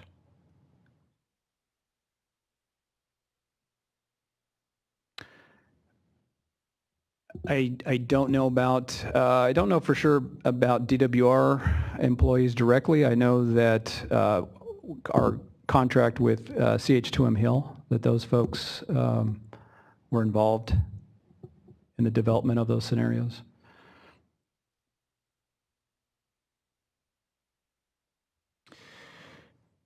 Did you have any discussions with either staff at CH2M Hill or DWR modeling staff about how you would operate the California WaterFix once it was constructed? Yes, we had discussions. Yes, we had discussions. Tell me, who were those discussions with? So those would have been with CH2M Hill, probably primarily Chandra. I'm sorry, I don't know how I could pronounce his last name. Or forget it offhand. Armin Manever. So those two gentlemen. Anyone else? CH2M Hill. I think those were the two. Those were the two I recall. Have you reviewed the model runs and modeling assumptions to see if your description of how the California WaterFix would be operated is accurately reflected? Yes, I mean, so essentially we would follow the criteria contained in the WaterFix. So this would include the North Delta bypass criteria, would include the new OMR criteria in the South Delta. It would include the operations of the Head Over River Gate and Rio Vista flows. When we stepped through our example for this year, we followed all of those criteria to a T in coming up with the capability of diverting that excess flow that occurred during that period. In your written testimony, you state that the State Water Project and Central Valley Project operations in real time are much different than analyzing and critiquing operations through model simulations. Do you recall that? Yes. Would you agree that real-time operations will deviate from the operational scenarios embedded in the modeling? Yeah, so this would be a good opportunity to clarify that. The statement that the modeling does not do well in emulating real-world operations, it depends on kind of the time step. The models do not are not able to capture kind of the day-to-day decision-making on responding to salinity events and that type of thing. What I do think the models do a good job of is more on a monthly time step. They do a good, they're very good at emulating over a longer period of time and for planning purposes how the projects would operate. So on the day-to-day, not so good. On the long-term planning perspective, I'd say pretty good. In fact, we, as a general case, CalSim represents the best state-of-the-art simulation model for the system that exists, in my view. And we're constantly achieving to improve on it. So not just through the course of this California WaterFix development, but ongoing improvements to the model are constantly being made with interaction between operators and modelers. And that's why I feel that the model does a good job of emulating the operations on the monthly time step over a long period of time. Would you agree that the operating assumptions in the model should be as close to how the project would actually operate in real time as reasonably possible? I'm sorry, can you repeat that question? Sure. Would you agree that the operating assumptions in the model should be as close to how the project would actually operate in real time as reasonably possible? Yes, I mean, I believe all models, no model is going to be perfect, but again, I think, we should constantly be trying to strive to produce better models. I think the model that exists is the best that's out there. In the modeling that was done for the different California WaterFix alternatives, the operational parameters for upstream reservoir operations were never varied. Is that your understanding?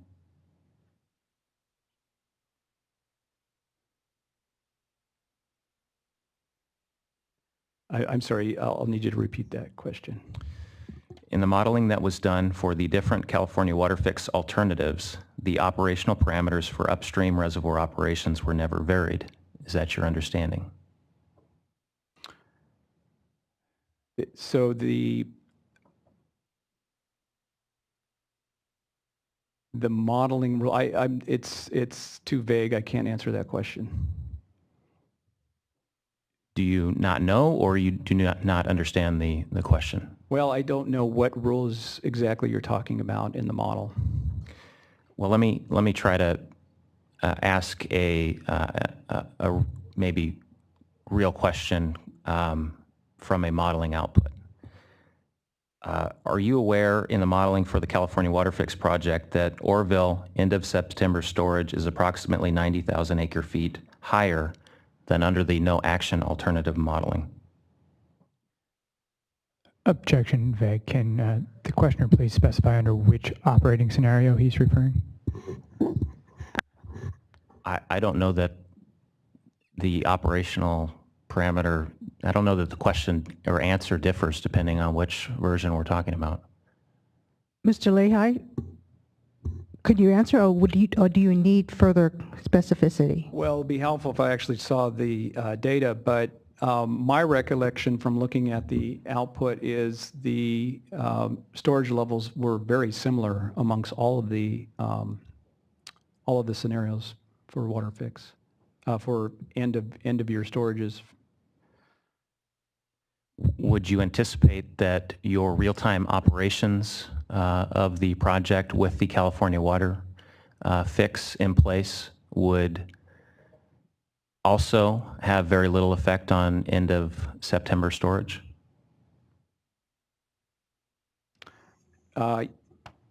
Yes, I think that for the same reasons that the model is limiting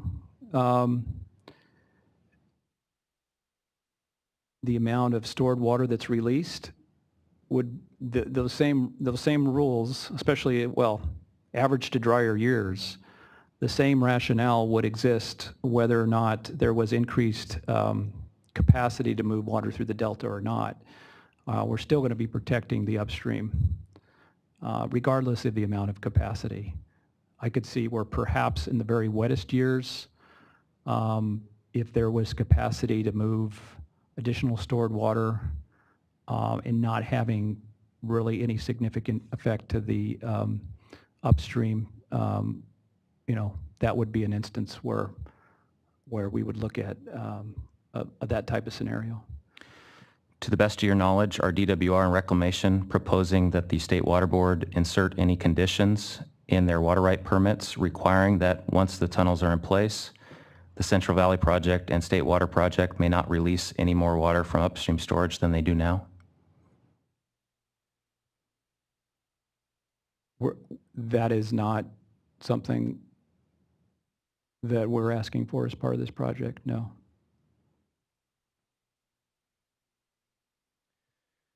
The next few questions I'm going to refer to the Fish and Wildlife agencies. And when I use that phrase, I mean NIMS, U.S. Fish and Wildlife Service, and then the California Department of Fish and Wildlife. Did you ever have a discussion with the Fish and Wildlife agencies how you would operate the project in real time? Objection is to vagueness. This question goes to any time ever. If you could narrow the time frame, it might be very helpful. I think Mr. Lehigh can answer that, say within the last few years.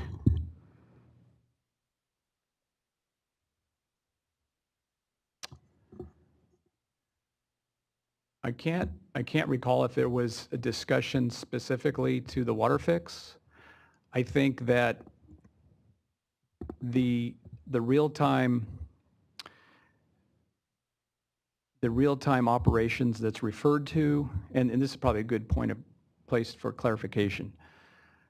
The real-time operations that I talked about today were the type of real-time operations during balance conditions in meeting flow and water quality objectives.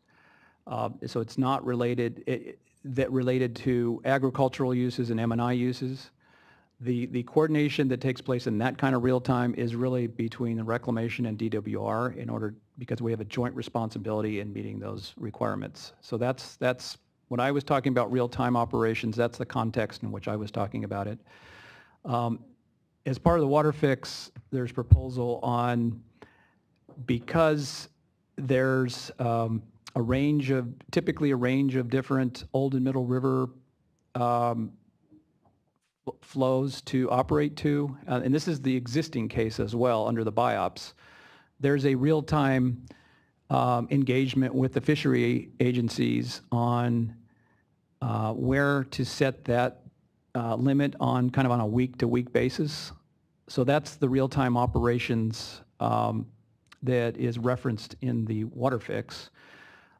So to the degree that I had conversations with Fish and Wildlife, there's certainly been over the years conversations about the structure of the current process that exists today under the BIOPS. To a large extent, I think that same process is being brought forward in the California WaterFix. And so to the extent that there's overlap there, I guess that would have been my involvement with discussions with fishery agencies on real-time operations. So it sounds to me you don't recall at least any specific discussions with representatives of Fish and Wildlife agencies that along the lines of if the California WaterFix were constructed, this is how it would be operated.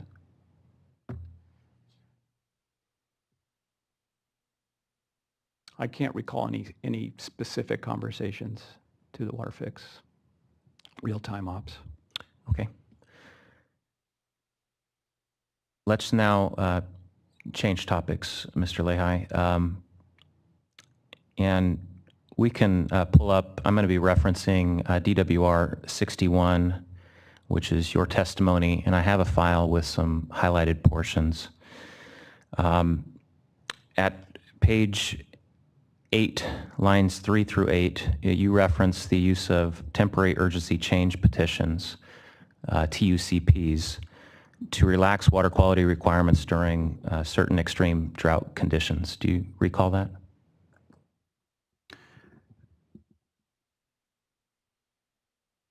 Yes.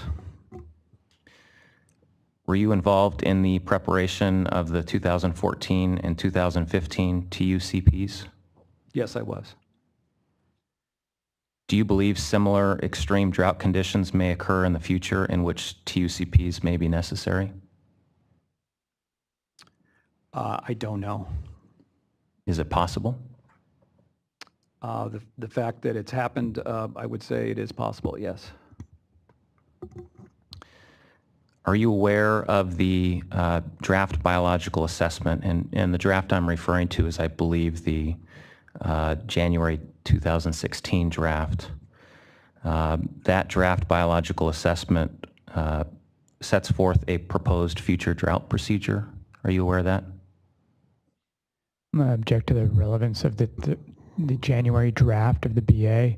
The submitted draft has since been submitted to the fish agencies and is the current document for the BA purposes at this point in time. I'm sorry, what is your objection? Relevance. He's referencing an old document that was not ultimately submitted to the fish agencies for consideration. Mr. Cooper? Yes, I'm getting to that actually. There's been a change when you compare the 2016 draft version to the most recently submitted August 2016 version regarding TUCPs. Go ahead. Would you like me to repeat the question? I think I remember the question, and yes, I'm somewhat familiar with that language from the draft BA, January. Are you also aware that January 2016 draft BA states that Reclamation and DWR will prepare TUCPs as needed in future drought years? I remember some language to that effect. Are you aware that the revised draft BA submitted on August 2nd, 2016 deletes this explicit reference to the use of TUCPs as needed in future drought years? I'm not real familiar with the latest or with the final draft that was submitted. I think there were some changes to that section, but I don't recall exactly what those were.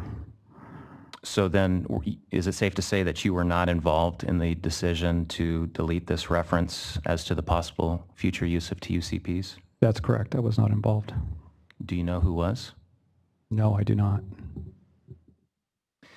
In your opinion, does this deletion mean that to you that DWR and Reclamation would not consider the potential use of TUCPs in future extreme drought conditions? No, I would imagine that regardless of whether California WaterFix were to go forward or not, that there would be potentially certain years that as we've experienced, that would require us to make such a petition to the board. Do you have any sense for how frequently or infrequently DWR and Reclamation may request TUCPs in the future? Objection calls for speculation. And he may answer if he knows and says, and answer he doesn't know if he doesn't know. Yeah, I don't know how frequent that would occur. Do you know what DWR may request as terms for any future TUCP? Same objection. Same answer. Is it your same answer?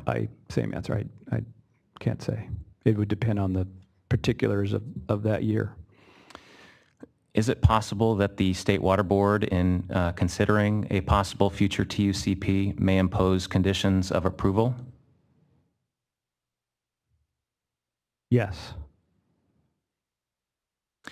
Do you know specifically what those possible future conditions of approval may be? Same objection. I do not know. Thank you. I would be very worried if your answer was yes.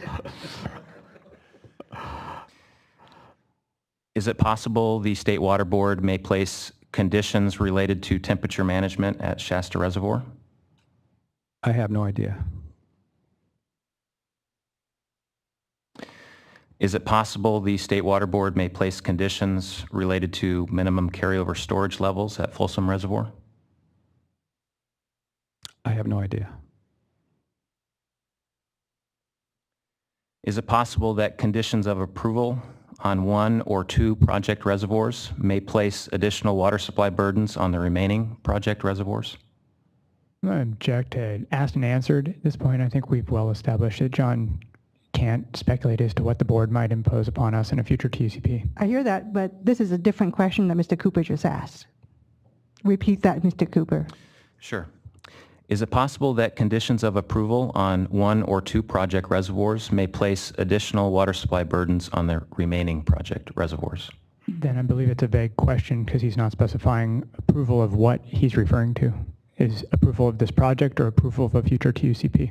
And Mr. Lehigh can answer if he's able to and say no if he can't. I can't answer that. It depends on the particulars of whatever the conditions were Okay. for that approval. With respect to DWR and Reclamation's requested 2014 and 2015 TUCPs, are you generally aware of the objections lodged by various entities that hold diversion agreements for water from the Feather River, such as Western Canal Water District and the Joint Water Districts Board? Actually, I'm not real familiar with what those would have been. Mr. Baker, would you pull up the file called Order WR 2015-0043? And if I may have this marked for identification purposes, I have not established an acronym for my exhibits yet. So why don't we just call this MLF1, Manassian Law Firm 1, for identification purposes. And Mr. Baker, May have been marked previously. If so, I think we would go with the original marking of this unless you've highlighted it in some way. We'll go back and check. I have highlighted it, but I'm also not aware of it being marked previously. Okay, it may not have been. I know it's been discussed. I'm not sure if it was marked or not. We'll go back and check. This only contains select pages too, as you'll see. Mr. Baker, would you scroll to the next page? Next page. So we are at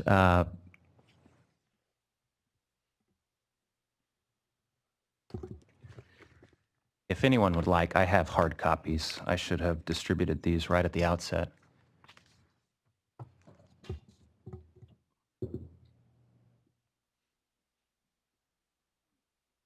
Mr. Cooper, if you could give one to the witness too, please. Thank you. And Mr. Cooper, as you're doing that, as a matter of time management, I would like to take a break pretty soon for the court reporter. So when you finish this line of questioning, we will do so.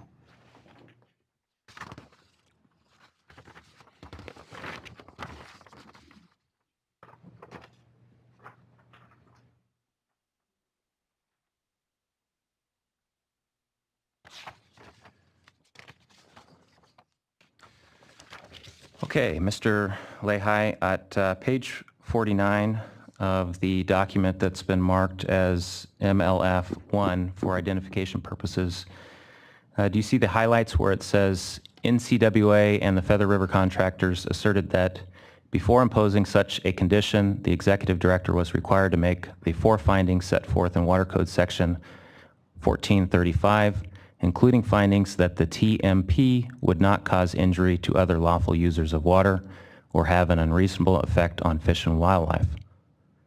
Do you see where it says that? Yes, I see that. The next highlighted sentence on the same page says, similarly, the Feather River settlement contractors asserted that they could be injured by the TMP because restrictions on CVP operations place greater responsibility on Oroville Reservoir to meet Delta water quality requirements and other in-basin uses, thereby reducing the amount of water available from Lake Oroville to meet the needs of DWR's contractors. Do you see where it says that? Yes, I see that. Turning to page 50 of the same marked document, the highlighted portion there says The argument that Water Code Section 1435 required the executive director to make certain findings concerning the effects of the TMP also lacks merit. Water Code Section 1435 requires certain findings to be made with respect to the changes proposed by temporary urgency change petition, not with respect to any conditions of approval. Do you see where it says that? Yes. Were you aware that the State Water Board maintains that its conditions of approval for any TUCP are not subject to the no injury analysis that is attendant to such requests? I'm not familiar with all of the legal requirements, no.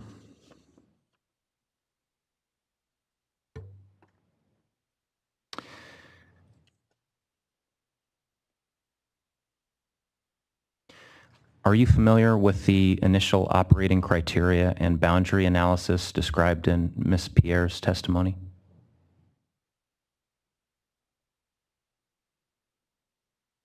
I'm sorry, could you repeat the question? Are you familiar with the initial operating criteria and boundary analysis described in Ms. Pierre's testimony? Yes. Can you say today that any possible future conditions of approval will be confined to the spectrum of operations analyzed in the boundary analysis?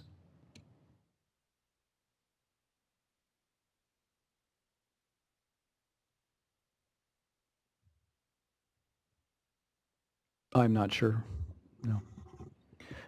You're not sure in that you can't answer the question, or you don't have enough information? Well, I don't think I have enough information. Maybe you can repeat the question. Sure.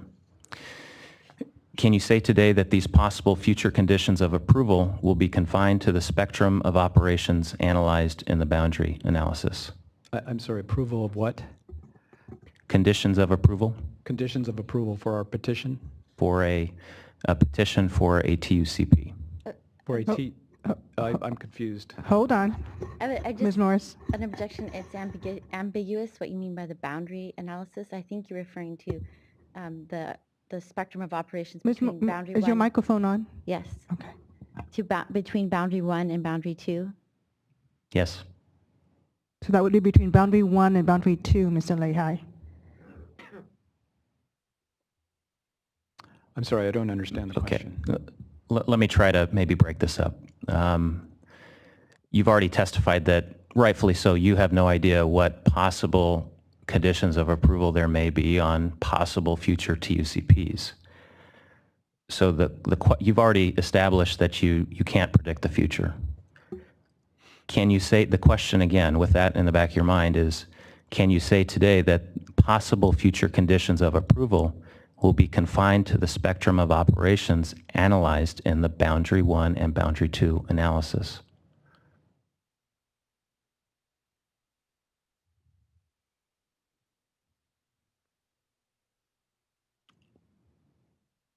I guess, yeah, I can't say that.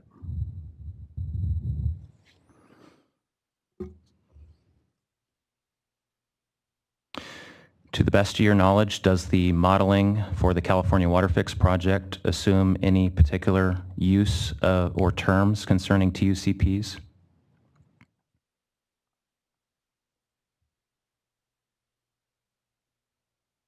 No, I don't believe so. Now would be a good time to break. I'm at a point where I'm going to change topics. And since you have about 4 minutes left, are you expecting needing more time? And if so, for what line of questioning? I am moving to questions about Mr. Leahy's specific testimony. That's quite a few pages. What aspect of his specific testimony? I have a file with highlighted sections of his testimony, and then I have a series of questions following each highlighted portion. What aspect of his testimony? It spans real-time operations, his use of the phrase in-basin requirements,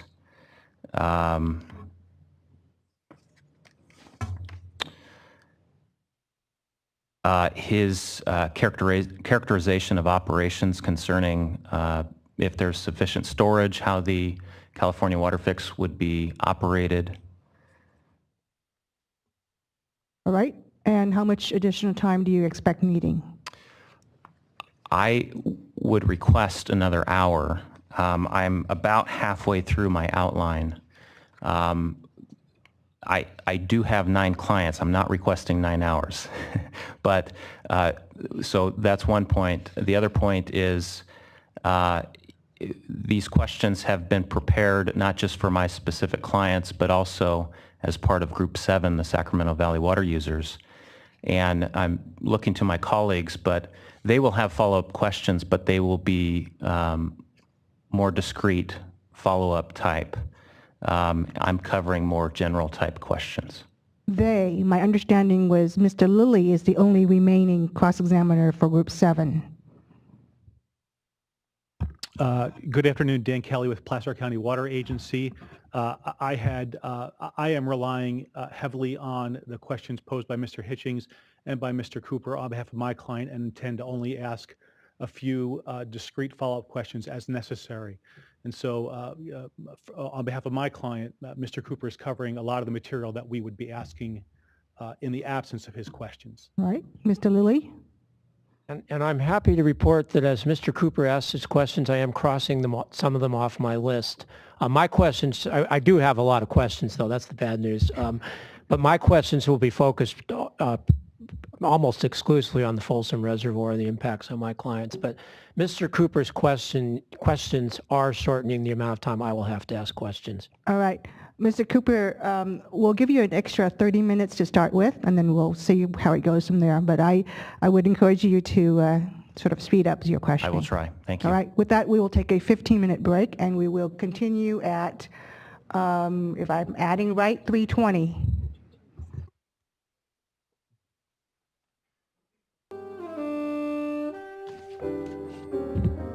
Oops. I cheated the court reporter. 3:25.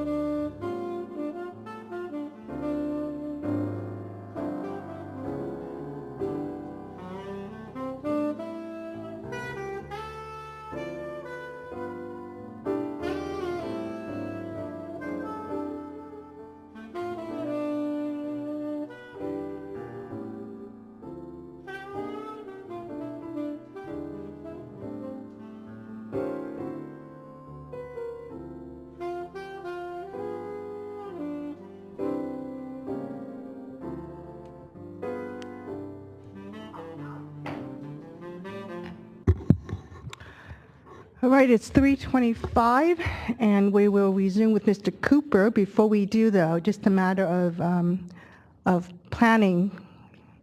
I don't believe, given Mr. Cooper's request for additional time, and with Mr.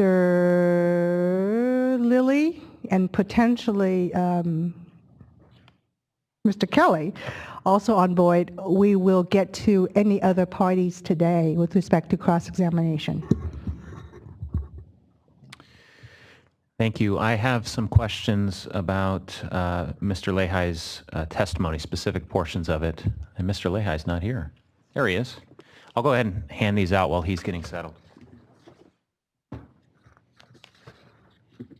Mr. Lehi is new, so he may be forgiven for not recognizing that I start on time. I apologize. Thanks. Thank you.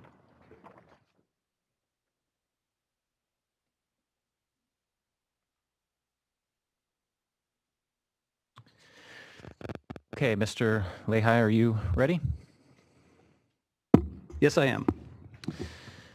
Okay, I've handed out, and on the screen is a copy of your testimony labeled as DWR 61. I've highlighted certain portions, and I just want to walk through those highlighted portions of your testimony. I have questions that correspond with each. So first, this isn't necessarily specific to any page or line number, but throughout your testimony you emphasize real-time operations. The question for you is, does DWR and Reclamation's coordinated real-time operations attempt to maximize the export of water from the Delta when possible? Yes. Do these real-time operations to maximize Delta exports include the release of water from storage in upstream project reservoirs? During some circumstances, it does. Would these operations continue with the California WaterFix in operation? Yes, I would presume so. In your opinion, does the California WaterFix provide a greater opportunity to export water from the Delta as compared to current operations? It will depend on the permit conditions on which are placed on any approved project. So it's possible, but at this point unknown. It is possible, but unknown, correct. In your opinion, does the California WaterFix project provide a greater opportunity to export previously stored water from the Delta than under current operations?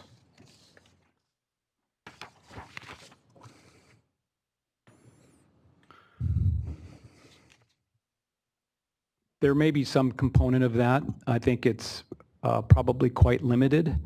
And I think, as I testified previously, it would very much depend on the type of year. I wouldn't anticipate that would occur, but in only the wetter years.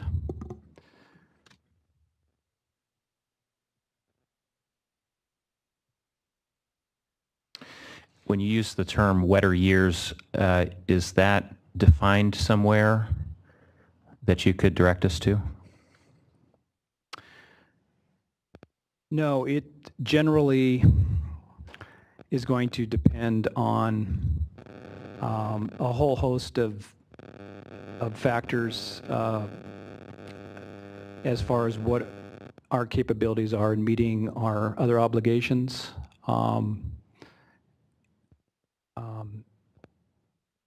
Storage conditions upstream. Okay. If I can direct your attention to page 4, lines 1 through 7 of your testimony. At this location, you use the phrase in-basin requirements. When you use that phrase, what higher priority requirements of the water system are you referring to?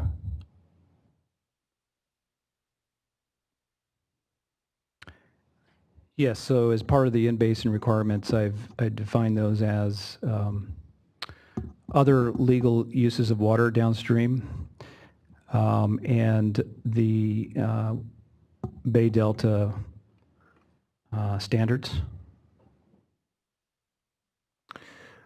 So is it fair to say that in-basin requirements are water quality requirements and then legal users of water? Yes, that's how I've defined it here. What type of water right holders do you classify as legal users of water? Objection calls for a legal conclusion. I think he can answer that based on his understanding of legal users. And if he doesn't know, he can answer that as well. Yeah, I wouldn't know because it is a legal question. I think it's ultimately up to the water board as to who is legally diverting water and who's not.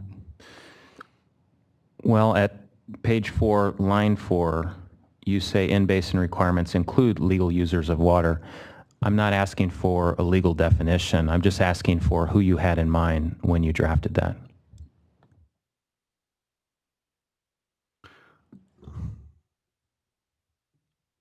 Well, it would be many of the downstream diverters. I think certainly the settlement contractors, both the Sacramento Valley settlement contractors and the Feather River settlement contractors are at least two groups that I had in mind when I wrote that. What about a riparian water right holder downstream? Yes. What about a permittee holder with the standard term 91?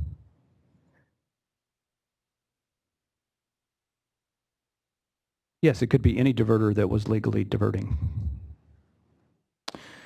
Okay, if we can go down to staying on page 4, lines 19 through 21. The highlighted portion says, of your testimony says, in late spring, summer, and fall, unregulated flows plus SWP/CVP reservoir releases are almost always insufficient to meet all system needs, and the SWP/CVP are required to actively manage the system. Do you see where your testimony says that? Yes. What do you mean by the phrase all system needs? Well, primarily what I mean there is, for one, we have to ensure that if there's natural flows that are being diverted by legal users of water in the system, that those folks are not prevented from diverting that flow. But it also primarily is talking about the Bay Delta flow and salinity standards.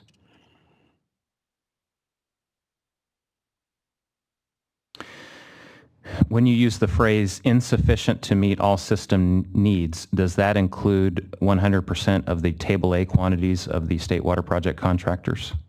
No.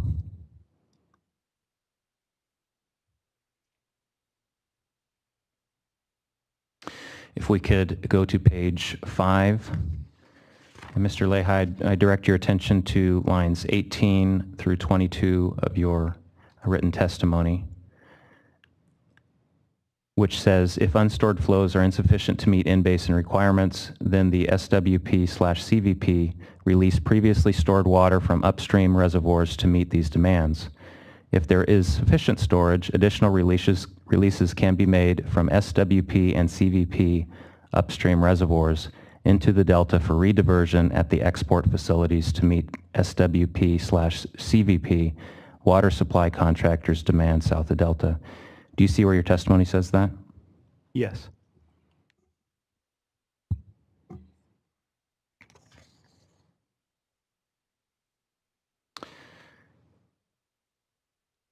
What, in your opinion, constitutes sufficient storage?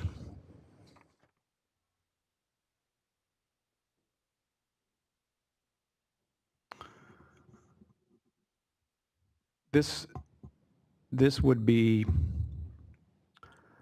generally any additional storage that's not necessary to meet those other in-basin uses in the system. So including the and other regulatory requirements. So this would be, again, the Bay Delta standards, the storage necessary to meet our contractual obligations, and storage to meet our minimum in-stream flow requirements on the Feather River.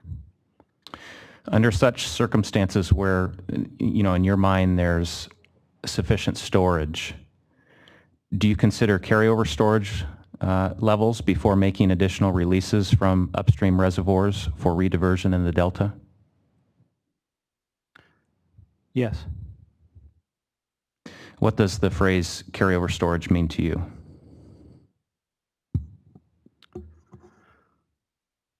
It's essentially the storage that would remain in the reservoir at the end of the water year and or calendar year. In the State Water Project operations, to what extent is water maintained in carryover storage to ensure that there is sufficient water to meet some portion of future demands upstream of the delta?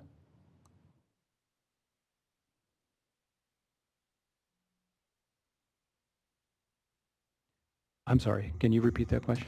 Sure. In the State Water Project operations, to what extent is water maintained in carryover storage to ensure that there is sufficient water to meet some portion of future demands upstream of the delta?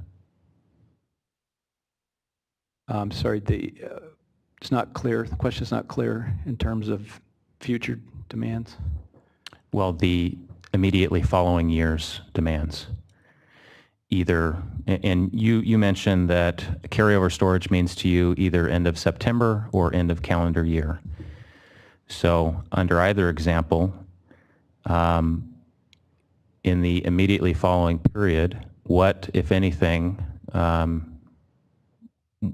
do you factor carryover storage, if at all, into your consideration? Well, there's a number of things that we're factoring in addition to the, so for example, the carryover storage targets in September, we have to account for the storage that we would need to release to meet in-stream flow requirements, temperature requirements on the Feather River hatchery. We have to ensure that we're leaving a reasonable amount of carryover storage in the reservoir for the following year's needs. And a lot of these factors can vary from year to year. So we're assessing the watershed on a whole, and there could be a number of factors that could change the decision on what's a reasonable level of carryover storage for the following year. Do you also consider the various contractual obligations, such as the agreements with the various Feather River service area contractors, I believe is how you referred to them? Yes, we do. Do you anticipate that the CVP, well, strike that. Do you anticipate that the State Water Project will continue to operate this way after the California WaterFix is constructed? Yes, we do.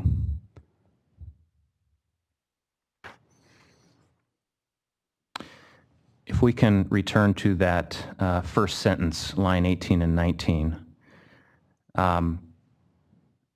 your statement there is, if unstored flows are insufficient to meet in-basin requirements, then the State Water Project CVP release previously stored water from upstream reservoirs to meet these demands. Do you see where your testimony says that? Yes. As an example, does this mean that DWR will draft storage at Lake Oroville to provide water supplies called for in the various agreements with senior water right holders on the Feather River? Yes.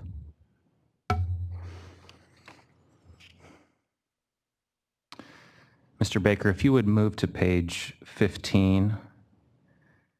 And Mr. Lehi, I'm going to be asking you questions about line 24 and 26.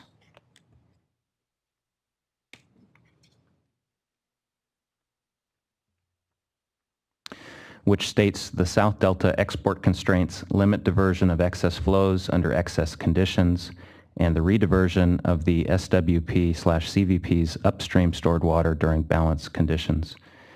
Do you see where your testimony says that? Yes.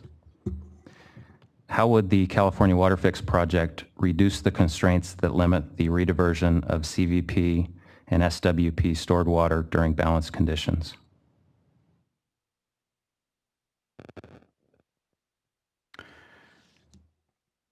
Well, as I stated in summary of my written testimony,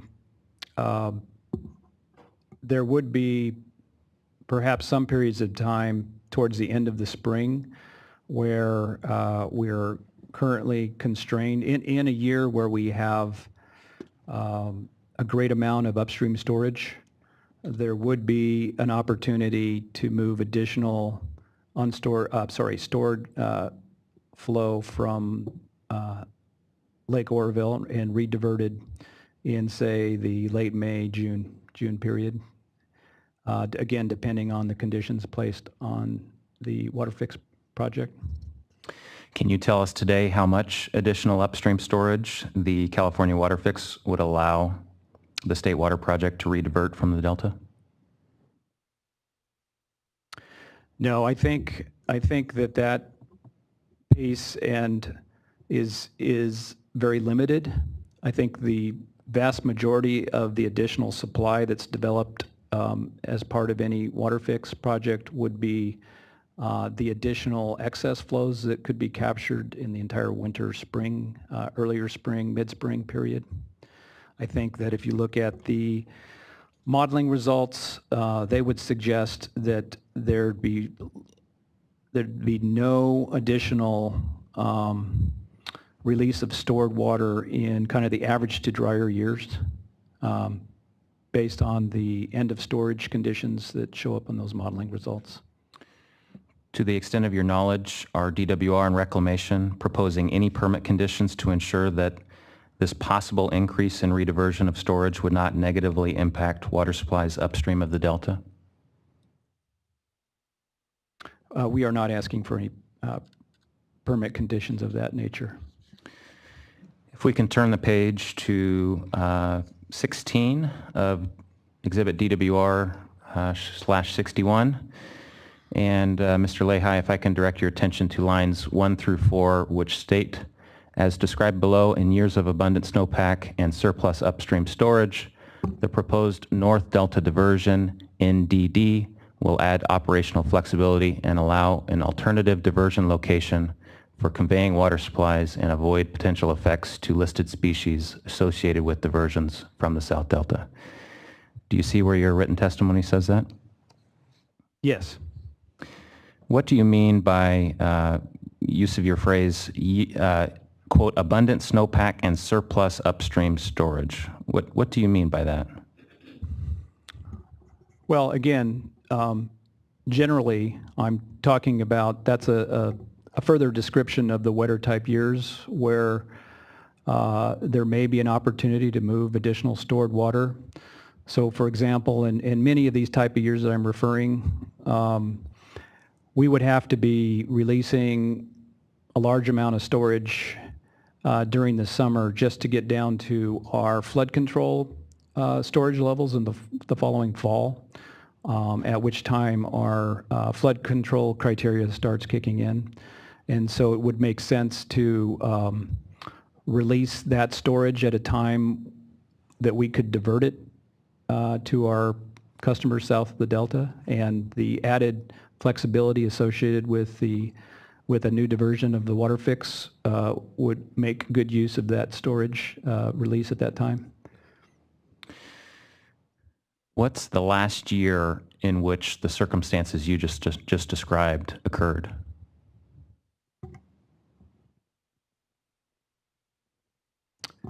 Uh, 2011 is it perhaps is a year where that situation that I just described occurred.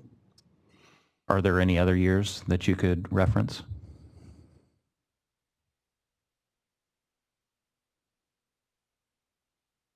I think the next possible year would probably be 2006. But those are probably the only 2 years I can think of that we'd be, storage upstream was so robust that we would naturally be bringing the storages down for those flood control criteria in the fall.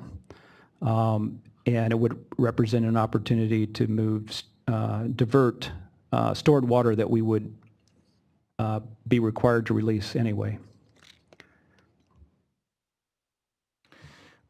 What about years when there is not abundant snowpack and surplus storage, which sounds like, under your example, is all years other than, well, let's stop there. Let me just ask you, what about years when there is not abundant snowpack and surplus storage?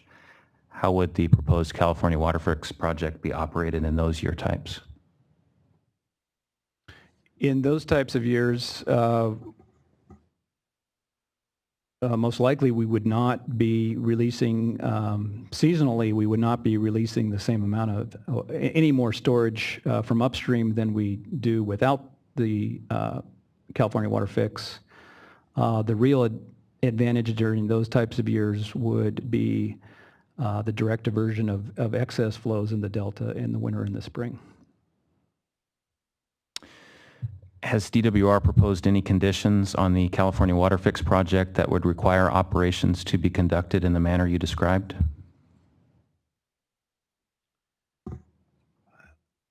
No, but I believe that would be the natural outcome, though, of the criteria which we have put forth as part of the various California WaterFix scenarios.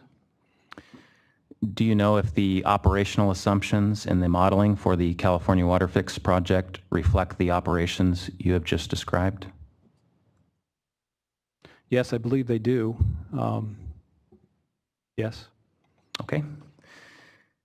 If we can move down, same page, page 16 of DWR 61, lines 11 through 15, which states, even with the potential for some variation in the operational criteria, the CWF will increase the options available to the SWP/CVP operators to more effectively balance the Bay Delta system in real time to protect all beneficial uses of water, whether for water supply, water quality, or fishery protection purposes. Do you see where your written testimony says that? Yes. What do you mean by more effectively balancing the Bay Delta system? Yes, so this, what I had in mind when I wrote this part of the testimony was essentially part of my summary of my testimony today when I was talking about when the two projects are operating to salinity objectives in the western and central delta, that depending on where salinity was intruding, if it were up the lower Sacramento River, we could change our diversions to correspond more heavily to the south delta diversion points. And in the circumstances where salinity intrusion was greater on the lower San Joaquin River side of the delta, we could reduce our diversions from the south and move them to the north diversion. So that's the type of balancing that I had in mind when I wrote this in the testimony. So then, as a consequence, this balancing you're referring to would result in changes in flows in the Bay Delta system, potentially. Do you agree? Objection is vague and ambiguous. Where in the delta are the flows being changed? Mr. Cooper? Anywhere in the delta.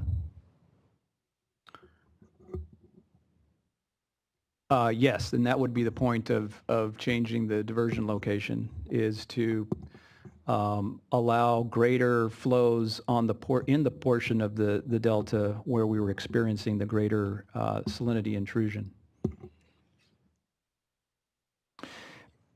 When you say that this balancing would more effectively protect water supply, what specific water supplies are you referring to?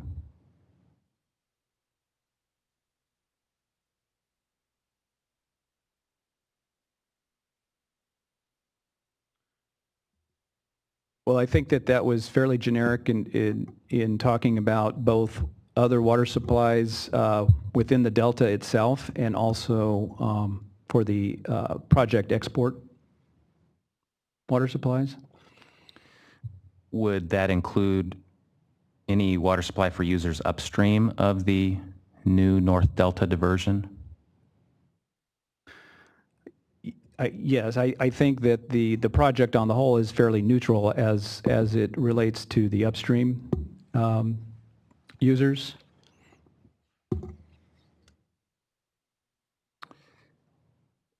You use the phrase in the same highlighted area of your testimony, variation in operational criteria. Is the full scope of variation in operational criteria analyzed in the boundary analysis?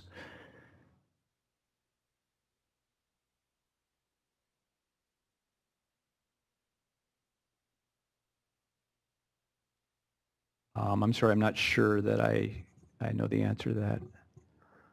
Okay.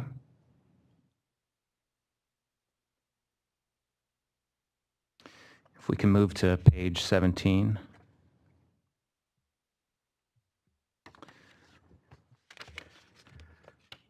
And I've only highlighted lines 8 through 9, but Mr. Lehigh, if I can direct your attention to that entire paragraph, starting at line 5 through 11, where you say, based on my knowledge and experience, it is my opinion that the SWP/CVP will continue to meet existing delta water quality and fishery objectives and any additional regulatory requirements for the CWF at a similar success rate as demonstrated historically.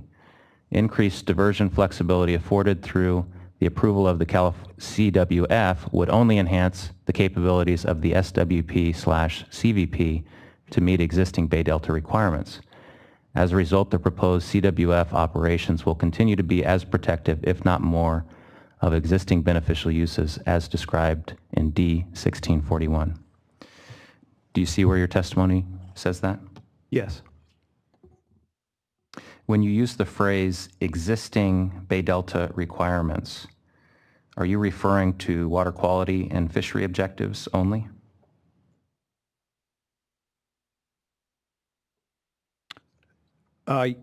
In this particular sentence, I was referring to the set of Bay Delta requirements in D1641. So you are not referring to the various upstream settlement contracts and diversion agreements held by upstream senior water right holders? That's right. That's I feel the project would be neutral with respect to any upstream water users.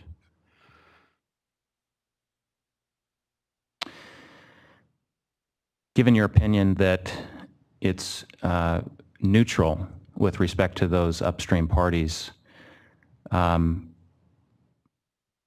could you provide assurances that the, quote, increased diversion flexibility will not affect those upstream parties? Objection relevance. I think it's pretty relevant. Please answer. Well, the decisions that we make today as far as conserving water upstream in order to meet all of those obligations to those users, the same rationale would exist even if California WaterFix were in place. So I don't see that there would be any change in our current thought process there.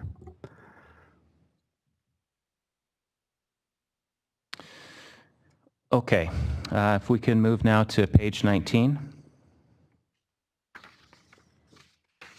Lines 23 through 26 of your written testimony, which states, CWF would enhance our ability to divert and store water during periods of high excess delta flows at a location where there is less risk to native fish and fewer effects to delta water quality.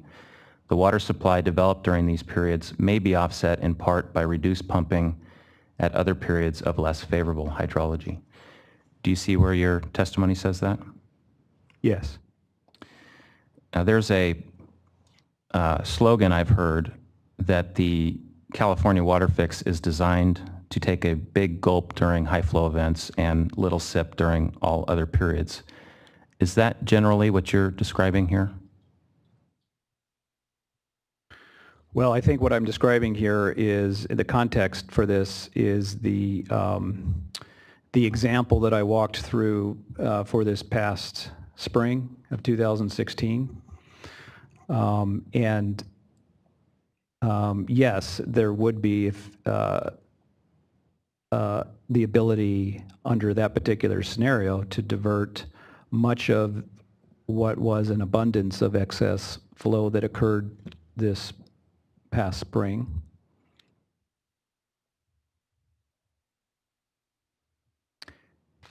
And potentially in those other abundant years, as you described earlier, 2011 and 2006. Is that correct?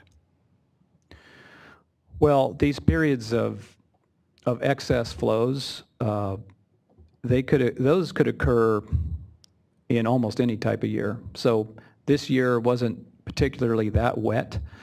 It was about average for the Sacramento Valley, still pretty dry for the San Joaquin. However, there were the periods in my example where flows were very much in excess of those needed to meet the requirements. So that type of condition could occur in almost any type of year, probably with the exception of the very driest years. Okay, if we can change to a different topic, Mr. Lehi. I want to ask you questions about the current facility I'll call them limitations at Lake Oroville. And I'll start with a question. What are the current physical limitations on releasing water from Lake Oroville at certain water elevations?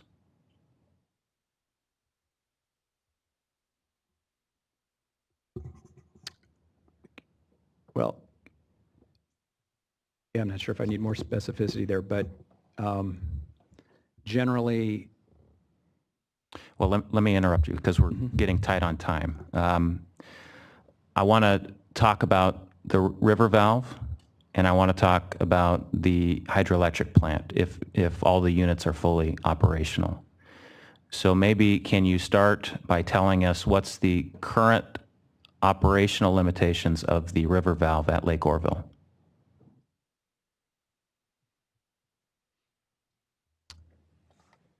So currently, we are in a period of we have work going on right now at the river valve. We're not projecting that we're going to be have the need to use it at any time in the near future. We believe we have the capability of about 2,000 CFS capacity as it is right now.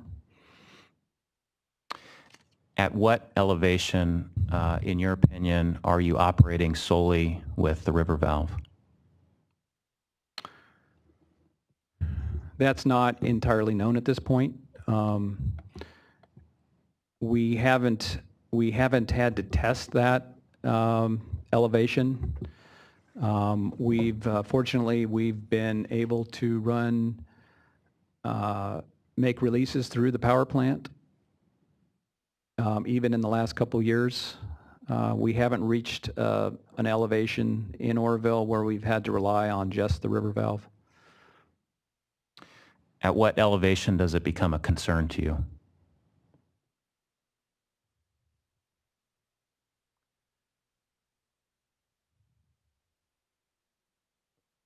I don't have the exact, in terms of elevation feet, I don't have that in front of me, and I don't recall offhand exactly what that level is. What about storage acre feet in the reservoir? Well, somewhere in the vicinity of 850 to 900,000 acre feet that's generally the amount of storage where we would start to have concern about losing our ability to use the generating plant and have to solely rely on the river valve.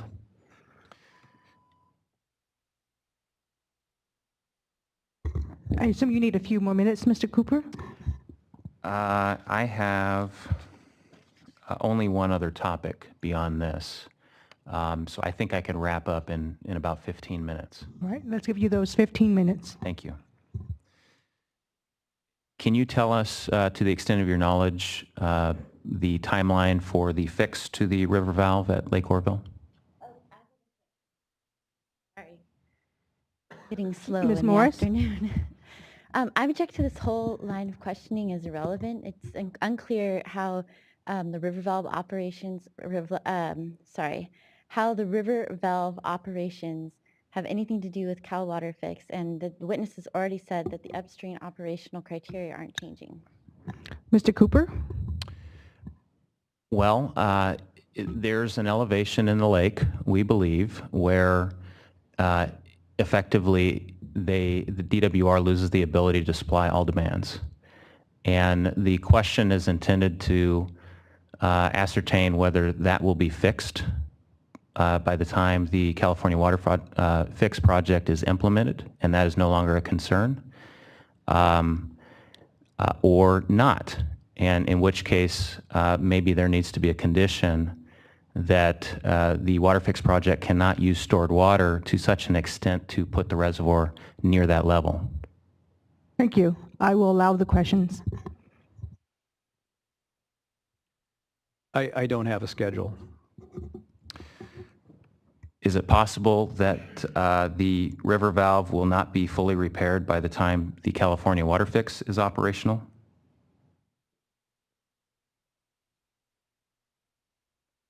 I'm not sure what you mean by fix.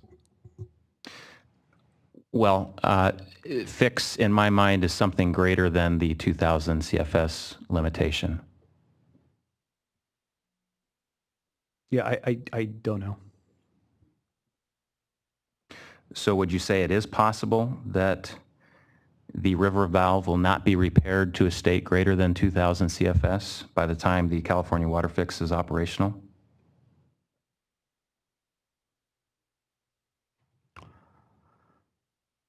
It's very speculative. I really don't know. I can't say for sure. Okay. When I use the term irrigation season, do you understand that to be a defined term in the various diversion agreements between the state of California and the water users from the Feather River? Yes. And I have the same question for the term drought. You understand that to be a defined term in those agreements? Yes.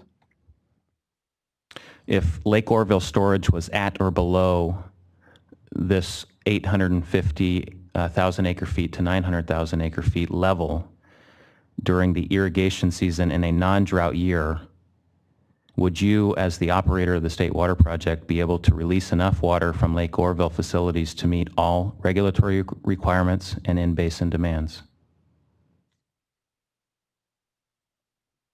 Objection, incomplete hypothetical. He may answer to the best of his ability. Well, we wouldn't, first of all, we wouldn't allow it to get to that level.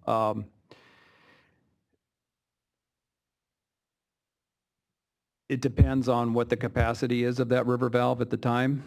It depends on what time of year we're talking, on what the demand is, what the release requirements are on the Feather River. So it's incomplete. I don't have enough information. If you're limited to 2,000 CFS release from Lake Orville in August of a non-drought year, does that 2,000 CFS give you enough water to meet all regulatory requirements and in-basin demands? It's highly unlikely that would be enough.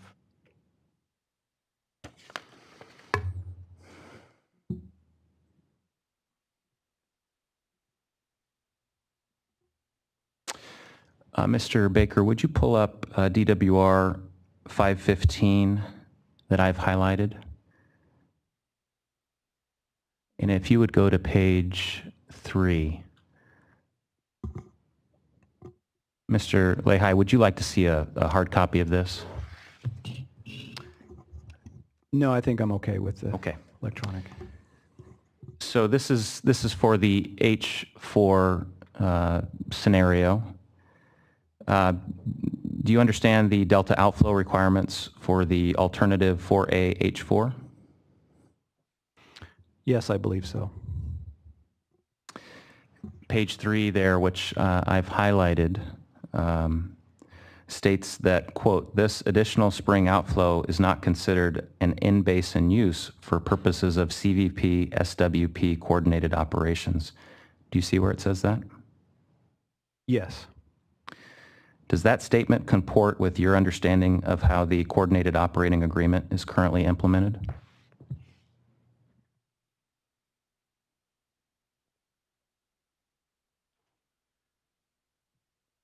Well, it's not clear exactly how this any new high spring outflow requirement would fit exactly in the existing coordinating agreement.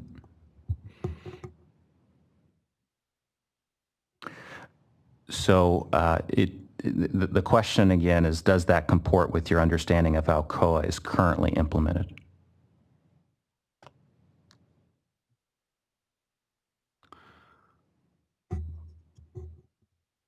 Well, so there is no additional outflow requirement in the that the current agreement was based. There is a provision in the coordinated operation agreement that the projects would review that agreement in terms of additional any new projects, significant new projects that would come online. So certainly I think this would rise to that test as far as the California WaterFix, as far as a new project as it relates to the coordinations of the two projects. So the highlighted text says in part that in wetter years with a greater than 50% exceedance, less than 50% exceedance, if the outflow target is not achieved by export curtailments, then the additional flow needed to meet the outflow target is released from the Oroville Reservoir as long as its projected end-of-May storage is at or above 2 million acre feet. Do you see that? Yes.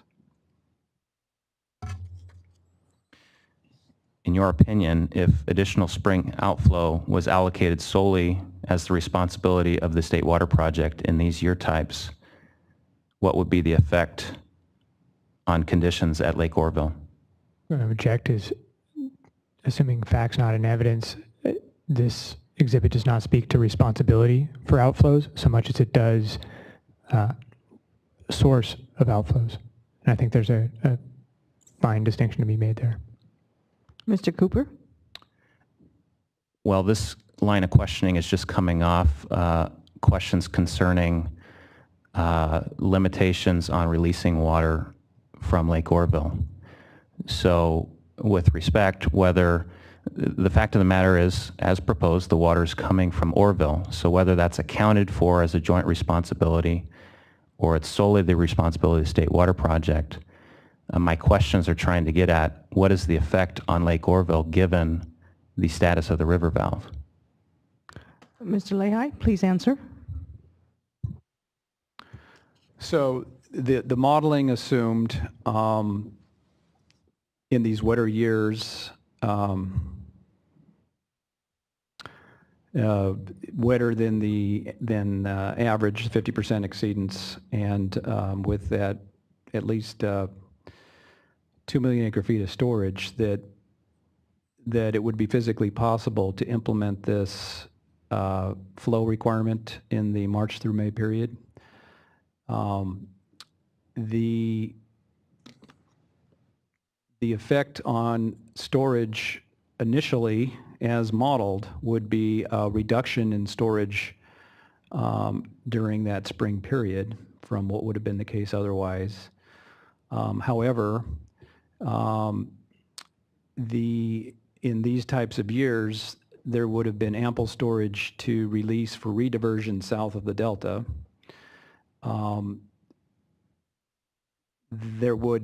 There'd be opportunity to recover that storage before getting to the end of the water year by backing off of the storage released for rediversion to the south of delta contractors, which the modeling would indicate that we could end the water year with the same storage with or without the project. Does what you just described reflect current operations? That is, you'll release more water in these earlier spring months and then back off to satisfy a targeted end of September storage? Well, we don't have this current requirement, but if we were having to release a large amount of storage for, let's say, an existing X2 requirement, yes, we would have to back off later in the year on the amount of storage that we would release for rediversion for our contractor south of the delta. So in that respect, it would be the same. The same, if I understand your question, the same, but during a different time of year. My question is additional releases in the spring, backing off releases in the remainder of the months until September to try to hit some type of end of September storage level. Is that a current operation that you as the project operator have implemented sometime during your tenure? Yes. What year was that? Well, like I said, generally, if the projects are having to meet a spring X2 outflow requirement that turns out to be more costly than we had initially projected, we would collectively have to back off, well, I'll speak for Oroville, we'd back off our releases later in the year. We would have less of that storage available for release and rediversion to our contractors south of the delta when we got into the summer period. So yes, this is actually very common as far as change in release pattern to deal with any type of outflow standard in the spring. Has that happened sometime in the last 5 years?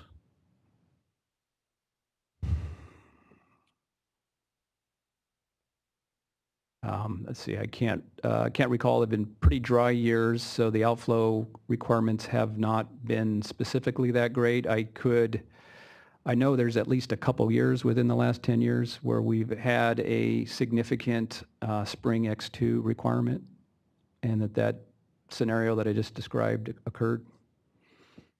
Would that be 2006 and 2011? No, I don't recall. I think 2011 there was probably enough natural flow to meet the X2 standards without release from storage to meet it.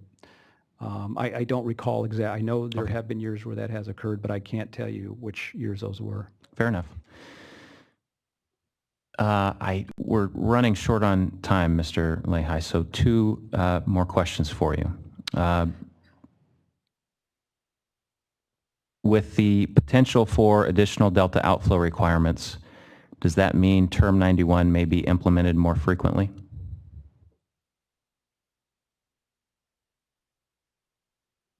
I don't know the answer to that.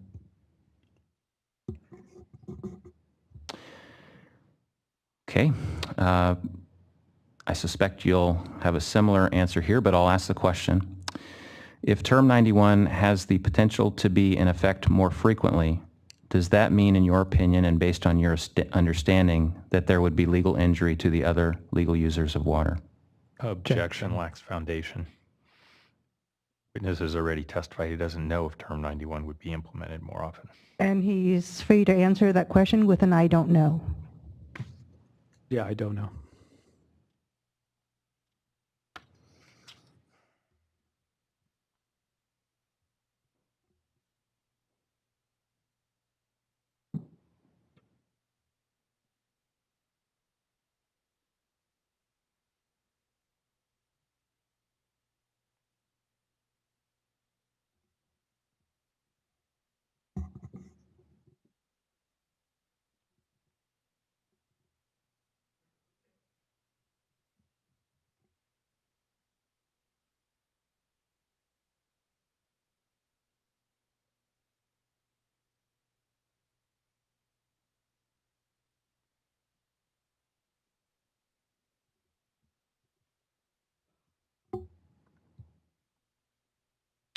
Okay. Thank you, Mr. Lehi. Thank you, board members. That concludes my questions. Thank you, Mr. Cooper. Mr. Lilly, Mr. Kelly, I guess Mr. Lilly is coming up. Mr. Lilly, we will need to adjourn by 5 today, so I will ask you to keep that in mind and suggest a good, appropriate time to break in your line of questioning. That is, assuming you don't finish by 5. Okay. Okay. And since I see Ms. Meserve there in the audience, let me say this before I forget. We have your request that you will not be available to attend tomorrow's morning session.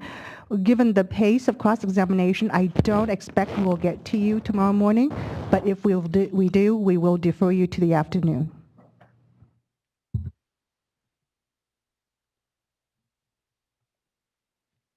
Your pen. Chair Dodak, or Ms. Dodak, just for logistics, I have given a flash drive with 7 BKS exhibits, which I will use during cross-examination, to the staff, and I think Mr. Baker is ready to run that. And I have paper copies of those exhibits, which I'd like to hand to all of you and the witness and the attorney, if I may. Thank you, Mr. Lilly.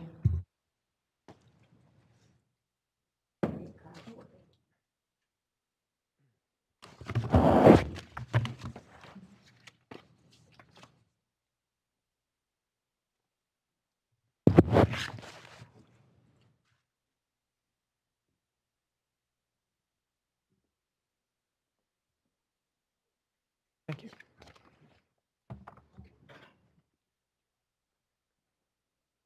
Papers.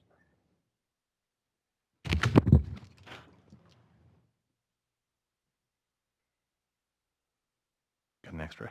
Thanks.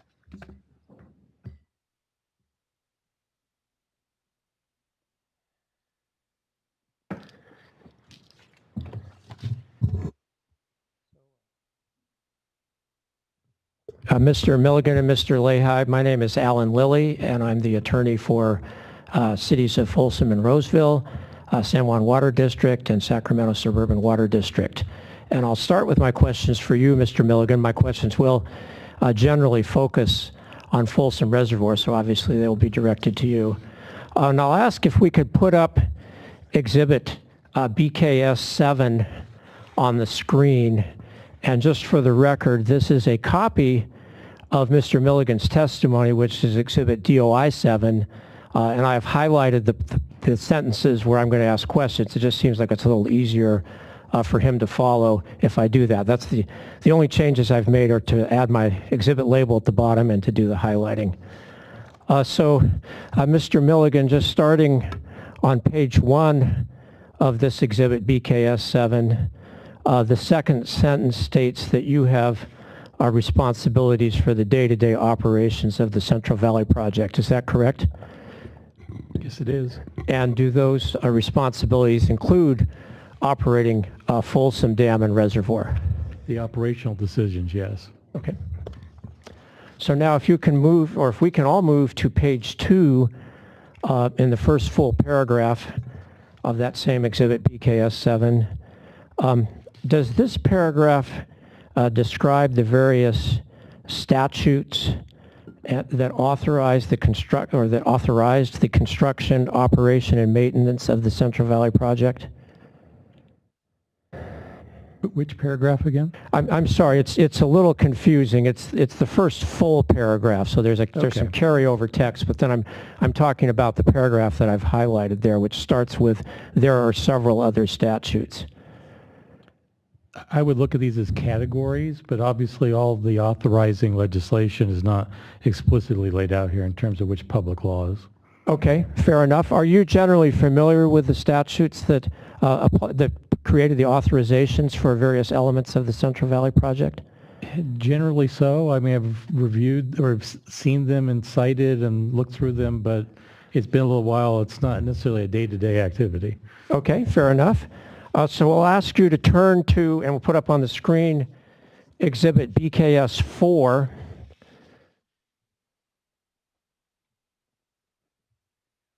Which should be in that pile of paper copies I gave you.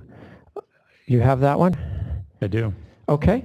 And this contains a copy of Public Law 356, which was enacted on October 14, 1949, and I have highlighted some paragraphs in that. So if you could please just read to yourself the highlighted text that begins at the bottom of the first page of this exhibit and carries over into the first 2 lines of the second page, and let us know when you finish reading that.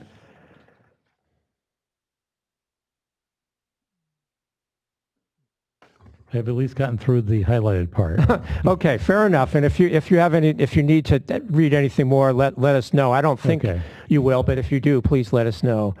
So is it your understanding that this is the act that authorized the construction of Folsom Dam and Reservoir at the capacity of approximately 1 million acre-feet as part of the Central Valley Project? Yes, it is. And is this act one of the CVP authorization acts that Reclamation must comply with when it's operating the CVP? Yes, as amended by subsequent acts, obviously. Fair enough. All right, so now I'll ask you to go to the highlighted text toward the bottom of the second page of this exhibit BKS 4. And please, there's a paragraph that I've highlighted which starts out, "Nothing contained in this act." And if you could just please read that to yourself and then let us know when you've finished.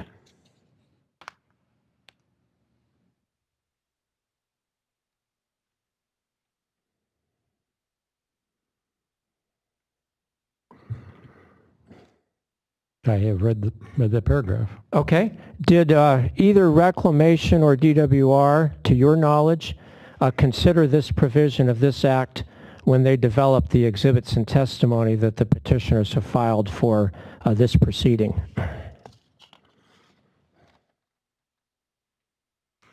Explicitly, I don't believe anyone probably looked at this section as the text from the act, but it's not necessarily inconsistent with some of the planning and formulation of the project, I don't believe. Okay. So let's now go back to Exhibit BKS 7, which is a copy of your testimony. And I'm going to ask to go back to the first page of that. And the second paragraph, toward the end of that paragraph, there's a sentence that says, "As operations manager, I am responsible for ensuring that Reclamation meets its responsibilities related to federal requirements, such as ESA, CVPIA, etc., as well as state requirements such as D 1641 and other related water right permit conditions." Do you see that? Yes, I do. And now I'm just going to flip to page 4 of that same exhibit in the first paragraph. And this sentence from your testimony reads, as previously stated, Reclamation operates the CVP pursuant to statute, regulations, permit terms and conditions, and contractual obligations that affect the timing and amount of water that may be available for various uses. Do you see that? Yes, I do.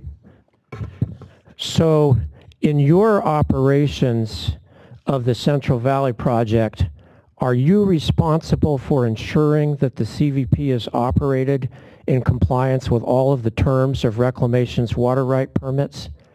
At least the operational components. Okay.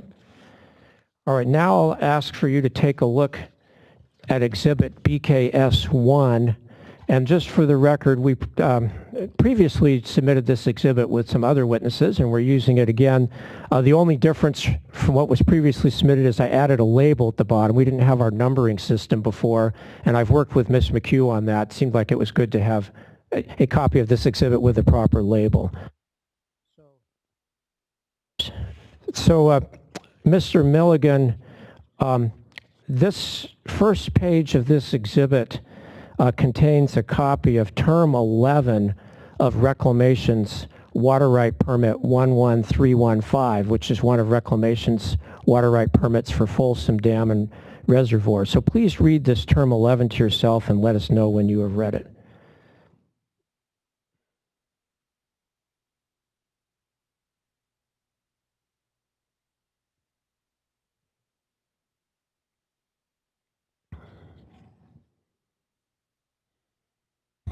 I have completed. All right. So as the CVP's operator, or I'll say person in charge of operations, what do you do to ensure that the CVP operates in compliance with this permit term? In this particular case, I would,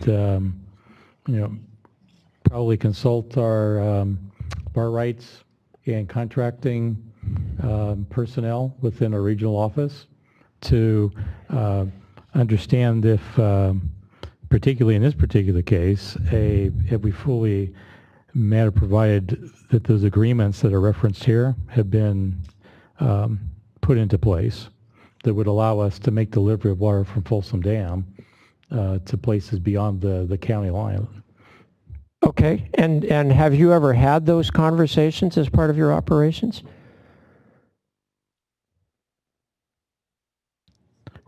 I believe this particular term has come up in some discussions in the past, and it's my understanding that we believe that we have the agreements as outlined here in place. Okay, so is it your view that the agreements are all that you need to do to comply with this permit term? Well, I certainly think that providing the water, meeting the terms of the agreement probably is also important. Having the agreement in place is the first piece, and second piece would be to actually perform to the agreement itself. Okay, so thank you for the clarification. That's obviously very important. So is that describing both the agreement and complying with the agreement? Is that your understanding of what Reclamation does to comply with this permit term? As it relates to the operations, yes. Okay. And I'm going to just quickly ask you to look at the second page of that same exhibit, BKS1. And this is Term 11 from another Reclamation water right permit for the Folsom unit operations, Permit 11316. And incidentally, these are excerpts from two State Water Resources Control Board exhibits, which I've labeled at the bottom. This term is, I think it's verbatim the same, so I'm just going to ask you, do you have the same answer regarding what Reclamation does to comply with this permit term? My quick read is it is very similar, if not the same, and it'd be the same answer, yes. Okay. Did Reclamation or DWR consider either of these permit terms when they were developing the exhibits and testimony that petitioners have filed in this proceeding?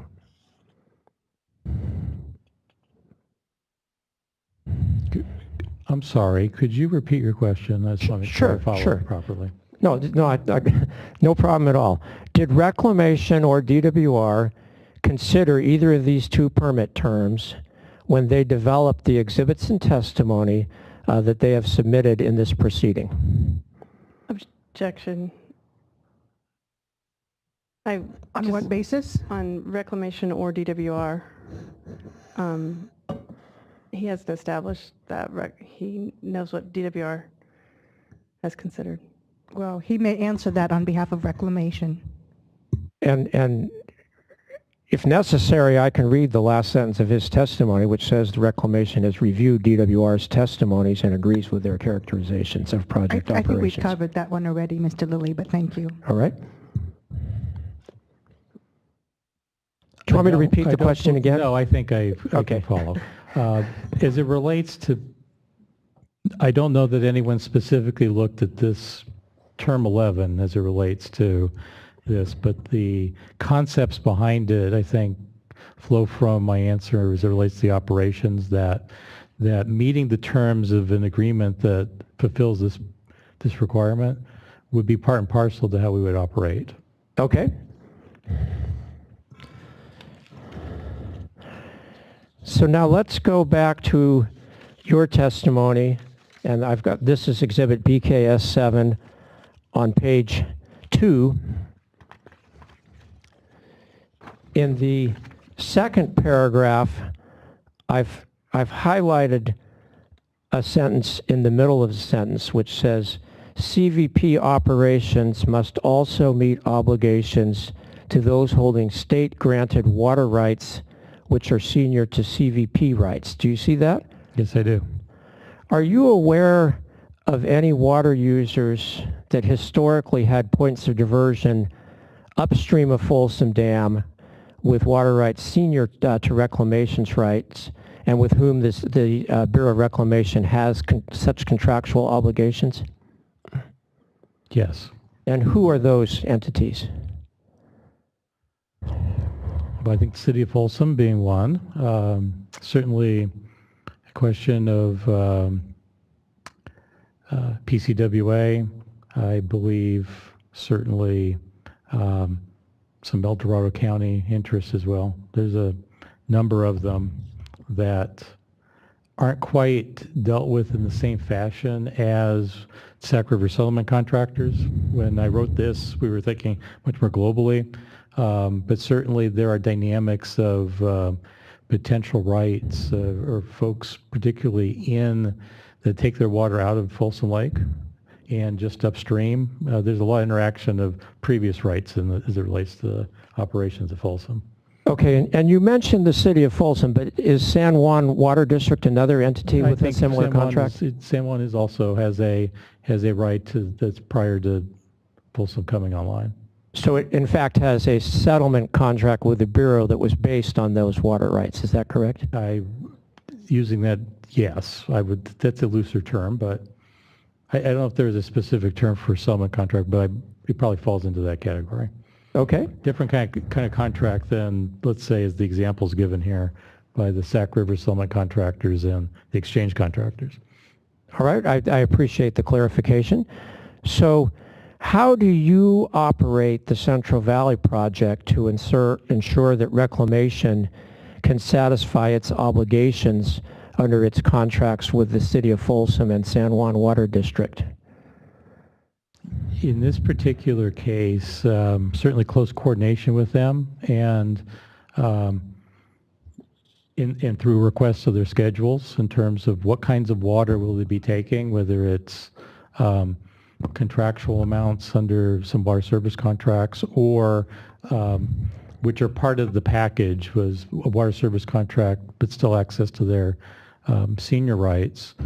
But then predominantly as an operational point of view, it's maintaining enough water in the lake so they can get access through the devices that have been constructed to get their water to them. Okay, and we will come back to that. That physical limitation is obviously... I had a feeling of that. Well, it's obviously very important for these entities.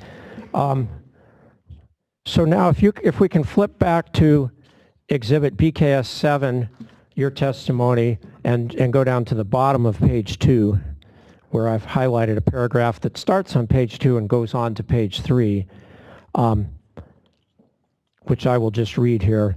It says, Reclamation and DWR coordinate on a daily basis to determine the needed delta outflow for water quality, reservoir release flows necessary to meet in-basin demands, schedules for delta pumping and joint use of the San Luis unit facilities, and for the use of each other's facilities for pumping and conveyance. Do you see that sentence? Yes, I do. So here, what do you mean by in-basin demands?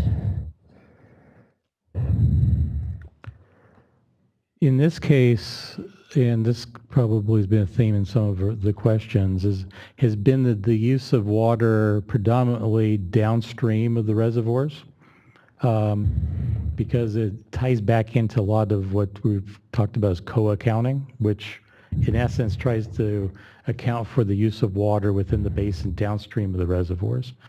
Okay. So this context and the close coordination with the State Water Project operators is to track the in-basin uses downstream from our release points, from our major reservoirs, to track that use of water, and then how much of that gets to the delta, and then be able to manage the delta needs, both outflow, scheduling in terms of our exports at that point. Okay. So if I hear you right, then the water deliveries or demands for the cities of Folsom and San Juan Water District under their contract, it sounds like you do not include those within your definition of in-basin demands, or do you? Well, not as it relates to this discussion, but obviously because they're not diverting from the river downstream of the reservoir, so we're not making a reservoir release to the river to meet these demands. These are accounting for those demands as a withdrawal of water from the reservoir. So not to get too deep into COA accounting, but obviously it would change the reservoir storage on a given day and not necessarily be a release to the river, which is a bulk of our work with John's group. Okay. So, I think you alluded to this point a few minutes ago, which obviously is very important for my clients. When you operate the CVP, what do you do to maintain sufficient water storage in Folsom Reservoir to ensure that reclamation can meet its obligations under its contracts with the City of Folsom and San Juan Water District? Well, this is a bit of building on what John was talking about earlier this afternoon. Looking at what the forecasted inflows are, what the needs in the delta, and an overall operation through the water year that would allow us to maintain a reasonable lake level at all of our systems that would be an appropriate, quote, carryover storage into the next water year. In the case of Folsom, our typical place where we would like to be going from one year to the next is well in excess of what would be needed to assure that we have access to water to the set of contractors we've been talking about. Okay, so I think it'd be good if, it sounds like there are two different numbers there you're talking about, and it'd probably be good if you specify both of them. What's in your view the minimum Folsom storage amount that you need to ensure that you do have access to so you can deliver water to these entities? Well, regrettably, through the drought, we've had a lot of discussion and thought about what is that number and what does it look like. But we're talking about, it depends on the time of the year, obviously.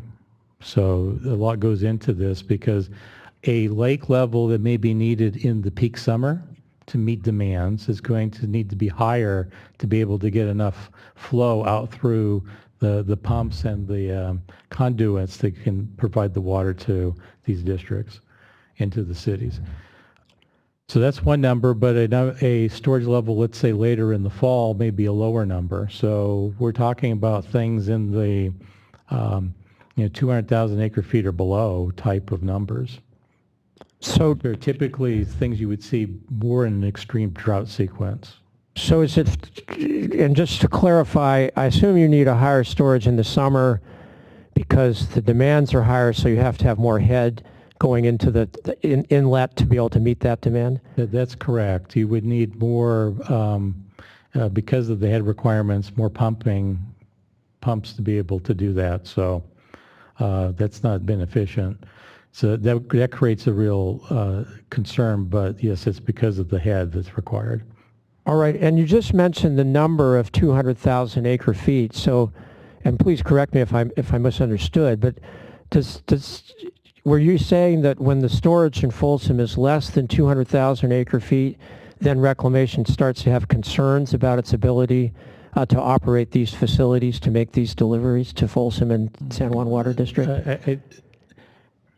It creates some concerns about a number of criteria, particularly if we envision that we'll have an extended period of very dry conditions. So that is a place that obviously it's a warning sign. So particularly if we're coming into a place, well, virtually any time within the water year, 200,000 acre feet does trigger what might be, has been inferred into some documents as a conference year, that we should really be thinking about the overall releases to the river and the management of the storage to deal with this particular concern, as well as maintaining minimum flows in the American River itself. Okay, and we've just used the number 200,000 acre feet, and I think you've said it varies depending on the time of the year. Is there a greater concern or a more heightened concern if you hit 200,000 acre feet during, let's just say, the summer months versus during the fall months? I would say if we're at 200,000 in the summer, then that's probably going to be much more of a concern than if we saw 200,000 acre feet in December, obviously. And that's because you know you're almost certainly not going to get any significant inflow until at least late fall or potentially even later. A lot longer before you see some inflows, and you probably got demands and river needs for a longer period. All right, and then the other point or variable I think you referred to was carryover storage. And if you could please just tell us, I think it would be useful for us all to have your understanding of what you mean by the term carryover storage, and particularly related to Folsom Reservoir. Well, I think for Folsom, particularly in light of the flow management criteria that we've worked with the Water Forum on, I typically think of end of September as that number. As John indicated, there's a utility as to what your storage looks like at the end of December as well. Okay, and what do you believe are the minimum carryover storages that reclamation should be operating to for, again, let's split it up. First of all, for end of September. That's hypothetically difficult because I would probably characterize that depending on where are we. And if it's particularly as we're coming off of several severe drought years, as in it's more prominent in other parts of our system, but when you're in year 3, 4, 5 of the drought, there's probably a different number than if you are just coming out of a normal year, obviously. Well, and I think you need to explain that, because I'm not trying to be difficult here, but I really don't understand that, because on September 30th, we never know what the next water year is going to be, do we? We do not, but what we have seen, and this is a great year's example, if you're coming off of several dry years, the watershed obviously responds much differently. And this is a great example of a year where we had maybe near average snowpack in the March, April standpoint, but the runoff from that snowpack by the time we got to July, even June, was far less. So, those are things we consider. Again, if you look at a larger reservoir like Shasta, you're talking about a reservoir that's trying to carry water to carry you through multiple dry years. Folsom is a little bit less of that type of a concern. All right. Well, so you've given some caveats. So then, for what do you consider to be appropriate carryover storage targets for end of September? And you can state it as a range to take into account the caveats you just mentioned. I would think that where we have seen, particularly given Folsom, that if you're in the range of, probably anything above 600,000 is probably water that you're going to end up spilling at some point. And once you get below 4, there's some concern. So somewhere between there, I think, is an area where we would feel somewhat comfortable, and this is a place where I think some of tuning of well, like CalSim has tried to hone what that range is. Obviously, in the extreme drought periods, you're going to have to go below that. That 400,000 number is probably a luxury that you can't afford to keep and make all your ends meet. But certainly something that we give a lot of consideration to. And then you referred a few minutes ago to end of December carryover storage. So please just explain what the differences are between reclamations, considerations, and operations for end of December carryover storage versus end of September. Well, knowing that, again, you made the point that we don't know what the hydrology necessarily is going into the season. If we find that because of a combination of whatever that carryover storage was into September and a dry fall, and we find ourselves at a lower point at the end of December, then we need to make some decisions about how we're going to handle fishery releases, for example, going through the spring. And that's a point in time that's probably of interest to the fishery management on the American River. The spring, or excuse me, the fall period is a time where you'd like to try to keep some stability, and then you might have a chance there to true that up at that kind of end of the year time frame. So is it fair to say that reclamation would start having some of the concerns you talked about if end of December storage is less than the 400,000 acre feet? At this point, I'm going to object to this line of questioning. We've sort of gone through a lot of existing operations at this point in time, and Mr. Lilly hasn't yet tied it to this particular project. Again, this hearing's, I think appropriately focused on the Cal WaterFix. The operations folks have testified that we're not changing the operational criteria of the upstream reservoirs. If Mr. Lilly can tie this to the project that's before the board, I'm happy to let it not object, but at this point I haven't seen the connection made. Well, I think it's very relevant, but I'll allow Mr. Lilly to explain it. Well, one of the reasons we haven't established the connection is we haven't had our witnesses testify yet, and I will say our witnesses will testify that they believe that the Cal WaterFix could have significant effects on changes in operations. So I need to establish the foundation of the current risks with low carryover Folsom storage to be able to then have the witness discuss the potential changes in those risks and particularly increases in those risks that could occur with Cal WaterFix. Thank you, Mr. Lilly. Mr. Mizell, did you want to add something else? I just think if he's establishing foundation for his own witness, that can be done during his testimony. These witnesses are here to answer questions relevant to the project as we've presented it. These witnesses are here to answer questions that will help this board in making a decision on your petition. And to that end, I'm going to allow Mr. Lilly to ask his questions. All right, so let me repeat the question, Mr. Milligan, or rephrase it. Is it fair to say that reclamation will have concerns if the end of December storage in Folsom Reservoir is less than 400,000 acre feet? No.